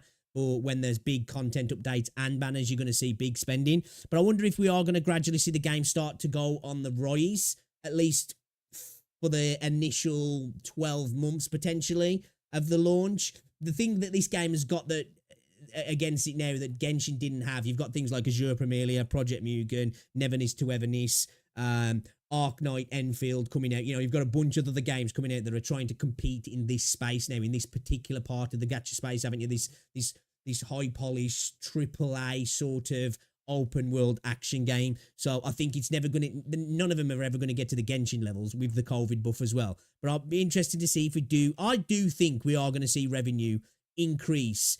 I don't know whether that's going to be a linear trend, or I just think we're going to see definitely better months ahead for the revenue on the game as well. Situation where players simply need to spend less in Wuthering Waves, be it their currency earned in-game or bought in the store, to get the same results as the genre's top gacha games. Getting a character and their signature weapon on average is simply more affordable, and in gacha... Yep, you guaranteed it. You know, that's a big thing. That's one super generous system in the game, because you can get the character, which so far I've been lucky to get them free. But then I would think, oh, you know, well, maybe we'll do a bit of spending on the weapons. You guaranteed the weapon, so you can just chip away at the weapon throughout the banner if you want to. You know, every time you get enough asteroid or whatever it might be, you know, you can just be like, right, you know, I'm going to chuck it in now. I've got a few tides. I'm going to chuck it in now. I'm going to do a couple of pulls, and then each day you do a couple of pulls here and there and chip away until you get the weapon, and you guaranteed it, so you know you're going to get it. Gacha games, most players, if they pull their goals earlier than anticipated, simply save their currency for a future banner instead of pulling dupes. But dupes were another way that Wuthering Waves provides player convenience at the cost of potential revenue. Players can directly buy dupes of the on-banner limited character for the equivalent of... I have not managed to do this though, because I cannot be patient enough to stack up the coral to do it. As soon as I get enough for a couple of pulls, I'm like, oh, I'll buy them. I gotta do it. 45 pulls, or those of a standard character for 30. What this means is that instead of potentially going to 160 pulls on a limited banner after losing a 50-50, a player could just literally purchase that copy for just over 1/4 of that worst case scenario. You can see yeah, I think the most I've gotten is 125, and that was on the Jinsei. I failed my 50-50, and I think I failed it. I was quite close to hard pity. I failed it at around, I think it was about 70 or so pulls. And then I got her in about, actually, it might not even been 120. I think I got her in, oh, actually, it was less than 120. I think it was 75, and then I think 35 pulls. So it would have been 100, yeah? Would have been 100. No, 105, I think it was. Is it 35? Yeah? So 110, I think. Round about that, yeah, round about that. Immediately how this could affect the spending of a simple dolphin all the way to the blubberiest of whales, especially those pulling until S6. This system saves whales literally hundreds of dollars each time they max out a character. Factoring in all of these revenue-lowering components together, we can see a lot of the potential reasons for why those numbers across Wuthering Waves was lower than the other top games in the genre. However, it's also incredibly important to account for the fact that the first It was lower. But, dude, still insane numbers, though. You know, I think that's where we got a little bit, what's it, haven't we? You know, we look at Genshin, we look at Zenless. You know, obviously, this Love and Deep Space has done well as well. And this, where is it? Not the Dragon Ball Z game, the Naruto game, that seemed to be popping as well. But, you know, still doing insane numbers, though. 3 days of Chang Li's banner was blacked out from July's data. The first few days of a new character's banner is where a majority of players spend their money. So I wouldn't read too much into the significance. I want to know why that was as well. What was the reasoning for that, guys? Can somebody tell me? I still don't know the reasoning for that. You could still buy it, though, couldn't you? It was just the revenue wasn't reported yet. Significance of WuWa's July performance. However, what should we expect as we look forward into the future? With so many of the game's systems catered towards player convenience that lowers spending, isn't that bad in the long run? This brings us to our third bucket, the future of Wuthering Waves. The fact of the matter when it comes to Wuthering Waves' monetization and game systems is that they heavily encourage low spending across its player base, while naturally providing very efficient resources through the battle and monthly pass like virtually every other gacha game. Which personally, you know, obviously I'm different because I tend to buy battle passes in games, and I've got the attitude that I'll happily spend a couple of quid in a game if I played it for more than 20-30 hours, because I just think it's in terms of time and cost, it just makes sense, because I look at things as like, if I went out on a night out, I'd spend way more money for a couple of hours. So if I've spent 20-30 hours on a game, I'll happily put a tenner into a game, because I feel like, you know, I've got a really good return on my investment there. But yeah, I would definitely say I think it's worth getting the Asteroid subscription, and getting the podcast as well. I just think it's definitely worth it. The design of its endgame modes and challenging content gives a huge amount of benefit to players who can shell out a bit of extra cash across their account. With equipment, including weapons and echoes, literally shareable across characters and endgame content, pulling a limited 5-star weapon on its guaranteed banner means that you can gear 2 or even 3 endgame teams at once, depending on the weapon class. And with these weapons serving as some of the most powerful upgrades to a character in the game, there's a huge amount of upside a player can have for the price of 80 pulls. Unfortunately, it could take some time for players, especially free-to-play or low spenders, to get comfortable with weapon banners. With many Wuthering Waves players coming from gacha games where weapon banners are either absolute scams or have a 25% chance of a dud, there is likely a huge amount of negative stigma built up from those years of abuse that play. I think as well, a lot of people sometimes just think it's not worth it because the weapons in quite a lot of games are not necessarily that useful. They're better, but they're like, no, not that better, that much better. But in Wuthering Waves, the 5-star weapons are significantly better, and they get exponentially better as you level your characters up as well. So I think, you know, as people, you know, get themselves used to that, I think more people will begin to want to pull on the weapon, because the first couple of banners I was like, yeah, I ain't bothered about the weapon, I don't care about that, it's not really going to change, but I want the character. And then I started to realize the stat difference and how as you leveled up they got so much better, and it was like, right, I am going to try and pull on majority of the weapons now if I can. Obviously there'll be some that are more important than others, but you know, it's like, again, now I'm pulling on Chang Li's signature weapon, just chipping away at it daily, basically. Players have to overcome before we see more regular spending on these going on, weapon Lino? banners and conversion Lenoba? of players. Thankfully, we're seeing Kuro address this audience with some of the updates they've made to their in-game store. With these new value-oriented packs, it's clear These are that good, the actually. devs are looking to drive more spending and more engagement across this audience. Actually did buy one of them as well, actually. I forgot. I did buy one of them. They're playing on the strengths of their game's monetization systems. The next piece of the puzzle when it comes to the future performance of the game is something that we haven't seen yet, and that's character reruns. Oftentimes, when Or a character that can compete with Arena. two characters have a banner at the same time, pulling for one character early means that you might now have the pressure to spend some of those saved resources on the other character's banner, leading to more spending later down the line. In WuWa, this opportunity just hasn't come up yet. However, all of these different features don't address the elephant, or really the whale in the room. If pulling a maxed out S6, S5 character costs so much less compared to other gacha games, how can Kuro get any more value out of I guess they're hoping, in a way, maybe, that they don't have to rely on a smaller amount of whales spending more, but they can get it for cheaper, but it encourages more potential whales to spend, you know? So instead of having like 1% of the audience being a mega whale, you get 2% of the audience being a mega whale, but they're spending, you know, half the amount. So you're still getting that same sort of revenue, but you're doing it like you're spreading it out across a few more players rather than concentrating on, you know, because at the end of the day, you want more people spending more and a lot more people spending light, because then you've got less chance of losing those whales by, you know, if you've got 2% of your audience spending big, obviously it's better than 1% of your audience, because if you lose 50% of your 1% or you lose that 1%, you've still got another 1% left to spend, if that makes sense, you know?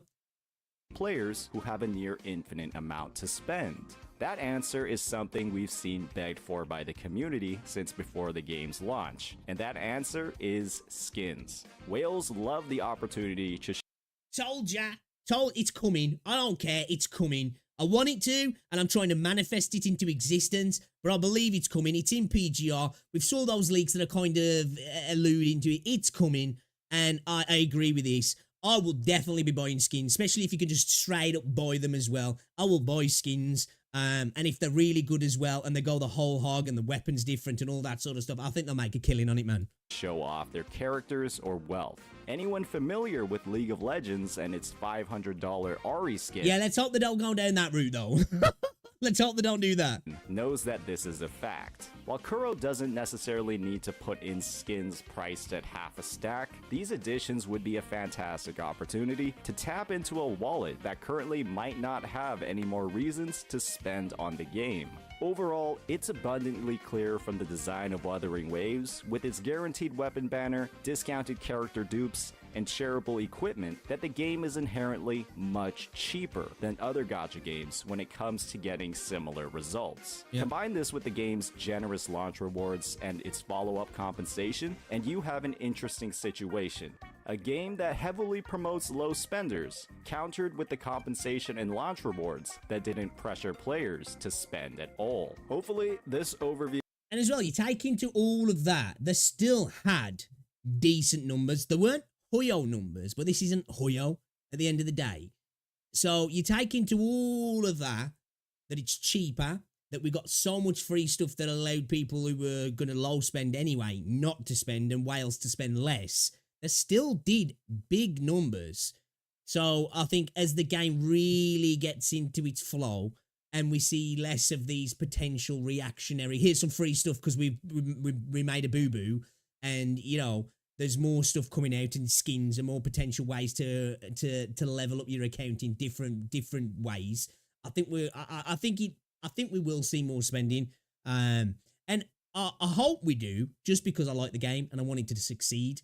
At the end of the day, I don't care about how much Kuro make, because I'm not like a slave to a corporation, but I just want the game to be really successful, because I just want them to keep it as a priority and just keep adding to the game, really. It was helpful in highlighting whether or not the launch of Wuthering Waves and its impact were really that bad at all. As always, if you enjoyed this content, please hit that like and subscribe button. Peace out.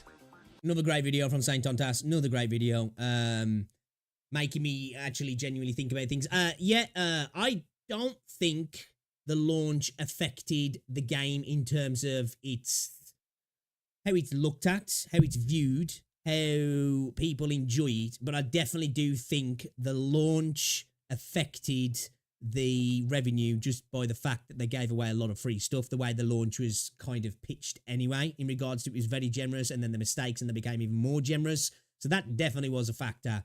Again, I said this in the other video. The true thing will be in 6 months' time to look at how things are going, to look at the trends, to look at the interest in the game, to look at the player base, to look at the streams, to look at the revenue, to really see if this game has been a success. And all of these things actually did affect the future of the game. It's going to be interesting. I'm really, really looking forward to it. And of course, again, a lot more competition on the horizon as well. So the levels are always going to be much lower than Genshin. And no COVID buff as well. But you should definitely check out Say Tontas, guys. Great video again. Makes really good content. Definitely deserves more subscribers. Should go show him some love. All right, let's jump on some Toff then. Because it's 3:45, man. Didn't realise the time. Hoyo Games is really making it expensive to pull and to donate. WuWa did save some whale money by adding things to buy dupes, but it's still expensive compared to Terra Fantasy System. Well, it was Terra Fantasy System always so generous? Because somebody commented on my video earlier, actually talking about the level of the generosity in the system. I was like, damn, that is actually kind of interesting. I didn't realise that. Was it always like this, or has this been a reaction to drops in revenue over the time? Have they kind of reacted to the experience and changed, or was it always this way?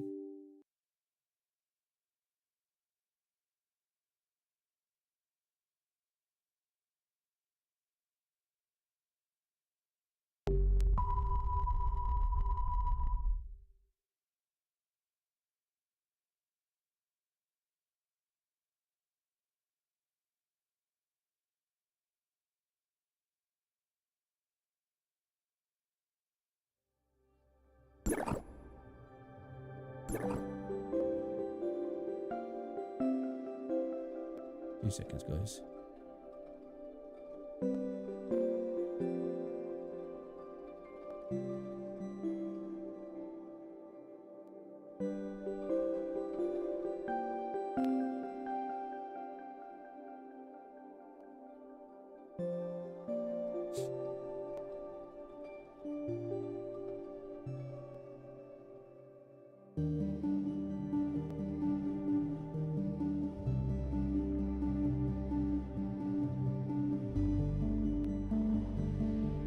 Right then. Authorization success. Thought I clicked on the settings then. Dude, I love this character's design. She's like super waifu. Super waifu. I love the whole one-leg stocking design. Big fan. Big fan. Yeah, I need to get access to this fucking beach volleyball stuff, man. I want to, you know, I want to play some volleyball, man. I'm going now to get me daily things.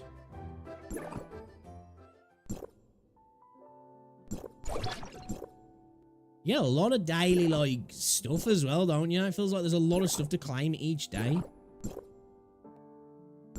What's that? Fortress mystery box or some shit. What is this thing? Scratch-offs. Gambling within gambling. Nice.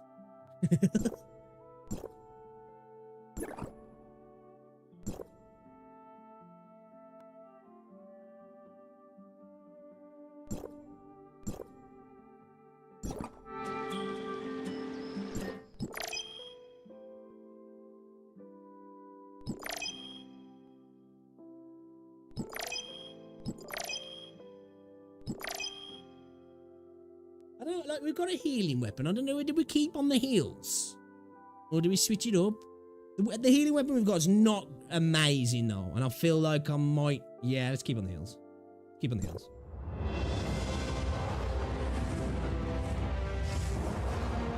Boom, boom, boom, boom, boom, boom.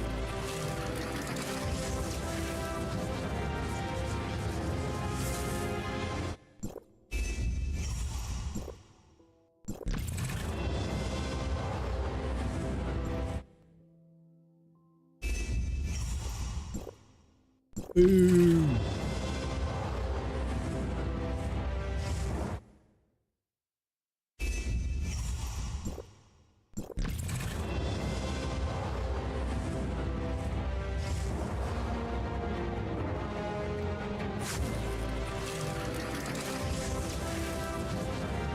Ooh. Oh. A gold. Who's this chick? Absolute zero. Keep the cold temperature steady to heal alloys. Okay. Is she good? Or is that good, should I say? Gotta get used to it. It's not the character, it's the weapon, isn't it?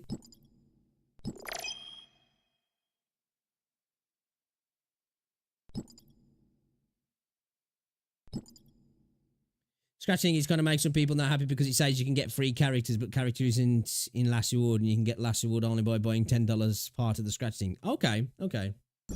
She's alright for the start, is she? Alright.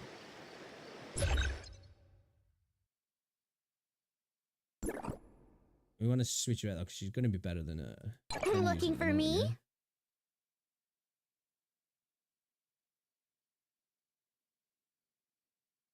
I kind of like the character design, if I'm honest. I like the blue and the red eye.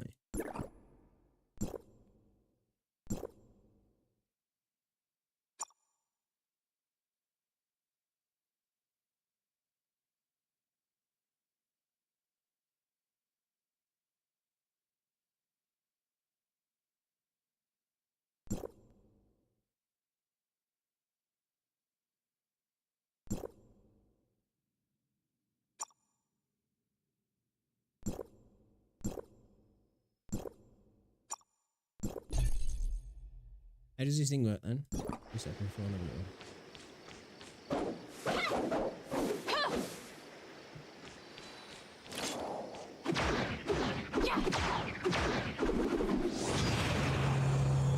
Oh, there, dude, that's way bigger healing. That's way bigger healing than what I was getting on the other one. Should we do it up then?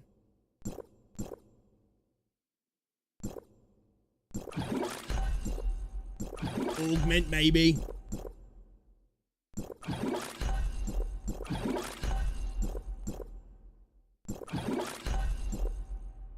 Where'd you get these from? Collect elemental ores, weapon store, support store. Random loot by deciphering password, chest, interstellar exploration, dimensional trials, weapon drill. Dimensional trials, weapon drill. What the fuck is that? Oh. Oh, look at that in a bit, actually.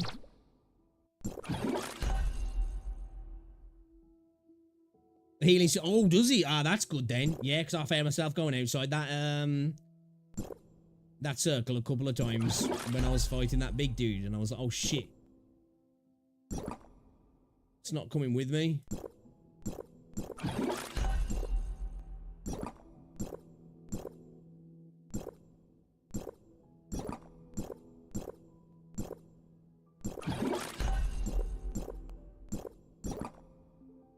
Okay, so level 40's current weapons too low. Got any new matrices?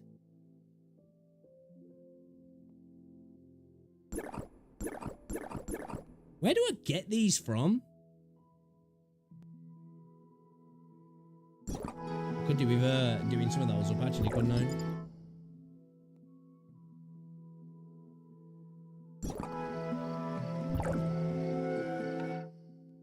Oh, this is my items, yeah, like my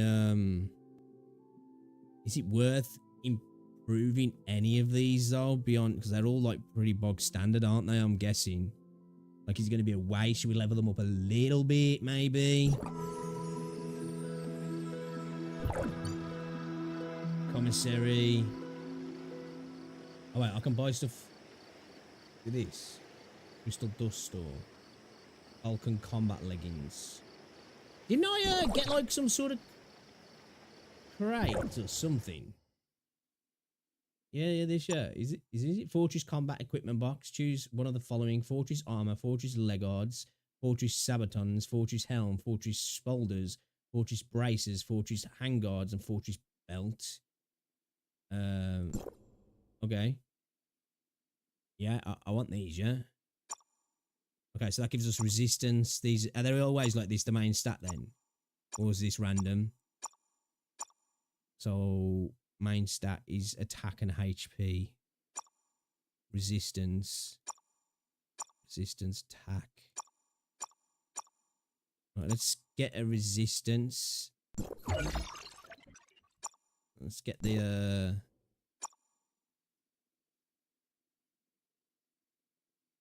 50 plus level gear, I think. Oh, okay. Well, let's leave it in there for then, because it's going to eat up extra space, isn't it? Where did that go? Here we go, yeah. Can I actually equip it yet? Oh, I can. Oh, okay.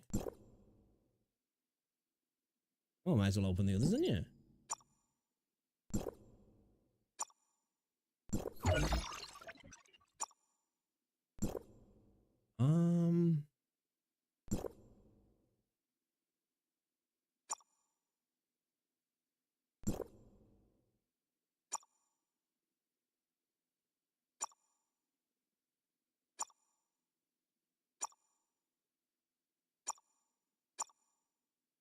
That gives us crit. Oh, yeah, I'm going to get that.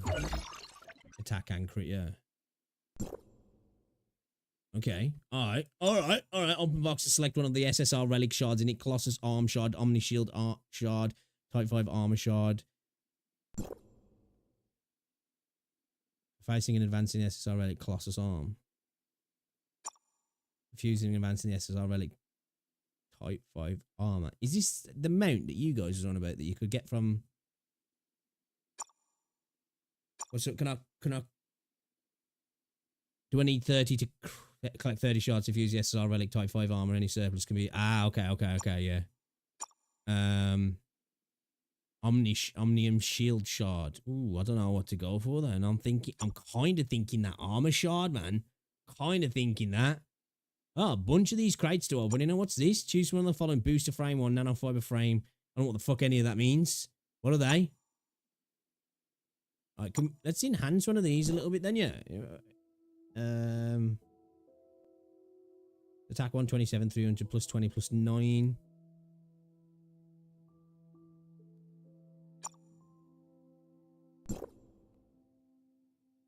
Oh,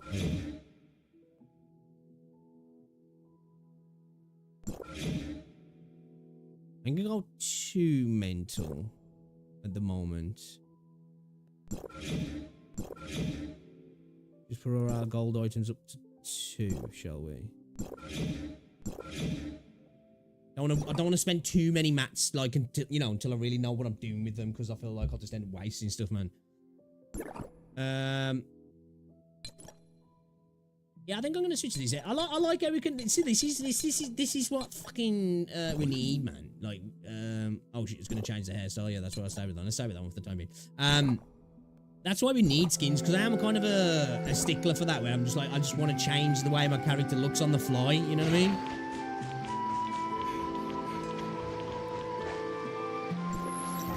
Oh, we're gonna go to this room roll and accept the mission again.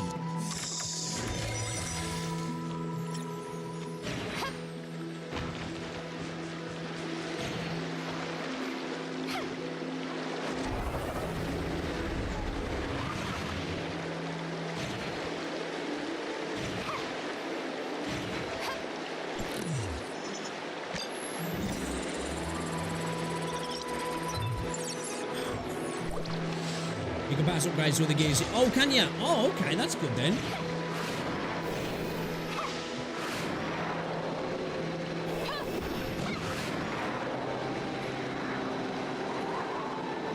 That's cool. We're going to do this mission when I put them all to sleep then or something, am I? Oh yeah, that's what we were doing when we got on the truck, yeah, to drive back, I think.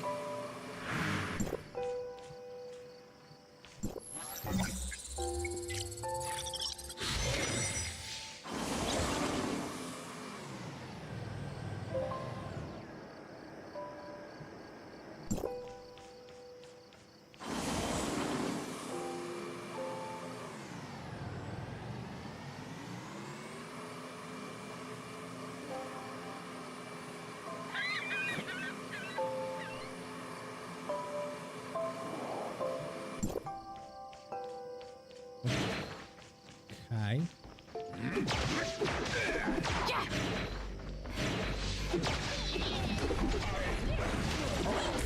Okay, this is kind of clapping, this is. They're going to spot us. Get in the car and let's go. Right, I'm coming. Who's driving? I can't believe we let the little girl Don't worry, doll I'm thing a great drive. driver. Recipe for disaster. Hurry.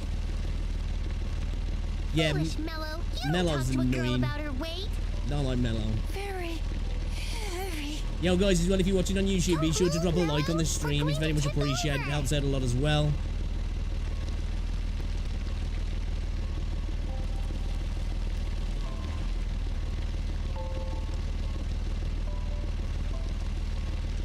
How's the stream looking on YouTube as well, actually? Is the quality looking alright? I might stop the short streams soon, actually.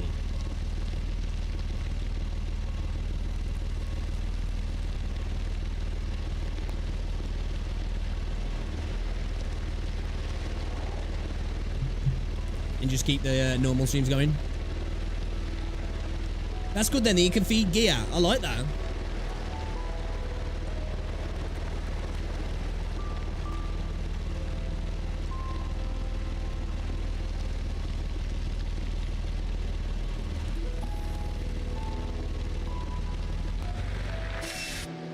Yeah, this is where we got to yesterday, and I had to go pick Roll to. Safe at last. We can go back by the dirigible now. Go back. Go back. Thank you so much. I'll report everything to the doctor. She'll be be rolling so with a bunch of happy to see midgets. you. Thank you. Thank you. Huh. We've had so many visitors here recently. Cetus Island hasn't been this busy in such a long time. Guests? What kind of visitors are you talking about? Well, I just saw them from a distance, so I'm not sure. Did you, Mello? Visitor. Big visitor. Really big visitor. Huh. Stupid Mello. Let's get back to the island.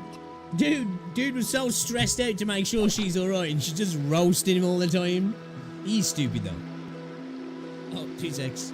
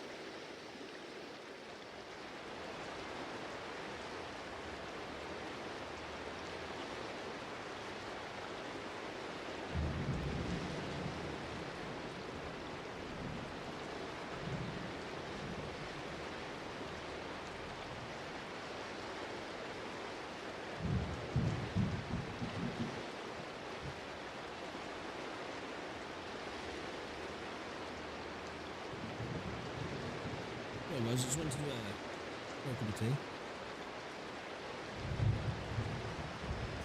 That's a good one. That's a good one.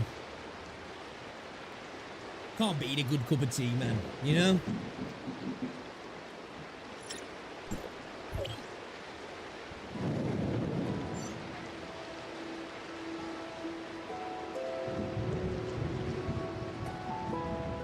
It's your first time, right? Second. Last time we ended up in the First time. the river. Mello is a funny one. I won't say funny. Mello's language system hasn't been upgraded. He's kind of a dummy right now. Mello, not dummy. Nah, you am, dude. Dummy, dummy, dummy. Anyway, my friend, let me show you around. The island is an exciting place. What's that over there? A mountain.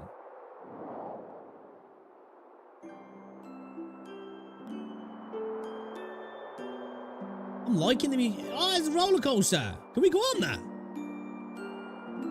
It's like a little fairground, man. Okay.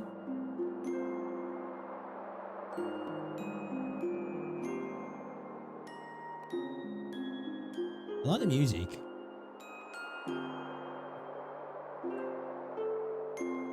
Well, there's some people on the roller coaster.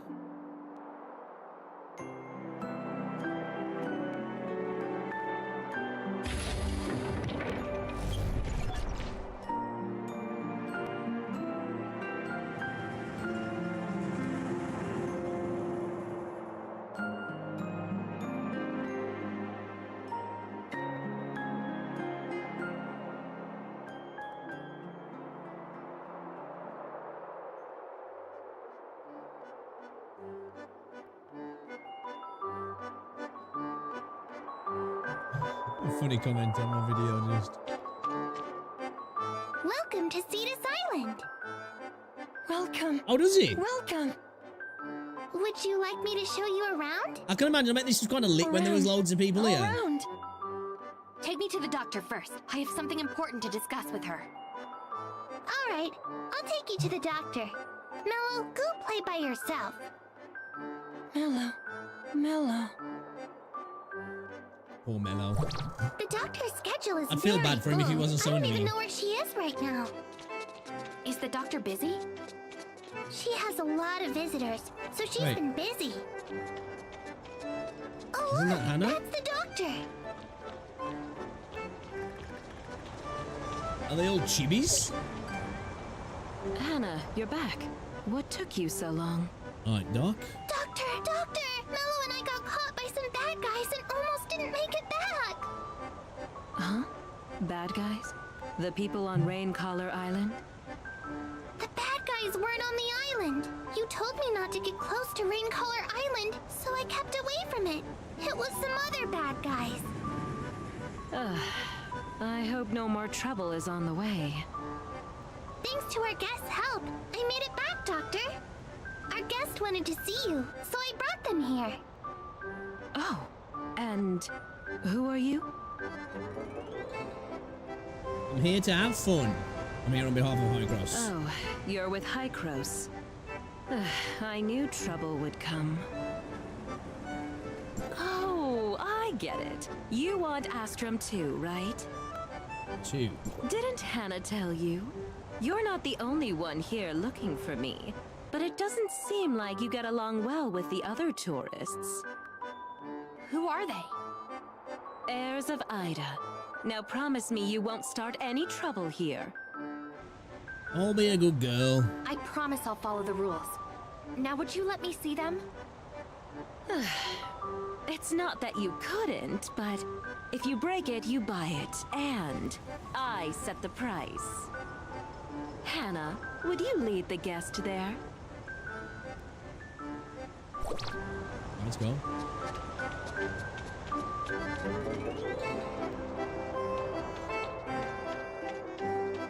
Freaky little weird kids everywhere. Oh no. It's the giant hand lady. This far? It's you! Looks like it was a bad choice not to finish you off. Dude, I can't get over how freakishly long her arms are and how big a handspan is. Dude, look how tall she is. Well, Jesus, and I made my character kind of tall.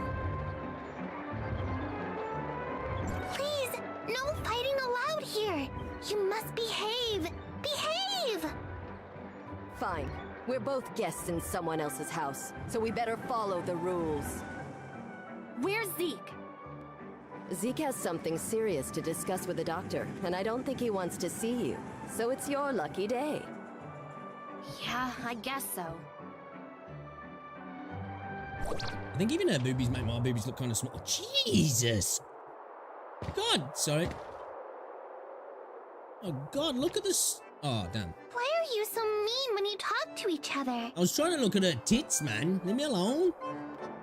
But I think if everyone can show goodwill and work together, we can overcome anything, right? Oh, it's not a perfect world, kid. The doctor says only the worst people should be eradicated. But I think you and the other guests are both good people. It's a doctor into eugenics or there are something. things I don't understand. Well, come on. I'll take you to the doctor. Wait. Quick, this way. Bro, they're ridiculous, man. They're absolutely ridiculous. Are we taking a different path than that friend? Wait, is that Zeke? It is, yeah.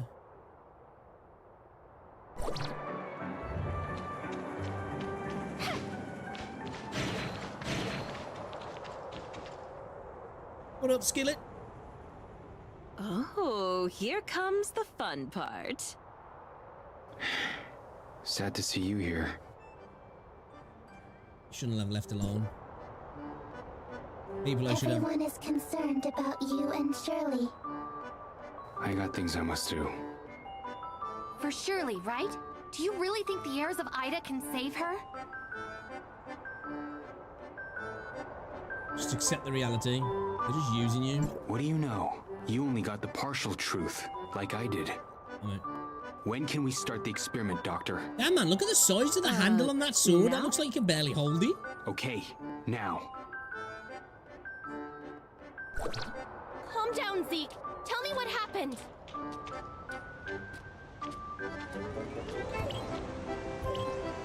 I'm appreciating the amount of VA story there is in the game as well.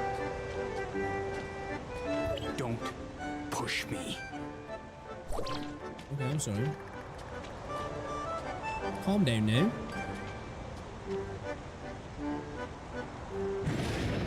What the fuck? Wait.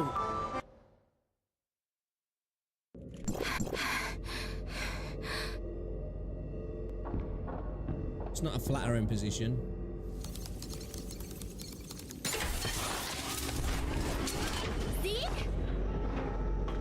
Oh, this is that thing we saw in the memory, didn't we, when it pushed us? I apologize, my to the friends. 2.0 or whatever Looks it like was. the experiment is getting delayed. Delayed?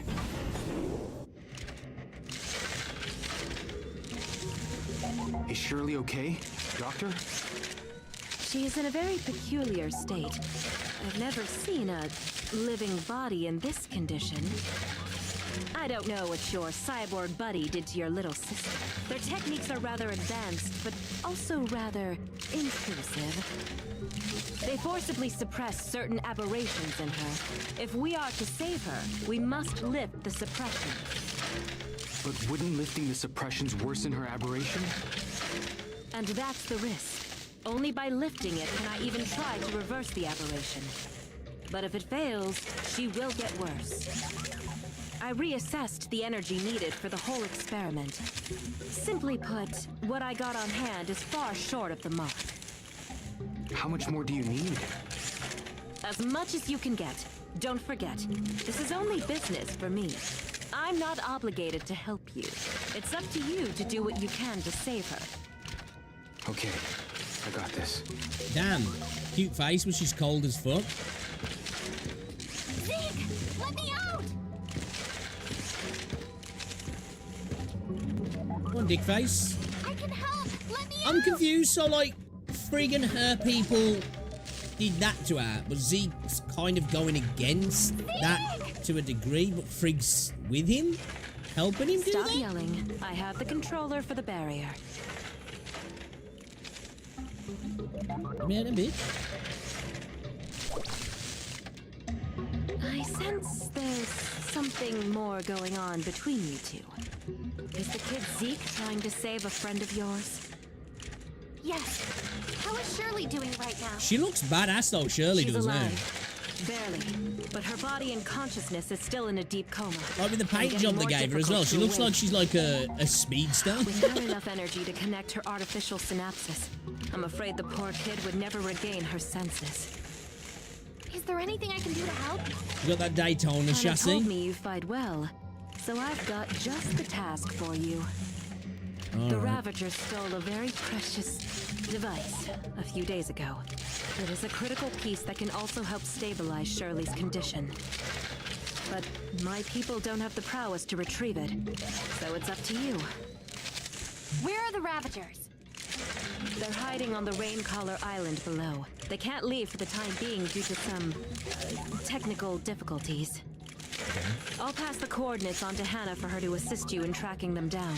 Then, you know what to do. Well, Shirley looks badass, man.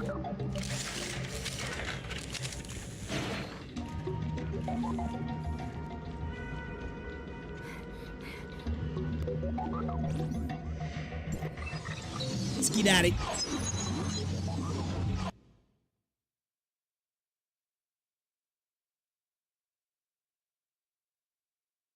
Does Shirley become quite powerful then?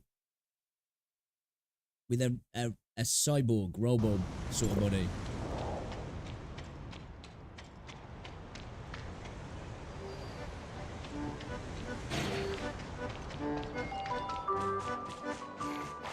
Can I ride the rides?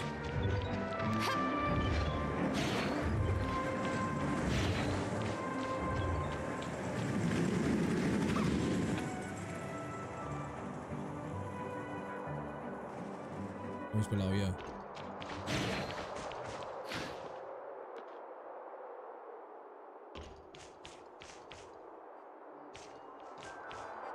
What happens if I stand on there?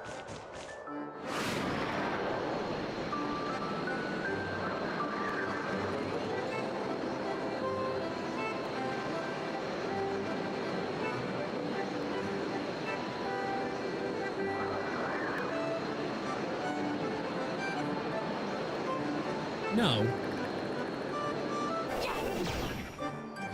It's got my mission. Ow. My mission that's being tracked is go to Vera. I don't want to do that. I want to do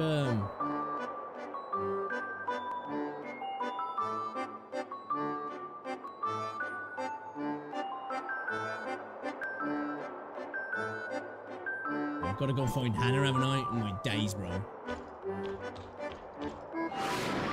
Getting trolled, getting trolled.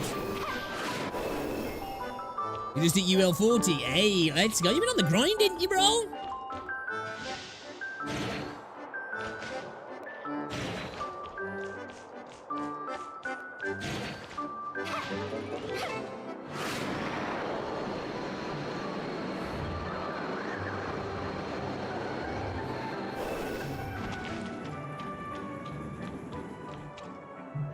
There you are, honored guest. How are you feeling? Are you hurt? You can't hit another, even in an argument. I don't like them. What went on in there? Mia is very concerned about Shirley. The doctor is trying to revive Shirley, but has encountered some problems. Hannah, I believe It's the not doctor grinding when has you're having briefed fun, you though. about the True, situation true, on true. Raincaller Island. Yes, there are bad people on that island. You must help us get rid of them, honored guest. But there's just too many of them. We must make preparations before we leave. Come, I'll take you to see Slayer the Keeper. Slayer the Keeper. Slayer is the doctor's assistant. He has a lot of strange things. I wonder if there's anything useful. Hi, Hannah. What can I do for you? Are they all I would puppets? like to borrow the kaboom from you, Mr. Keeper. What is a kaboom? It's a huge robot, and it goes bang, bang, bang, bang! But the kaboom is not for us. Doctor's orders. It's not for me, it's for the honored guest. With the kaboom, our customers can defeat all manner of evildoers. Okay, but the kaboom only lasts for a short time, so use it wisely. I will. Thank you, Mr. Keeper. And fucking glasses, bro.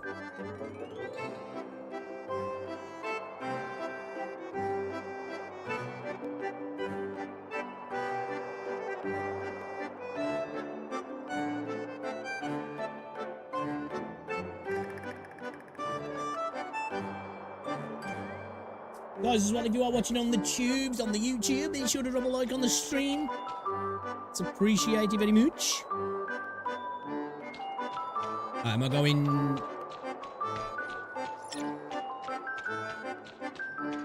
Arrive at the dam.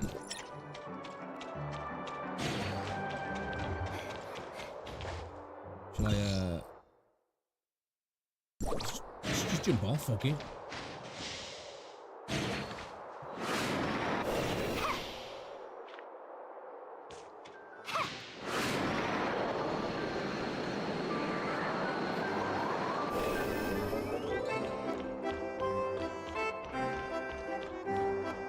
Geronimo!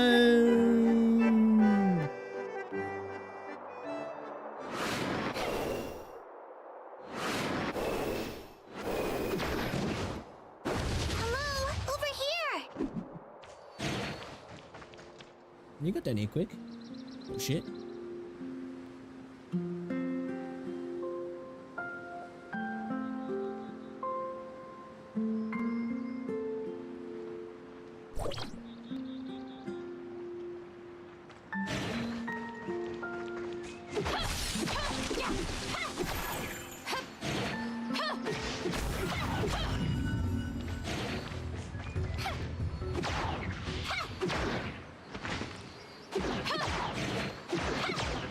What the hell? What's going on there? There's a lot of bad people here. Do you want me to kick The their water arms, level do is ya? low in the dam. Ravagers are patrolling on water. Which way should we go? Let's go to the But dam. we have to raise the water level to get through. Look over there. That should be the switch to raise the water level. Please handle the guards, honored guest. Alright, I got this. I got this. I got a plan. I plan to wait to upgrade any to any of them until I do my temple. Try to get Verena. If I get her, I can use a mats on her to get to 17. How deep am you in your pity on that pool? I don't get it, I'll use a mats on my mains. I play Terra Fantasy. Terra Fantasy, but it's too hard to keep up. Must be gacha if you don't want to lose. What's going on? Is that Zellara? Zelazark? Welcome to the stream. Yeah, I've literally just started playing. I'm brand new. I'm a noob. Are we just pushing it? Yeah. I forgot this game's actually got animations for that sort of stuff.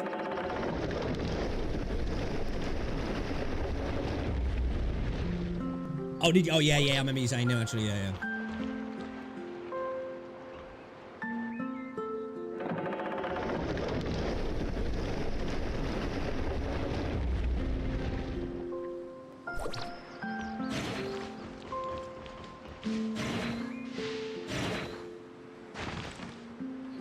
Yes, we can travel through the dam. Let's go. The Ravagers on the island now know something's afoot. We can't get careless. You're right, honored guest. We're still far from the heart of the island. Let's hurry. Are we're floating?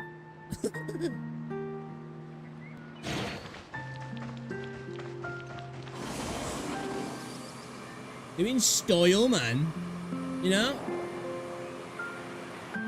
Right, pussies.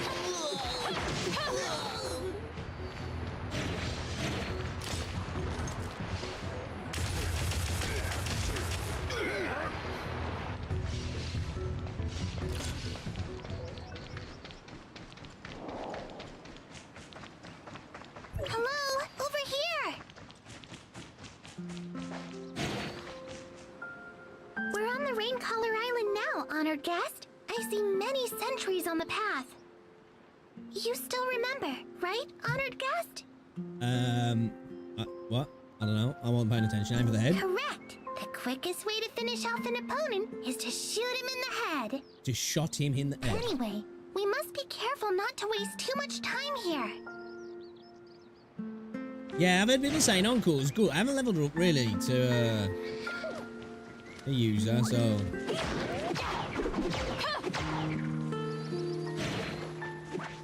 Oh, they're little hiders, are they?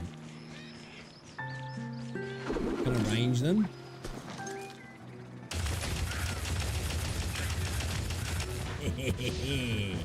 Come here, pussy.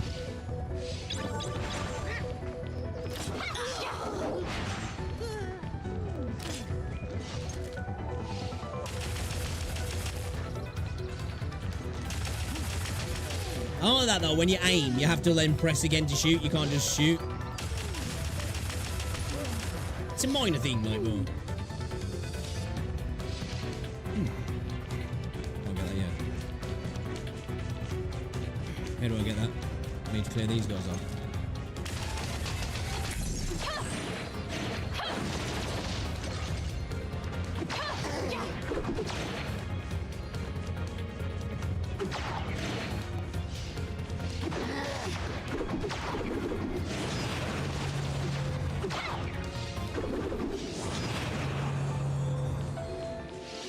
Oh yeah, that's sick. So that can heal nearby people as well, then I'm guessing, yeah. And it also moves once as well, so that's good. Definitely an upgrade on the one we had before.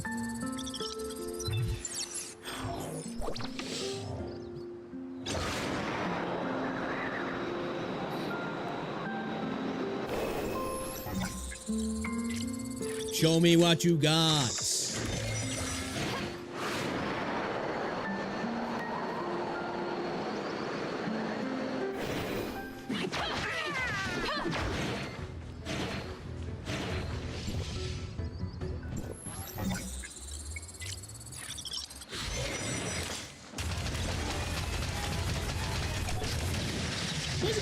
Blasted, man. Ravager's newest mech, slower, bigger, and very high maintenance. They still last twice as long as hyena mechs. Not very long, though.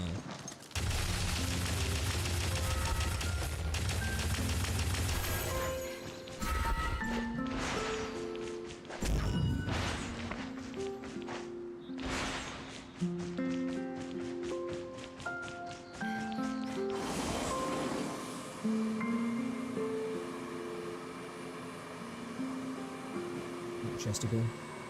Chesticle? Scale, get it? Oh, nearly went off the edge then.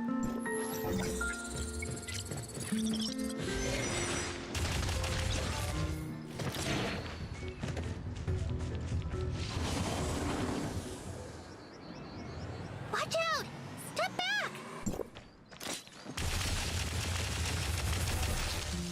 In here. Oh, where is she? What the hell? Are you okay, honored guest? What on earth is that? Curse the bad people for putting a whole bunch of blasters there. Oh, is that what was showing up? Dudes about to hit us from range. How about we go around? I'll try charging again. That's reckless. You may be powerful, but shouldn't be so rash either. Ah, fuck it, man. It won't work. All good. I got an idea. There's a plant called Mist Bloom on Raincaller Island that I can use to make improvised smoke bombs. That will give us cover from the blasters. Okay. Mist blooms usually grow underneath trees. Would you mind trying the trees over there, honored guest?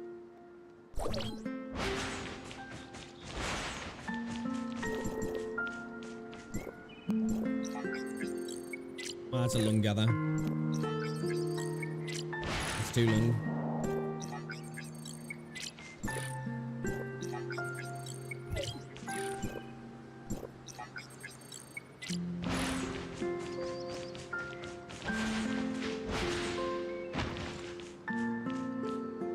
Have you found Mist Bloom's honored guest? This should be enough. Now watch me go to work. Container, motor oil, extract. Forget it. Just cram it all together. Yeah, I don't blame you really, dude. Here's the smoke bomb made from mist blooms. You save your premium pulls as well for the next banner potentially or whatever. Move as fast as you can.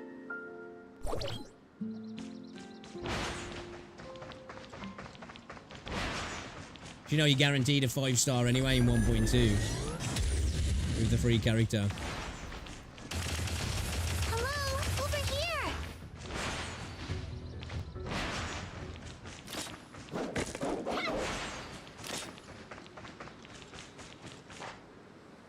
That's a good thing. That was close, but we made it. I think I'm going to try and pull for Close to Jeji. the coordinates, Jeji. honored I think she guest. just looks cool. Turn Yeah, the I thought corner she was a and witch at that first. should I be thought it. she had a broom and a wand, Let's get it done and it as soon turns as out that they're just possible. paintbrushes. I don't want to stay here a second longer. What's that, Brian Royce? Yeah, Zhang Liao, he's free anyway, so after the Jeji banner, you'll get him for free.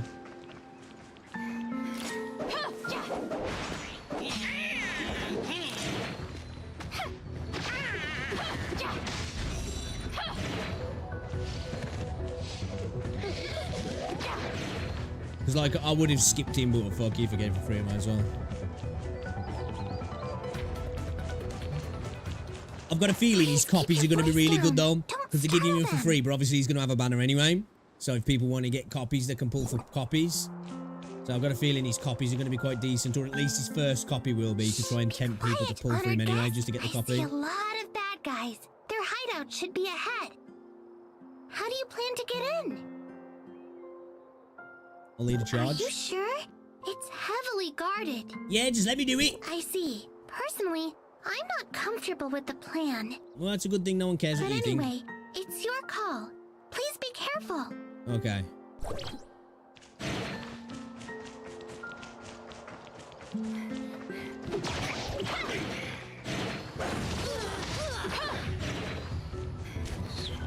Ain't nothing to it.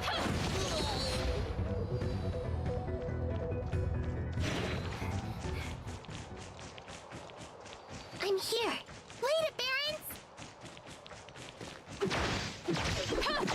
Barons. She got teleporting abilities or some shit. Time, honored guest.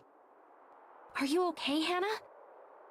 I hid well enough, but the two Barons, that was scary. Why would a Barons be here? It feels weird here. The air is thick Aberrants. with the I thought they were stench called of aberrants. Barons. Let's look around for leads.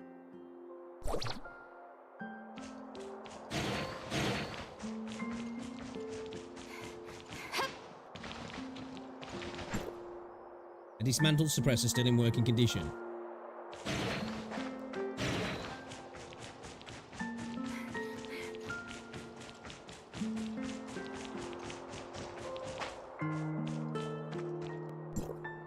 Medical book with the records relating to human anatomy.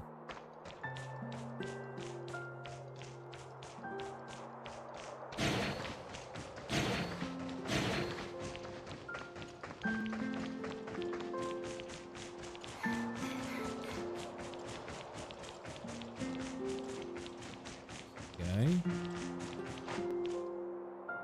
I just need to go back to her now.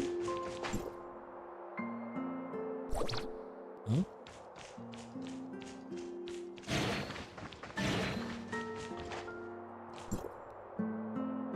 You know, Faria, these subjects are weak, they can't stand the Omnium flow. At this rate, how can I possibly stand against Cetus Island? Maybe I need better test subjects. The Ravagers caught a new Goliath. That could come in handy. The Ravagers brought back some valuable loot. Dr. Claire must be working on something very interesting. Gotta take it out.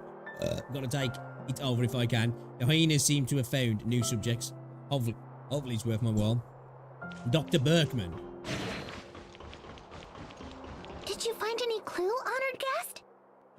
I discovered info left by I need him someone on the named team. I Borkman eat cranes who rolling the seemed to dark be red running ones because they secret taste like cherry. experiments. So it's another bad guy. That is a vital discovery. Yeah, I'm not a fan of it either, if I'm As honest. soon as possible. Because, like, I also have an important discovery. Look who that is, honored guest. Black Dog? And he's working for those Ravagers? him. He must know more details.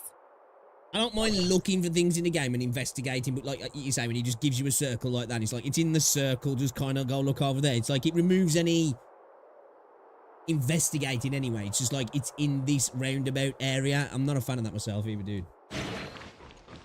Don't think it's a good gameplay mechanic. Man, this dude is a pussy.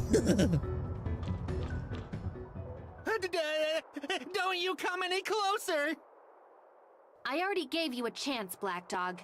It's not like it's an interesting mechanic either, is it? Like, you know what I mean? I mean, I'm not Black Dog. I'm his brother, White Dog. Get banned. White Dog. I know who you are. I can still recall that stench of yours. Come clean and tell me what you're doing on the island. Well, it's all Dr. Borkman's fault.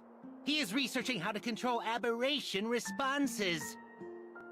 Where is Dr. Berkman? He's a genius scientist. The Ravagers spent an arm and a leg on recruiting. The leader of the Ravagers wants Dr. Borkman to help them create an army of horrific aberrants. Borkman. No wonder it stinks here. They're making aberrants. What about the equipment you stole? You mean the stuff we, borrowed from Cetus Island? I gave it to Dr. Borkman. I think he put it in the, material warehouse down below. Where is this Dr. Berkman? He was called back to Ravager headquarters and just left a few people to guard the warehouse. It's just below. Let's go and get that stuff back. That visitor surely is still Dude's got a seriously waiting for us. punchable face, hasn't he?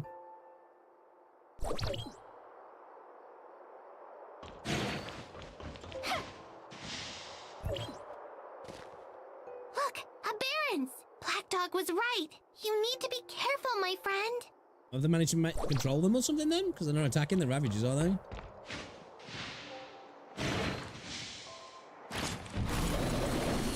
Oh, what the fuck?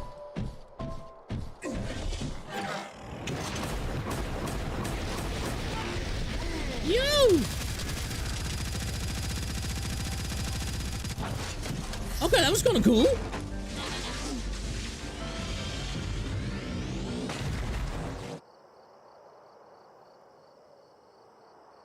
It's kind of badass. Dude, so far this game's had quite a variation in little different gameplay mechanics though.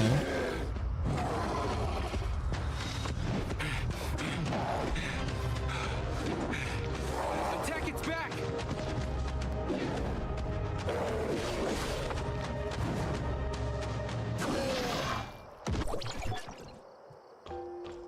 Are they gone? That was a bit jarring. Supply boxes up ahead? Sounds great.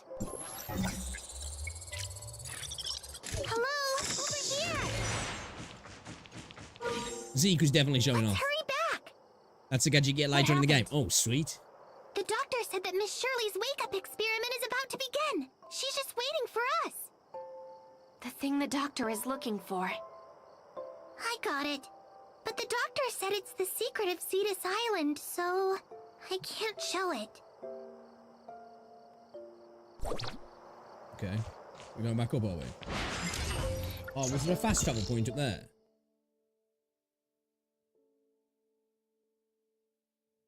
What did I hit it? Oh, I can go there, yeah. Sweet. Okay, cool.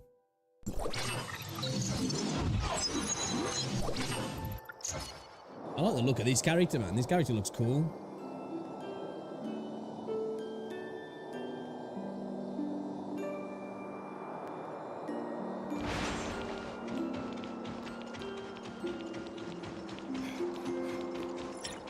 Back to the lab.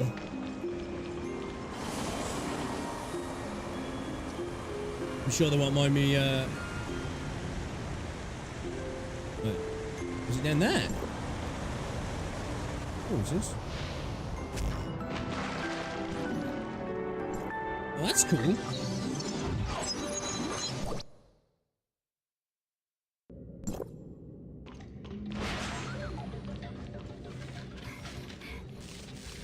It's a very Thunderbirds entrance. Well done.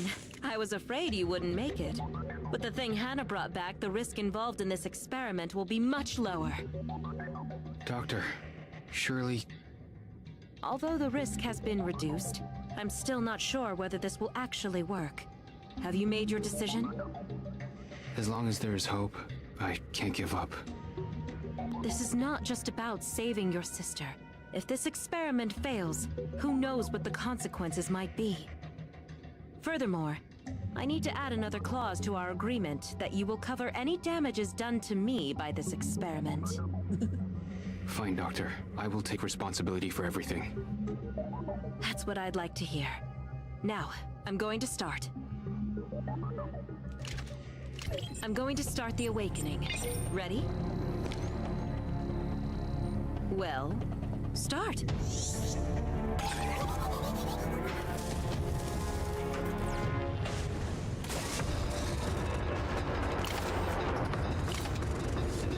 Oh shit, snapping backwards.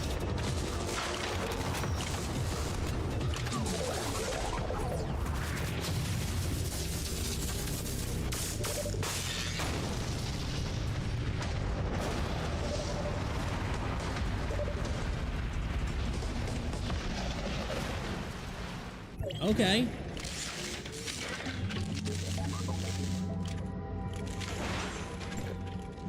Whoa. This kid has quite a temper. She has got a bunch of words stuck in her in all different places. Shirley all right? I'm trying to awaken her suppressed persona, but the awakening program is not fully working. Her mental state is very unstable. What's worse is I'm losing control of the system. Her mind is taking over everything. Oh shit. Shirley is taking over control? No, not Shirley, but the crazed taking persona control. locked inside her. I can't let things get worse. Losing control of the system means plunging Cetus Island into complete chaos. And It's we gonna be would like likely Harley Quinn or lose some Shirley's shit. consciousness in the process. Tell me, what must I do? I will link you up to the system. You must find Shirley within the virtual construct and try to calm her down. But be warned, your own consciousness might be susceptible to her influence, driving you crazy. If that happens, I will have no choice but to destroy your physical bodies. Jesus. Understood. Let's begin. And you, my friend, I have other things I need you to take care of. The cybernetic arms in the lab have lost control. Those things are extremely dangerous. You must ensure those cybernetic arms do not tear the whole place to pieces before Zeke can wake Shirley up. Alright, got it. What you want me to do, dude? Oh shit.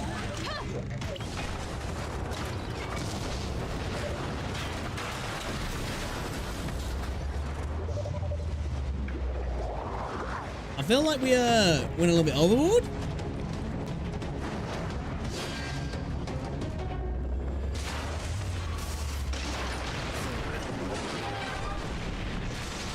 I thought they was going inside. Just sleep. It'll be all right. Zeke! Where are you taking her? Thank you. But I don't want to get you tangled up in what happens later.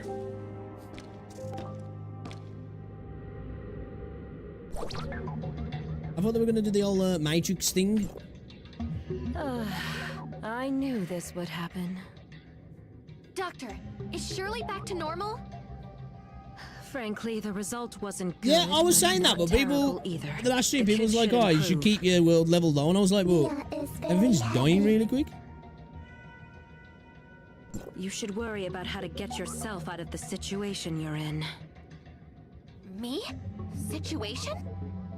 I did make it clear you're responsible for all my Hey, personal not me, losses in him, this him, experiment. him. But didn't Zeke say... Two different things entirely. I'll get Zeke for the losses he incurred, just like you have to deal with the problems you caused. Take a good look. My precious mechanical arm is completely ruined. Yo, I'm getting scammed. I only told you to stop it from destroying things, not to completely disassemble it. That is true, but still. Doctor? There's no doctor here, just a poor woman without her lab. You don't look like you're worth much. She's so finessing why us. don't you work off this debt? since I'm left here with a huge mess. Go see Slayer. I'll tell him your task. Wow.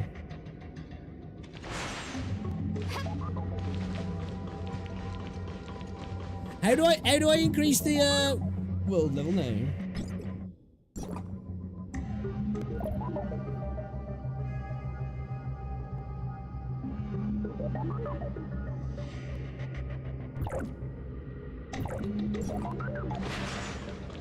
Let's exit first.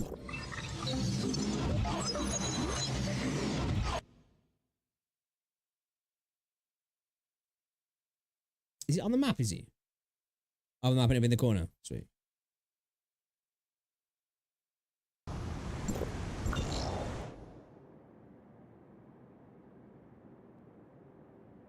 Current dimension level, yeah.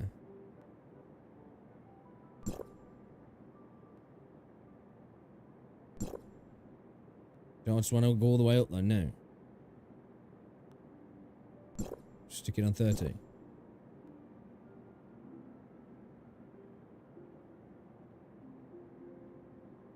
Recommended CS 5k. I don't know what my CS is, but whatever. Or do I need to go the other levels first?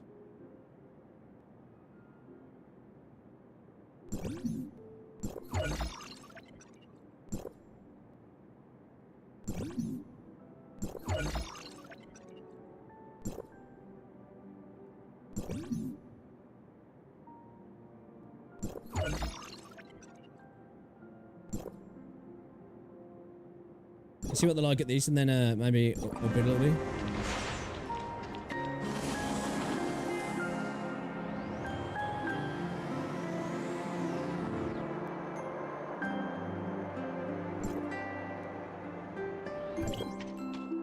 I've just been entered into indented servitude, haven't I? Slayer, at your service. I'm here to pay my debts. Got it. She has prepared a to-do list, including a few bad people active around Cetus Island. You mean your boss? Her exact words are, handle all these problems. That is all. Okay. Recording. Please elaborate the specific targets and objectives on the list. It lists Lighter, Dancia, and Black Dog. Black Dog? He's up to no good again? It's the doctor's order. You must get rid of Black Dog. I'm okay with that. As for Lighter and Dancia, she said to keep them around. She's got uses for them. Thus, just teach them a lesson and take back what they robbed. That will do. Suggestion. Mia can track Black Dog. We should split up.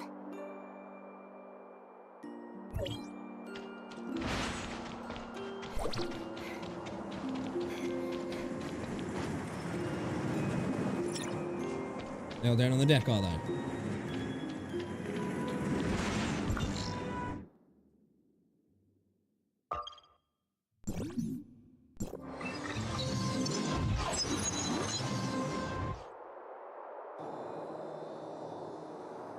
Let's go hunting then, shall we?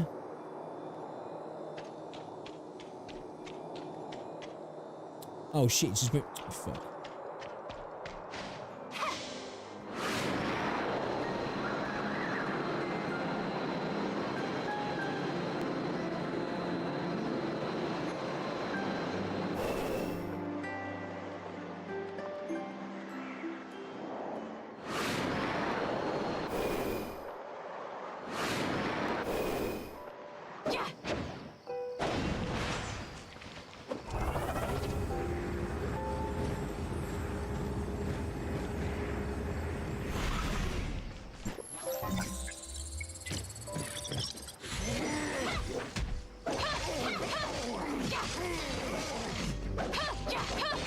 Oh, dude, they definitely am taking a lot more now.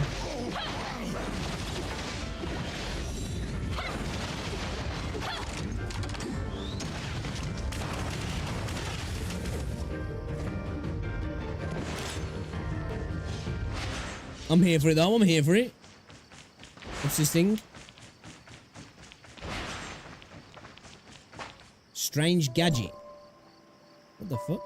Card flip training is a great way to train your memory, especially the Card Flip Series 3.0 launched by Banges, which guarantees updates and improves your experience. Challenge the difficulty, easy. Tap on a card to flip it up.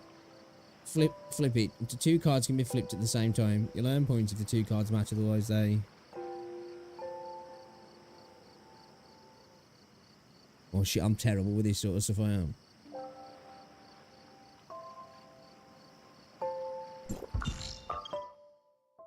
Oh, wait.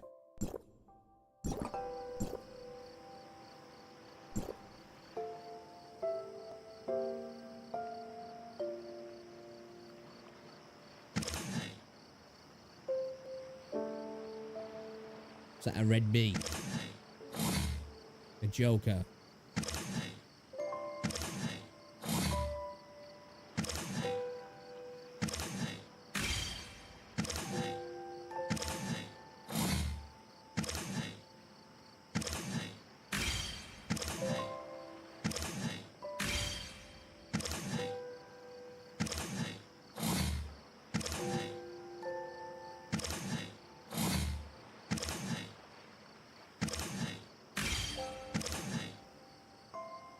Oh.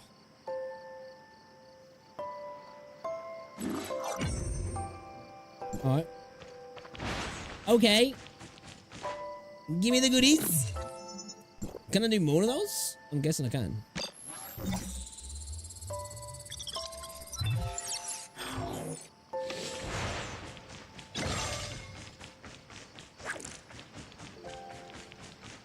What can I use those on?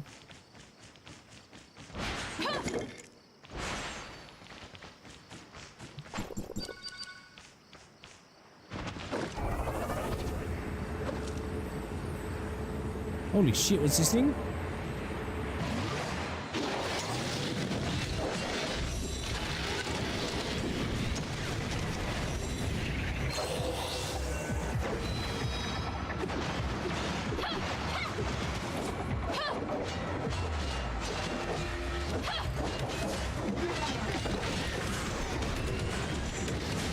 We'll see.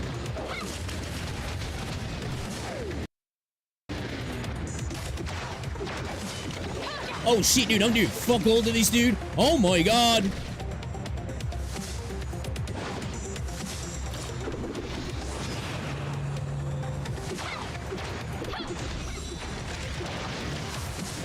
Oh!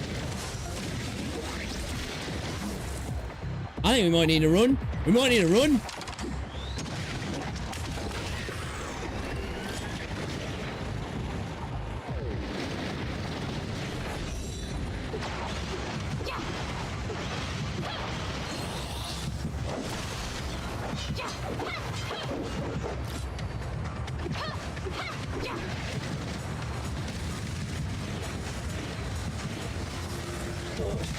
He got me, he got me, he got me, he got me, he got me, he got me. Oh, oh. Oh no. No good. Dude, I got fucking pasted. Hey, what's going on, demon?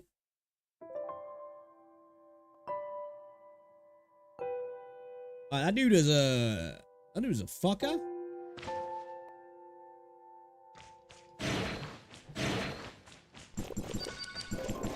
What's this here? Reading astrological data, a constellation was detected, Draco. Do you want to link this yeah, I guess. What's this do? Oh shit, what the fuck? Wait. What am I doing here?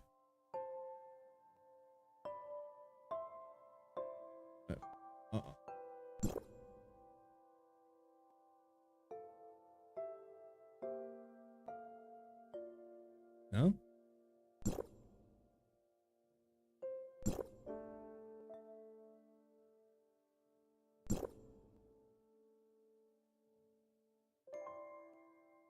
Okay. Like a snake or something? You have Changli or Yinlin? I got both. I got both.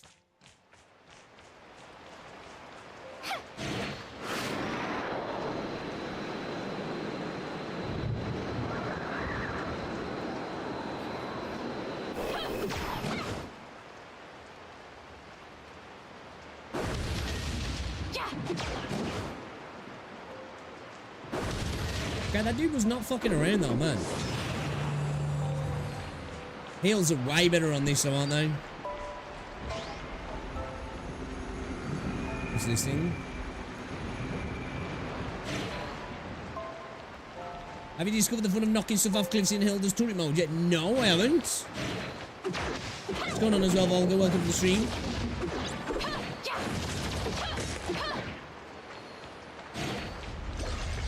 What is this?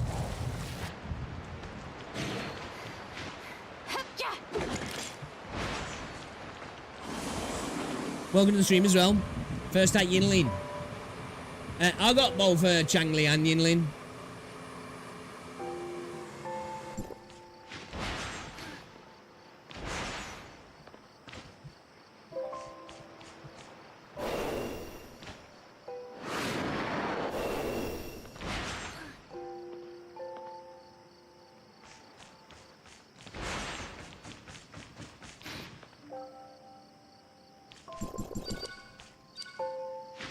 I like how in this game as well, one thing, again, not to harp on Genshin too much, stamina, this it takes it even to a next step. You got no stamina when you're climbing, apart from when you're jumping up the walls, yeah, which is good. Genshin could never.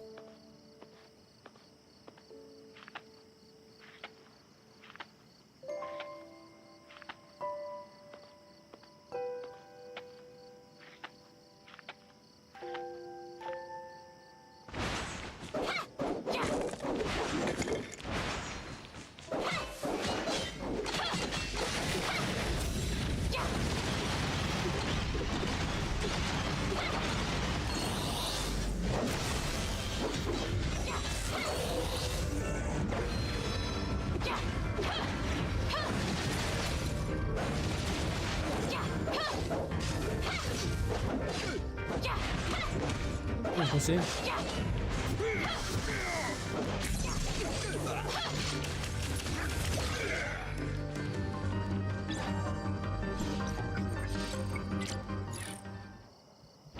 Protect the environment, do a bit of recycling, you know?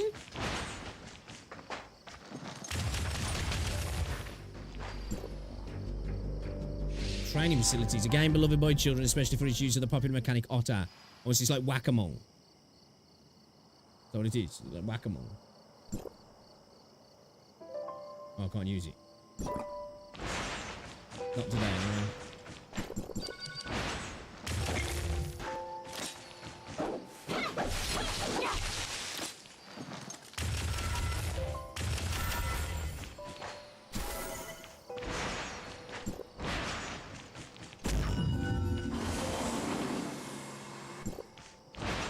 Ooh, piece of candy. Is this a Vista thing here or something?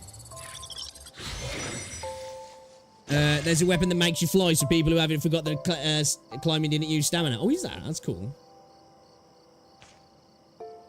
The main 9 relic gives you wall run. Oh, really? Yeah, I'm so used to wall running now from Wuthering Waves.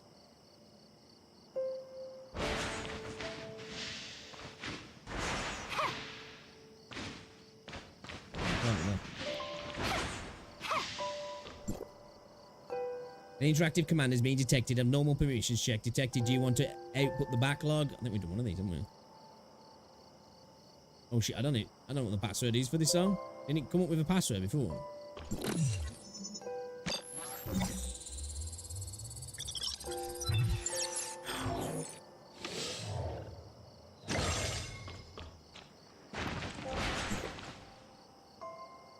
Oh shit, did he tell us the password?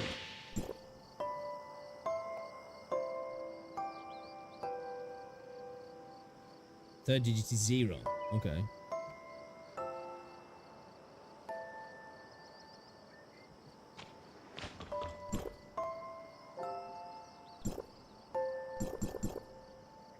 Okay. I'm gonna need the rest, aren't we, though? I ain't guessing that.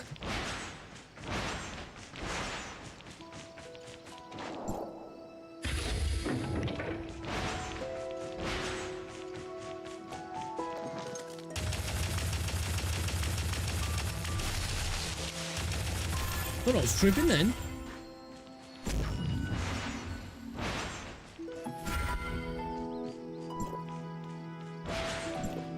Oh shit, hold on. Defeat certain waves of enemies to win rewards. Let's go for it. Let's try it. We'll just need 9 tries for that password.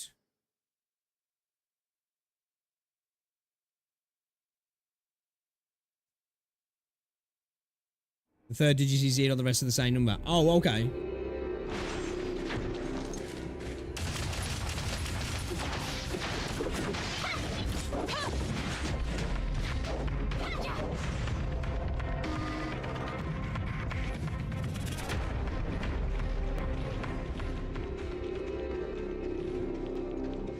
Who's next, man? You next?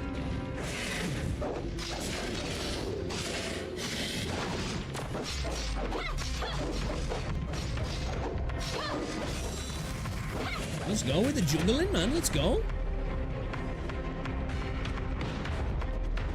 I guess it's you, yeah. Dude, the first time I came in one of these, I was like, I started trying to attack the robots. Oh, we need to go, boy. Okay.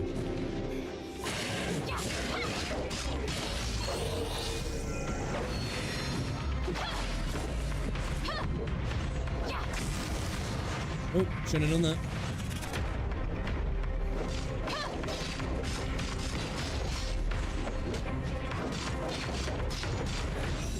Oh, dude, I took a lot of damage, you know.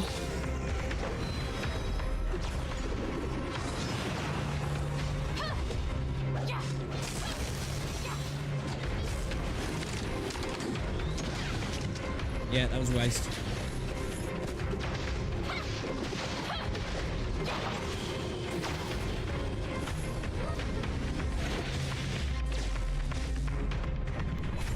Oh shit, I'm gonna fucking die.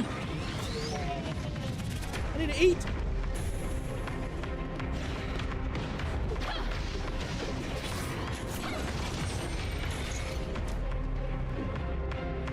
A little bit dicey that was. A little bit dicey. Should have stayed away from those exploding barrels. If you get distance, turret motors and AoE and knockback, heal yourself fun to use. Is that the character I'm using with that gun I've got? Is he? Oh yeah, it is, yeah. Do you need my help? Okay, okay. Yeah, I'm a noob at the moment. Literally just started playing the game, so I ain't got a clue what I'm doing. I need fire for that, don't I?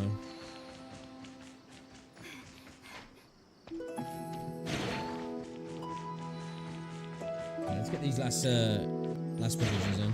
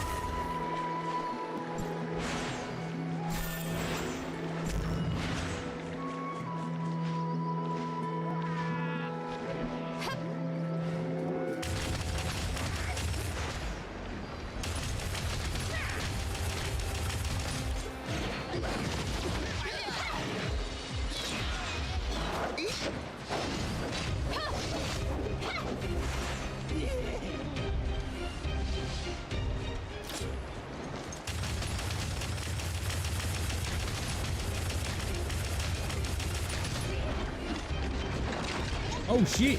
Oh shit, this is what you was on about, yeah? Holy shit.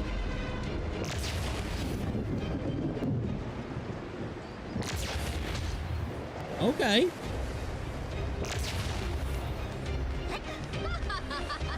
How do I get out of here?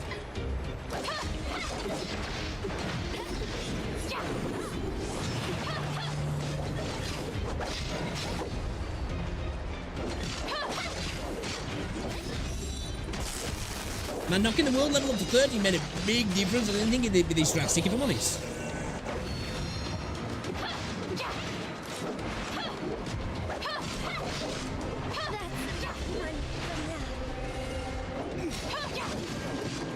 thought that was Black Dog then. We'll see.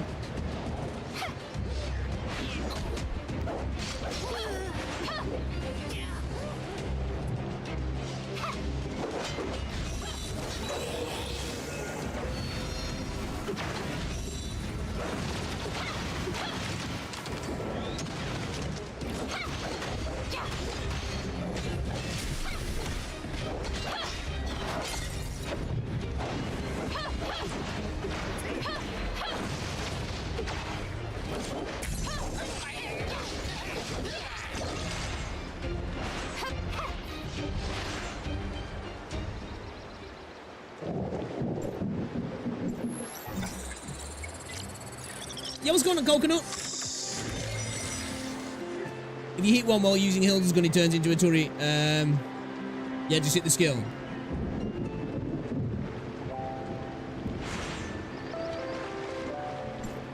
Bro's cooking.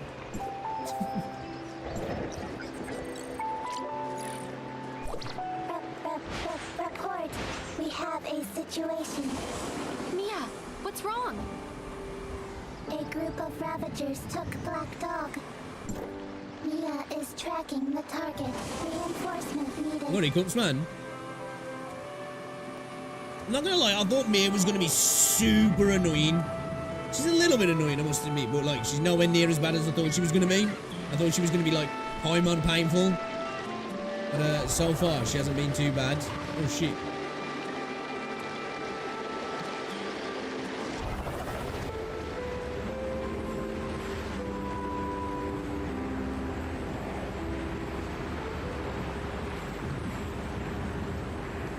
She's just a baby. You know what's going on, Nyan?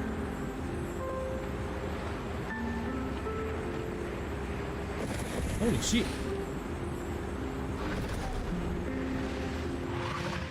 Trolling me? Well, we'll see.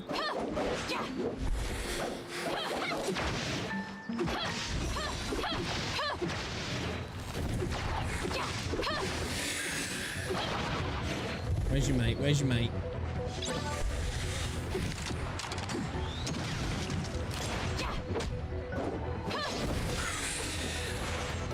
Get fucked, friend.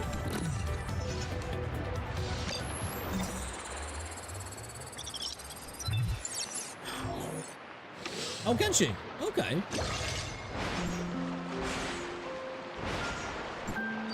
Needs a fishing rod, man.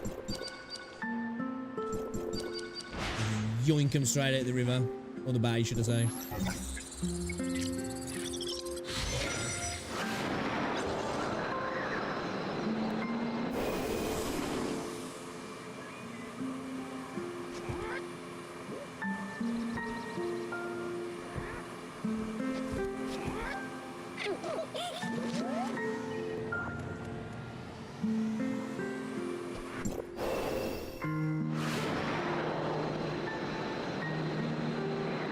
Activate this as well, Oreo.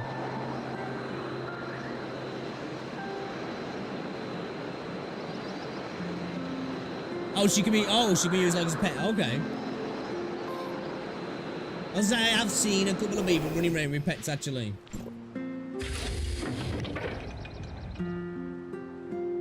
Which makes sense. You know, it is like an MMO light, isn't it really? So. Well, hold up 2 seconds, chat. I need to go for a piss.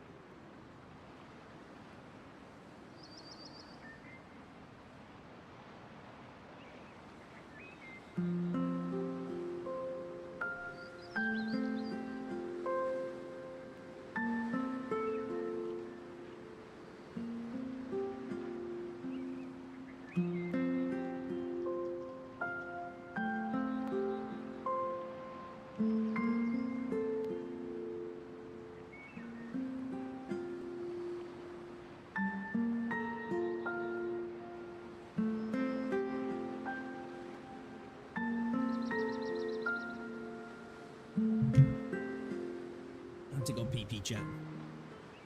I had to go pee-pee. You can't marry Mia because she's the OG. Likey. Loyal to the cause, eh?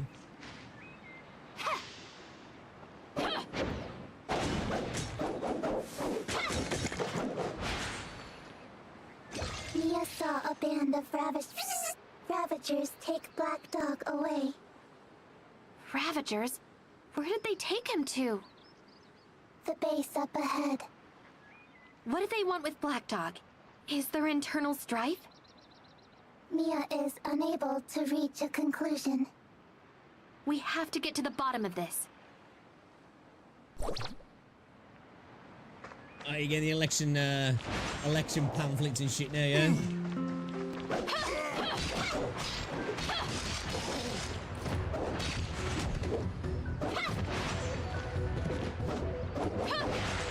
What is bragging?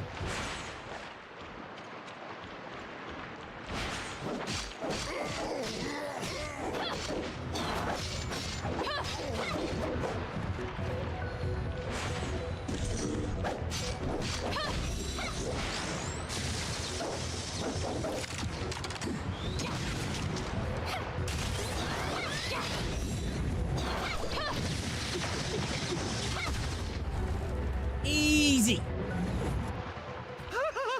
My savior! It's the reason I abandoned Facebook. 1 second more and those savages would have fed me to the fishes. Why did they want you? Because I told you they're evil Oh, plans. did they get you with a bait and switch now? Shut me up permanently. I forgot. I have a very vital piece of information. Take me to Cetus Island, and if the doctor will offer me I'm sick of seeing this ugly fox face, I am. Info. Information? I should let the doctor know first. Oh, it's very critical intel. Hey, you won't regret it. Oh, watch out! Here they come again. Slayer. Hey, yo, guys, as well, if you're watching on YouTube or the YouTube short stream, be sure to drop a like on the stream. Very much appreciated. Black Dog said he has something important for us, but we have to protect him. He's asking me for protection now. Did someone turn their back on him because they wanted more? Oh, I see. Not at all. I'm only here because of your reputation. I've heard nothing but good things about you.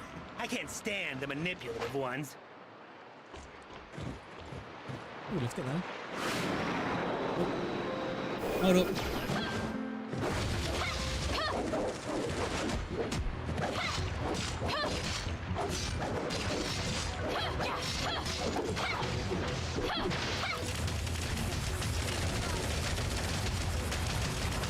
Oh, this bitch is eating?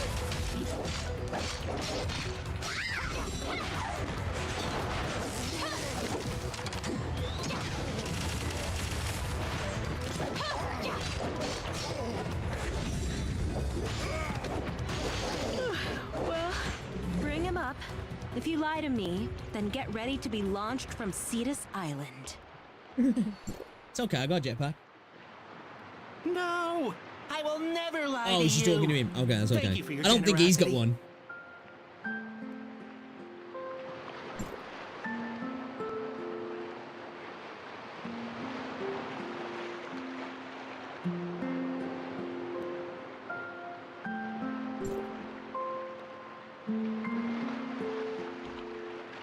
Oh.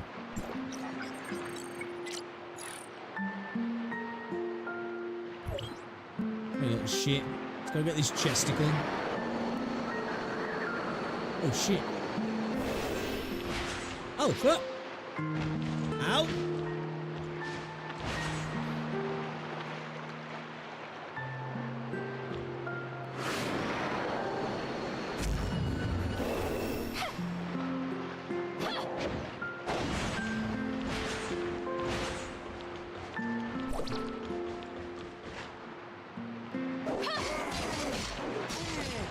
You guys want it again, do you? Huh?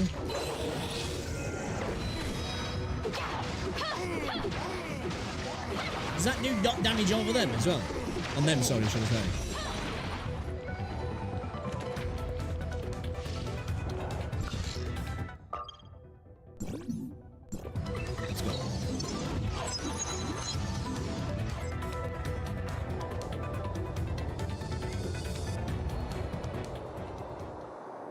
Oh, yeah, you think that's bad, man? Jesus Christ, I remember losing my fucking Kafka to fucking, Bailu. That was pain. That was pain. Thought I was gonna get my Electro Mommy, and I ended up with a fucking 300-year-old dragon lolly. Nah, one of the mates who was working down, who works down in London, who she was, she got friends with when she was down there. She's up here now for tonight.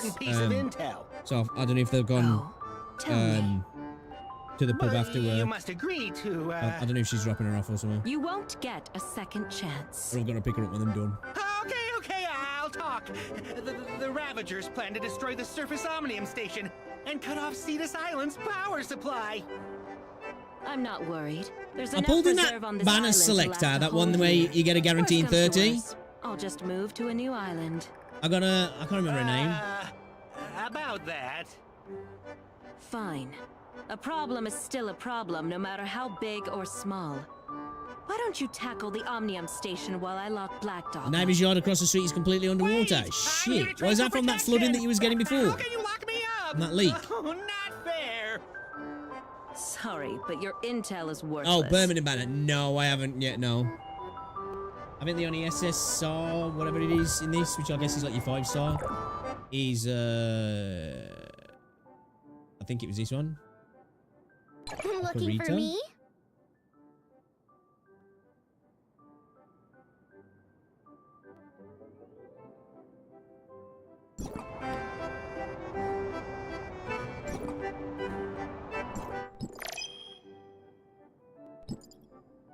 You know about the... No, that's the...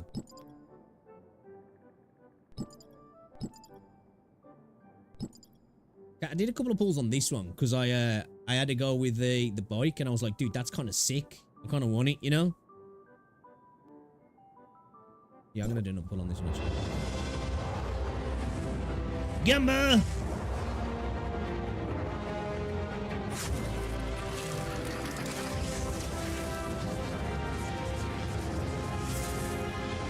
Crash. And I got so many of that frosted spear. I can do another one, can't I?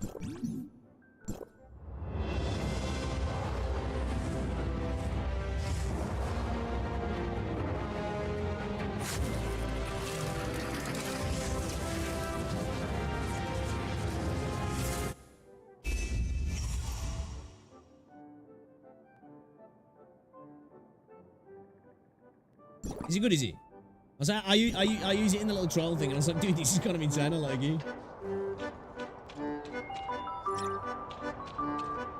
We're going back down, are we?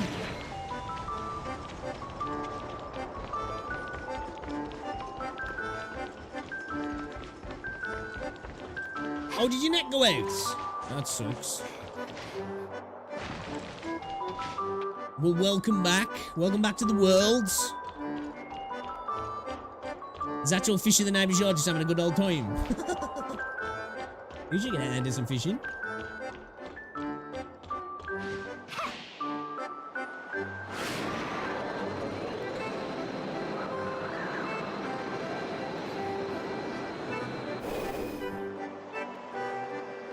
Am I going along this cable? Can I? I'm interested.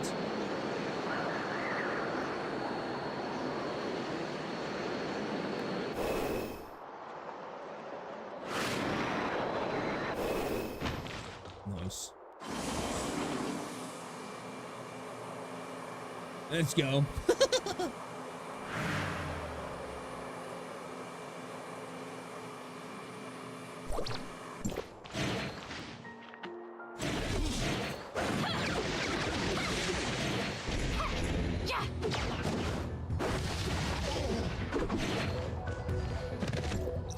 I like the heavy aerial attack of this.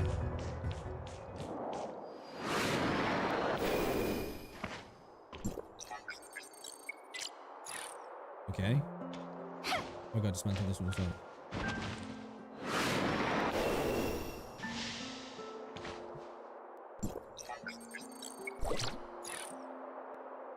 Done? We got another one. Oh, these are far away from each other.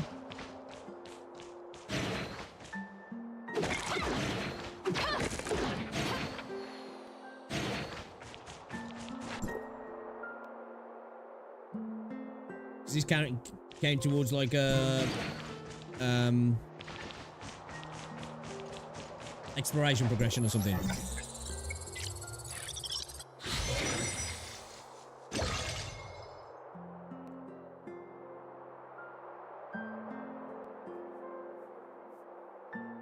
Oh, is your internet proper playing it? Dude, yeah, I can't stand it when the internet's down. It's only gonna be out 5 minutes and I'm all stir crazy. I'm waiting to start seeing gators. They're coming, it's just a matter of when.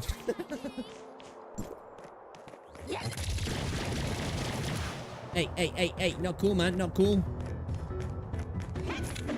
Oh, shit. That's okay.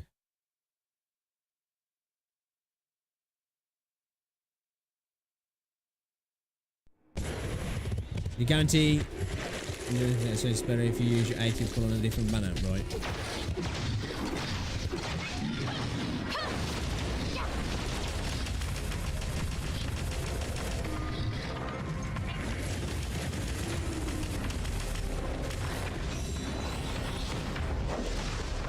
Hey, robot, you're stealing my thunder, man.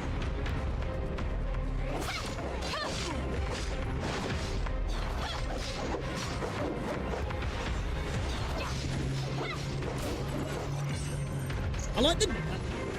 Those dudes were just dealing with that already as soon as I got there. I like the juggling capability in the game. It's pretty sweet.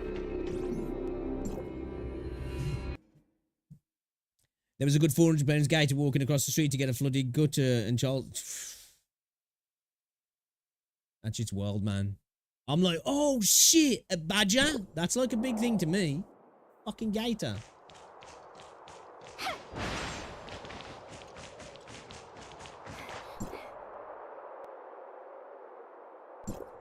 You know, that's like a big thing.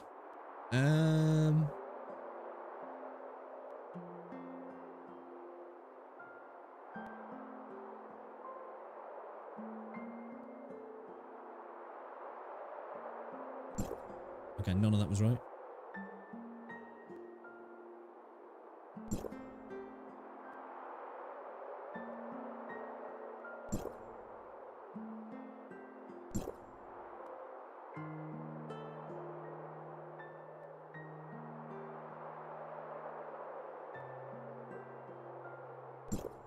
Okay. I'm done. How can I go from... Oh. Ah. The fuck?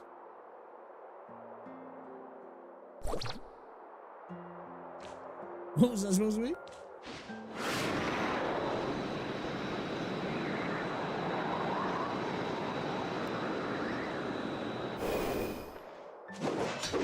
Oh, he was gonna have a little robot sleep.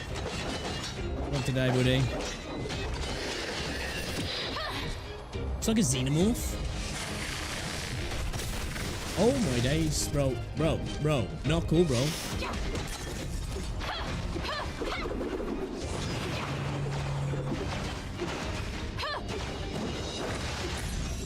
That was kind of cool.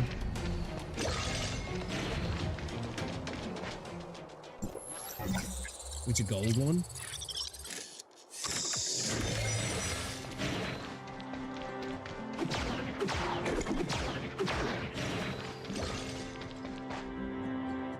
Oh wait, that... Oh, that's cool. Elephant Island?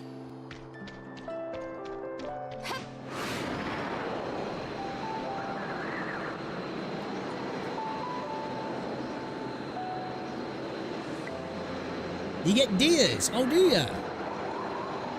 Yeah, you get anything like that. Foxes, badgers, and about 20 different cats a day. Because everybody in our street's got a cat.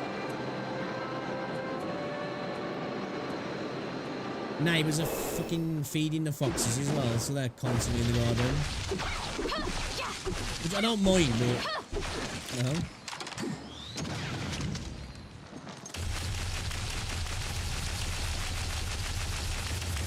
Wait, what? I just worry about him bringing mange in the garden. Getting my dog getting mange.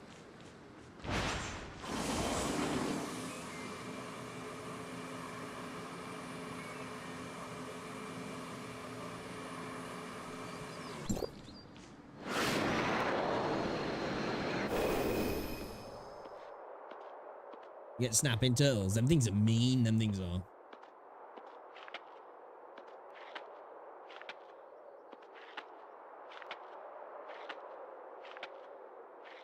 Imagine actually being able to traverse your open world without pain. It's nice, isn't it, that? Oh, yo. You know? Come on. Game's been out 4 years. Sort it out.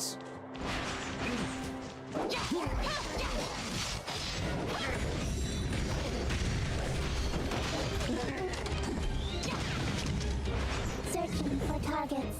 There are 2 bombs nearby. We may return after handling those.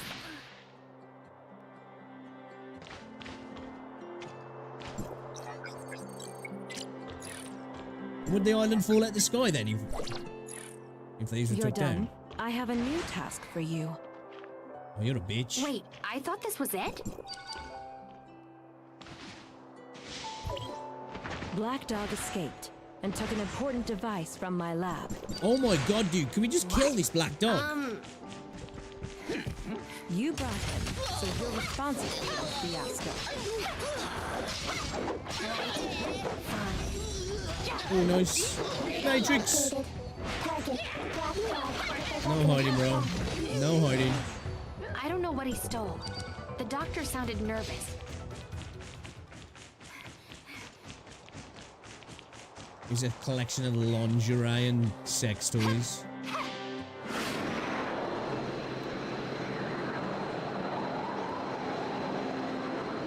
Yeah, it is pretty large, actually.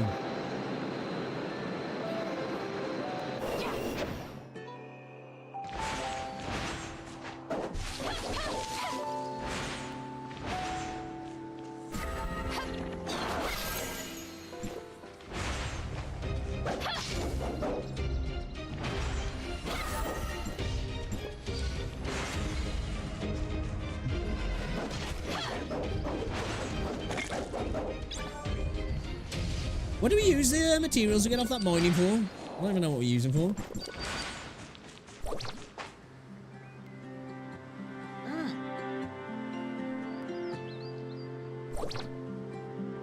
You know, this is my favourite area, the underwater area. The area is so gorgeous, I love it. Yeah, I can't wait to travel to the other areas. I just wanted to try to experience this area like everybody did when the game came out. Eat this! You're never going to get me! Ow.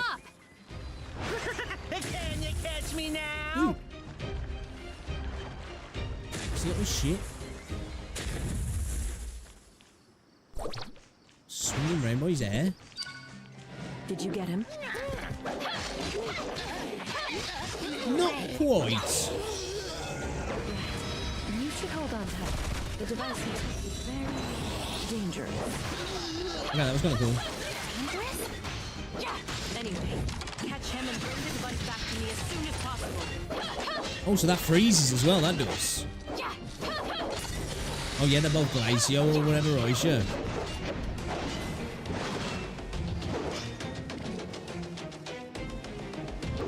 Okay. I don't think that was supposed to happen.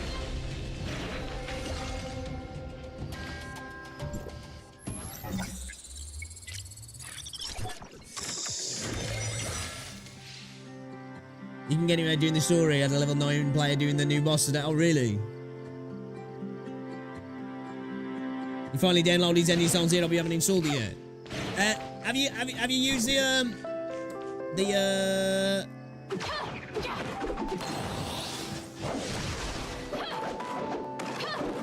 I don't want to get rid of that. Do you want it to burn that? The Hoyo launcher. The Hoyo launcher is good because you can get everything's all in one place. Like it's kind of cool.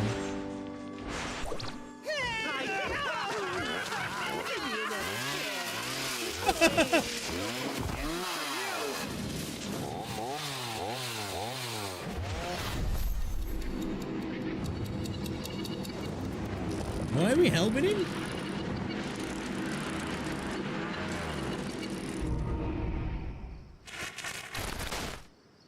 Okay, that's kind of a cool cutscene. Wait. Are you doing this? What the fuck? You should hold on tight. The device he took is very dangerous.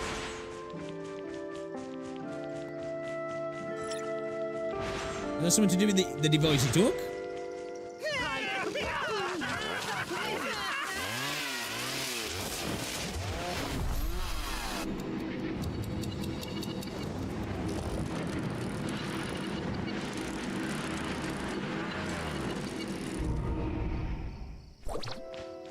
What? Right.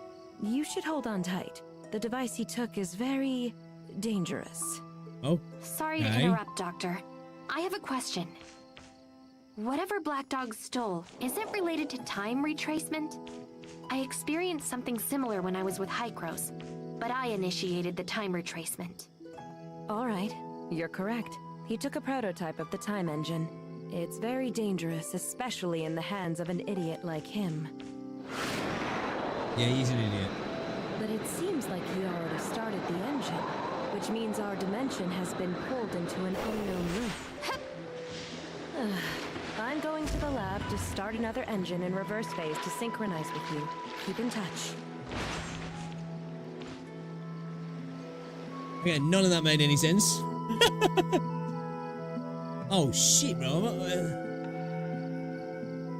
Am I supposed to go on with that? Is it just gonna happen again?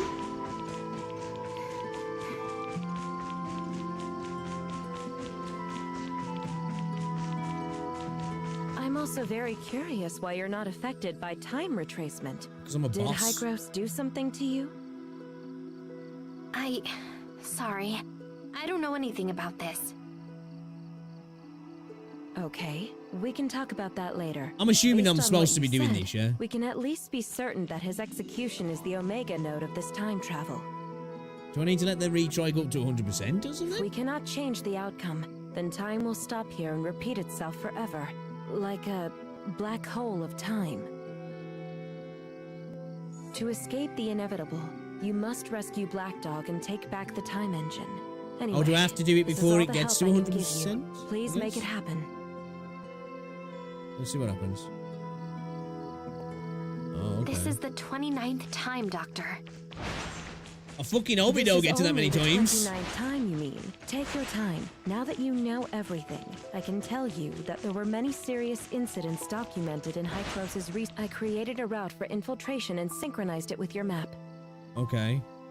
Follow the route to get behind them.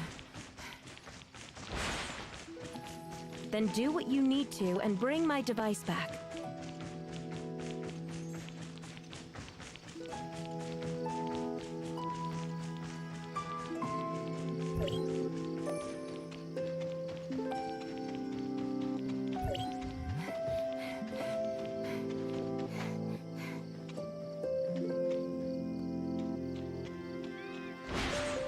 I'm dropping down on top of them then.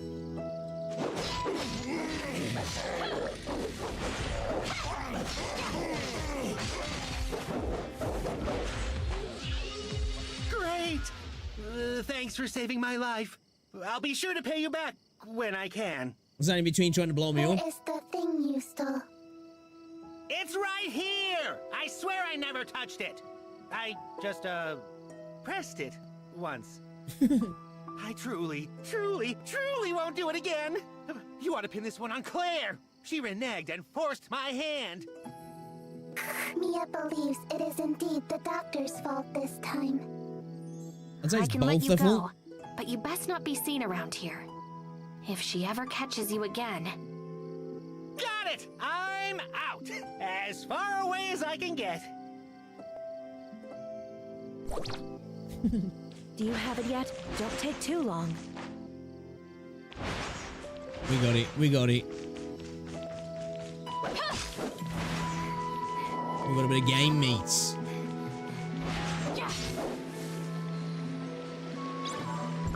We're going back then, yeah? Could we be hitting the tower, couldn't I? Where is the tower? Right. Where am I supposed to be going, actually?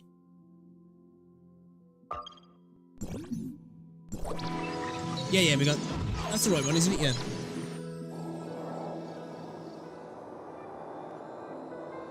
I don't know, day one player, I'm still confused with as fuck with the story and never skipped. It's part of the charm. Yeah, like, don't get me wrong, this game is kind of jank. And it's not got the polish of something like Wuthering Waves. But I agree, it kind of is charming. Okay, this music's kind of nice.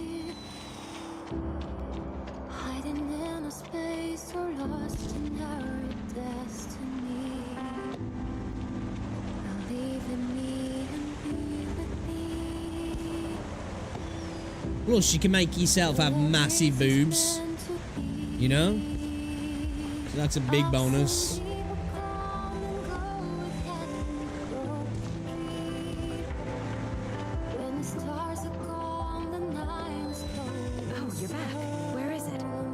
Okay, that music's kind of nice. So, how did the time retracement feel? If I couldn't save Black Dog, I don't know what car here you're all with the fucking fireworks. Not entirely true. This is only a scaled-down time engine to hone my techniques. It has a short range, so theoretically can't affect you if you're far enough away. Or you can do what I did: activate a reverse time engine, create your own dimension out of a time spiral. It's like a chrono chamber. Chrono Chamber. What exactly is that? Oh, didn't those High people tell you? You should really. So, I've got to speak up. There's fucking fireworks and music. Like flies after rotting flesh.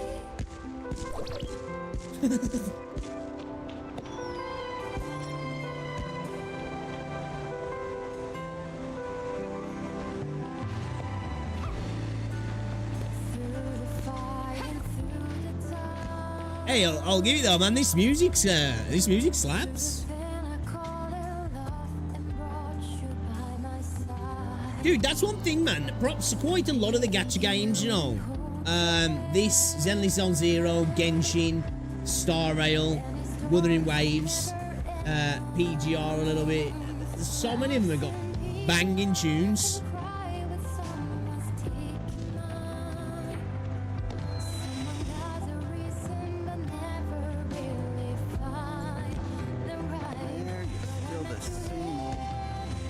Hey, isn't it bronze?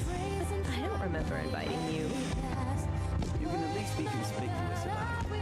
Sure, Elric acquiesced to your research, but that space-time fluctuation was too obvious to not see it. It's just a moment. I know my balance. Need to be getting right over here. There's nothing else. I need some rest now. It's highly dangerous, Claire. We're both survivors, and you know full well the consequences when it loses control. Consequences? They're like I'm in a club or a bar, man. Need to lean in, get right in somebody's ear to talk to him. Car here, yeah? Some things You are? meant to be. Let it go. I don't recall such eloquence from you back then, Director Franz. In comparison, I think I prefer your 50-year younger self. I didn't come to bicker, Claire. I know how you are. It's Hykros, and Elric wants to see you. See me? I've already drawn the line between myself and them. There's nothing left to say. Regardless, we've been searching for a solution to the problem. That They was are doing funny. the same. You shouldn't let past misunderstandings and differences get in the way. Misunderstandings? Difference of opinion? Is that their excuse for removing dissidents any way they could? I know they did you wrong, Claire, but the decision wasn't up to us at the time. Nice one. So all of you decide to play the innocent card after the big culprit is gone? I just don't want the misunderstanding to go on. 2 seconds. You know you and Loon were always the pride of Dr. Henry.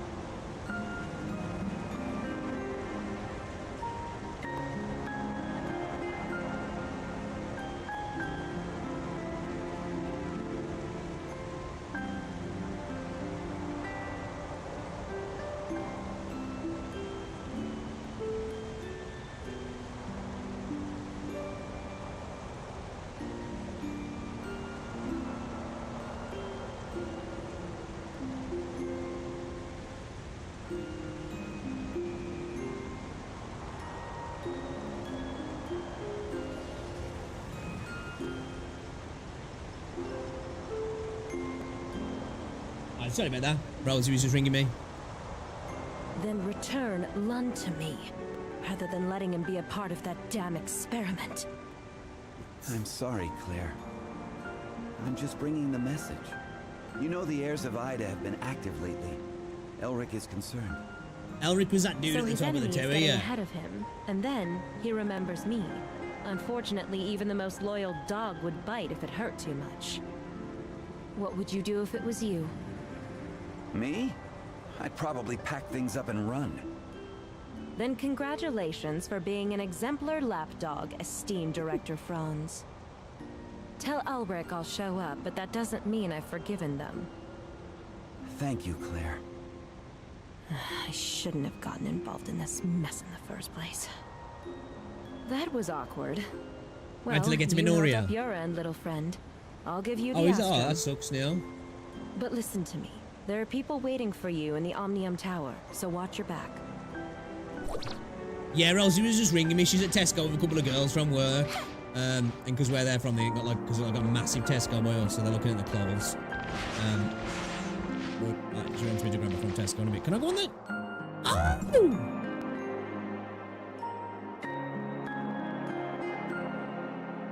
Come on!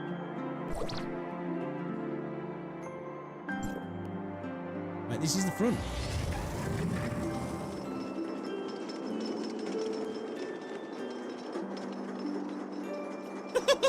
Well, was it theme park now? I can't remember which theme park game it was when you first could ride in the rides. As a little kid, I was like, oh, mind blown. Loved it.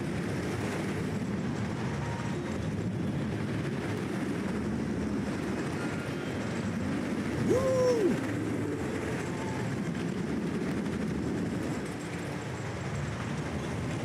Okay, this would be kind of cool if there was like loads of people here, you know?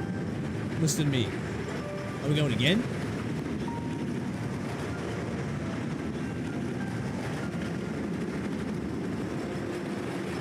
Can ride them all. Oh, really? That's cool.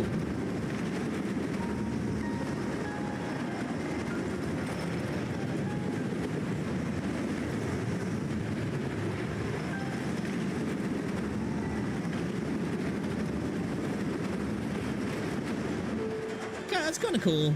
I know it's a silly little thing, but that's kind of cool, that is. Big fan, big fan.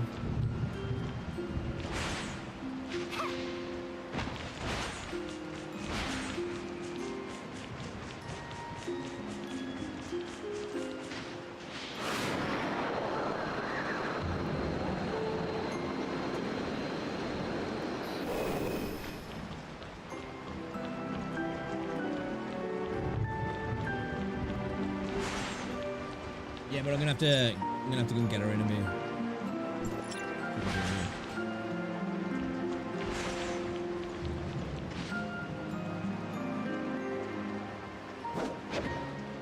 Oh shit!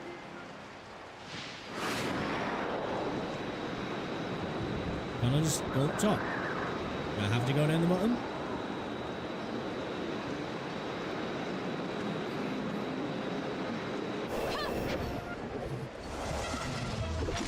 Who's that? Hey, I was at top. Holy shit, dude. Look at the size of that gun.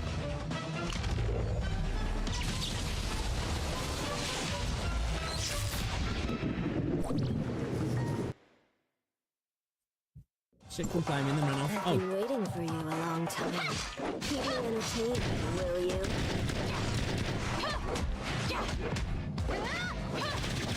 Interesting. Most interesting. The name Aegis. Fun for me?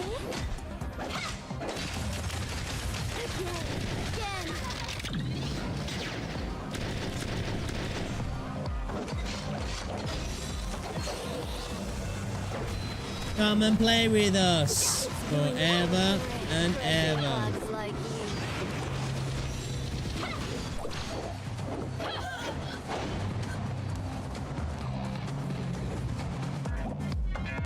Not so cocky now, are ya?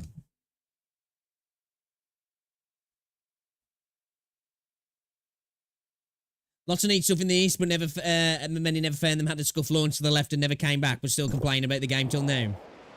Yeah, people tend to do that, don't they? That is one thing where, obviously, if the launch is scuffed, it's not great.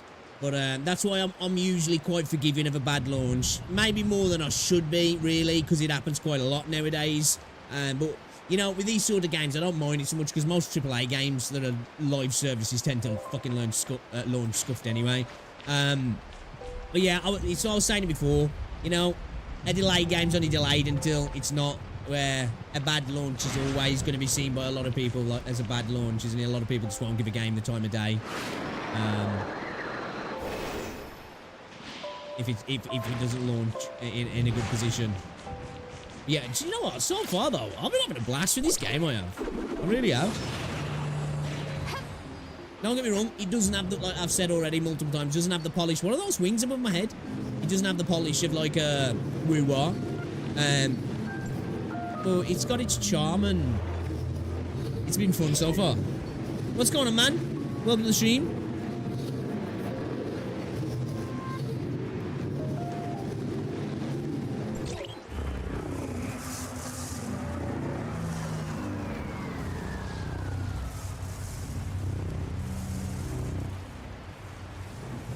Another one down. How many's left? 2. Yeah, there's some really cool little, and what I will say, from a gameplay aspect, this game's had more variety in mechanics than Genshin and Wuthering Waves. Successfully shut down the Omnium Tower in Navia. You may now return to Hykros.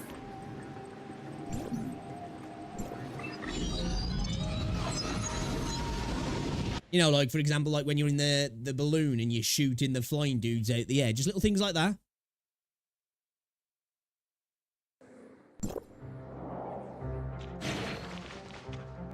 Dude looks kind of badass.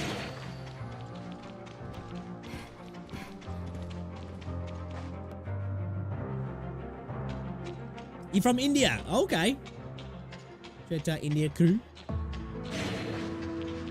It was a buggy mess at launch. I was going to say, I've heard a lot of people say that there's another person. Oh, it just kind of pulled his own. What titties in your face?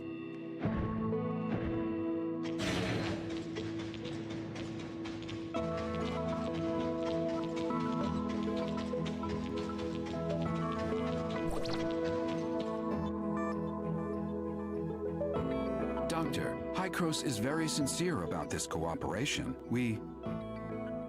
Archon Elric, I'm only here to see if you have anything to say to me about what you did in the past.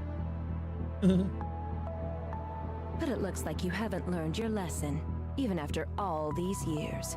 What a shame. Dude, she just puts everybody on blast, yeah.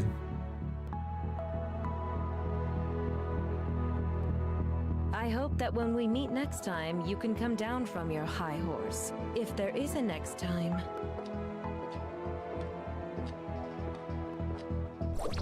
Just like, peace out, bitch.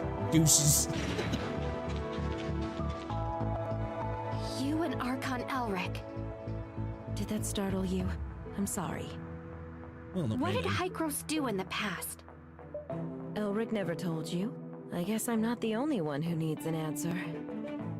Go ask him yourself. I just want to leave here. The sooner, the better. Archon Elric. The doctor is right. Hykros made a lot of bad decisions.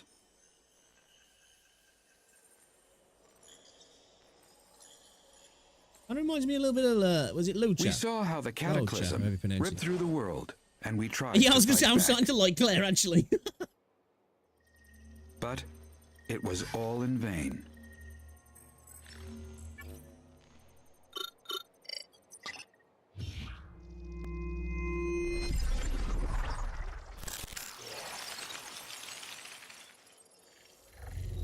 The ground underneath our feet is just a fleeting moment of what this world once was. Everything changed, however. we discovered Omnium, and we took advantage of it. We childishly thought we could control it.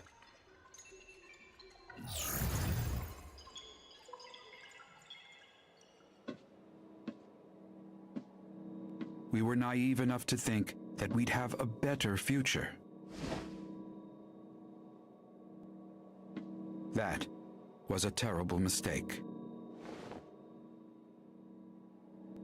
About 50 years ago, unknown aberrations started to spread on a very large scale. When we discovered that radiation from Omnium was the culprit, it was too late. Oh. To save it, we took a risk and did something even more forbidden. We tried to affect the space-time structure with Omnium so that it could wipe the timeline and go back in. Damn, these dudes were really fucking about with shit then, weren't they? We are abandoned by time.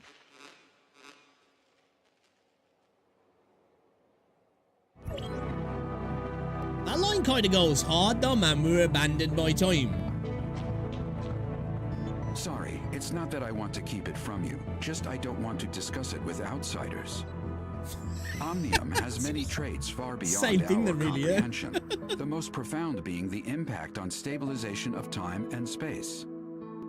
To put it in plain words, it's not that I want to keep it from you, but I kind of want to keep it from you, you know? You mean time retracement? That's just the most obvious aspect, involving dialing the present point on a timeline back to the past. If you could find a nexus on the current timeline, you can change events. I haven't played Blue Protocol yet. Timeline. That was a game I was really looking forward to, but it looks like mentioned this to me before. It might not never happen for the global release. She and her husband, Loon, were both senior researchers in Hycros once. They're expert in the field. And I was their project manager. We worked together for a long time. Back then, we all looked forward to the endless possibilities the discovery could bring. Everyone labored tirelessly to produce results. But we never once realized how our study could significantly affect the world. Disagreement started after the first successful regression. Archon Carl of District 9 pitched an extremely radical experiment. Carl wanted a volunteer from the team to join the experiment, but Dr. Henry rejected the proposal after evaluating the potential safety issues and risks. Okay. The project stagnated, and more happened after that. Anyway, Carl eventually convinced Dr. Henry. Also, they found Claire's husband, Lewin, without acknowledging her, and convinced him to volunteer himself for the experiment. And the experiment failed? That's right. The incident 50 years ago threw Loon into the turbulence of time. As for Claire, she chose to leave. Now I understand the doctor's attitude toward you. How old's Claire then? Is that because due to the time situation going on or something? Because he said we were abandoned by time. Are people not aging?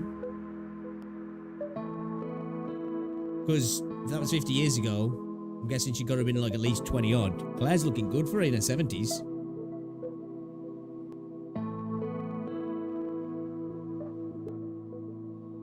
Since Hycros has the technology to travel back in time, why didn't they use it to repair the damage done by the second regression?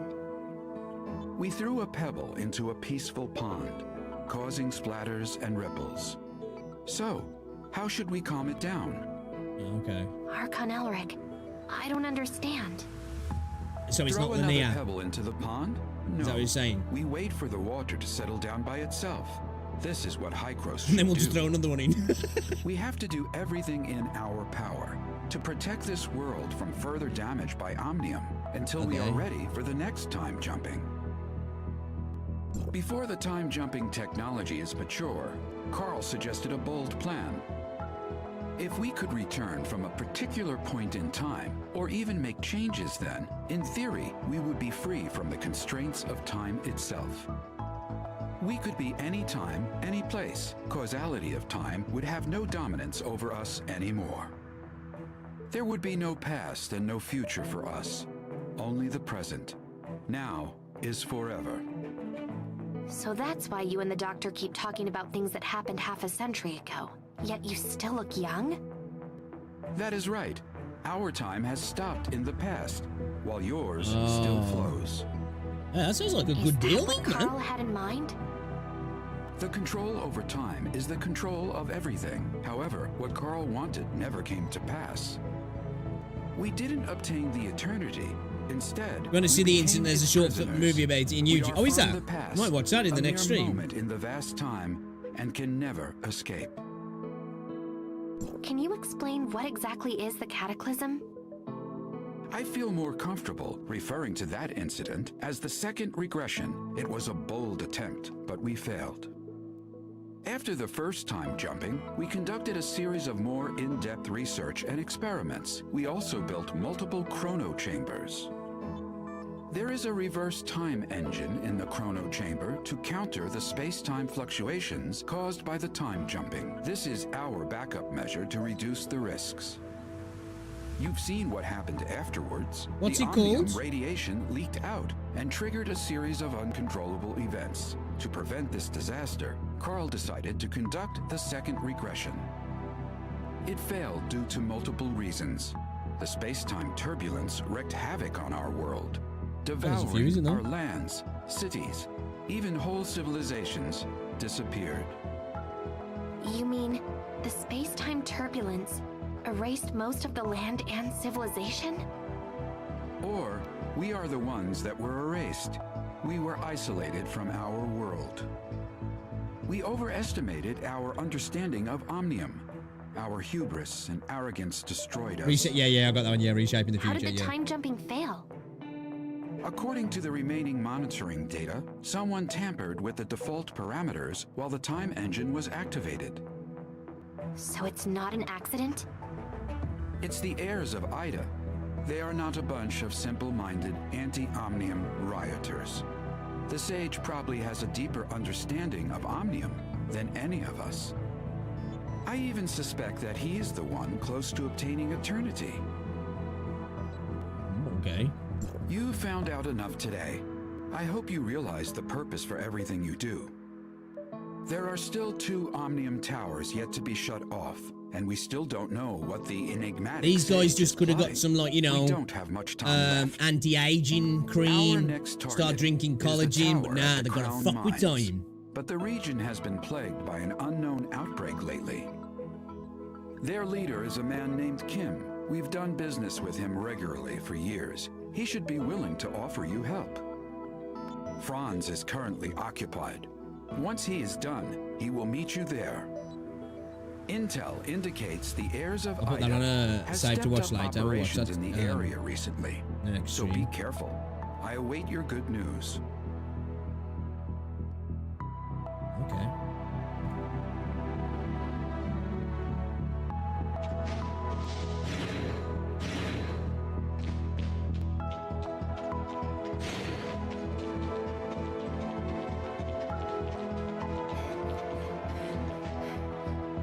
Oh, she looks badass.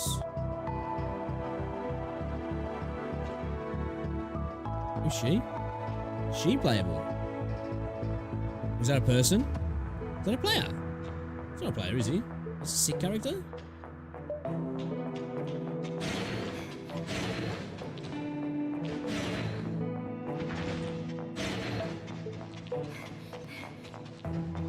Go to the Crane Mines. A mine?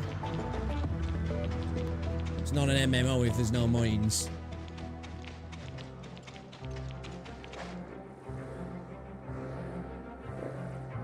Not the hair on that character.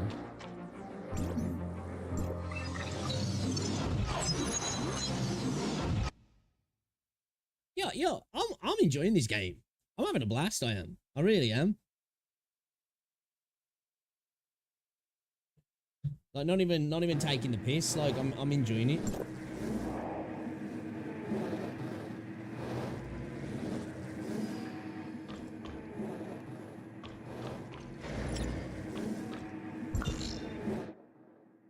Oh. Hold up, chat. I might have to get off now. I think Rosie's cool.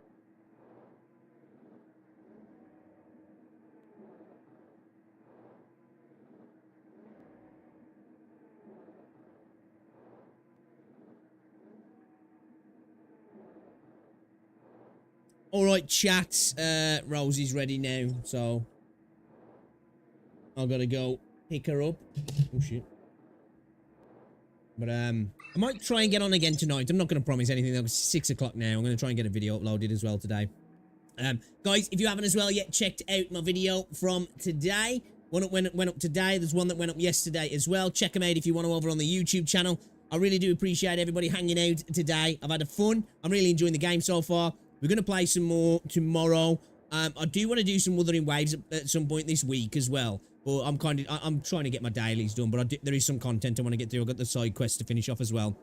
And start, like, you know, trying to do as much as we can. Because I need to get the podcast done. And I want to start stacking asteroids now. Because, obviously, we've got, like, what, just over a week for the new banner. So I want to try and start stacking up for that. So shout out to everybody coming through, guys. Thank you very much. What's going on, Sue? Shout out to everybody in the chat, guys. Appreciate ya. I will probably see you tomorrow. If I don't see you tomorrow, have an amazing day as well. Enjoy the rest of your evening. And I'll catch you all later, guys. All right, ta-ra.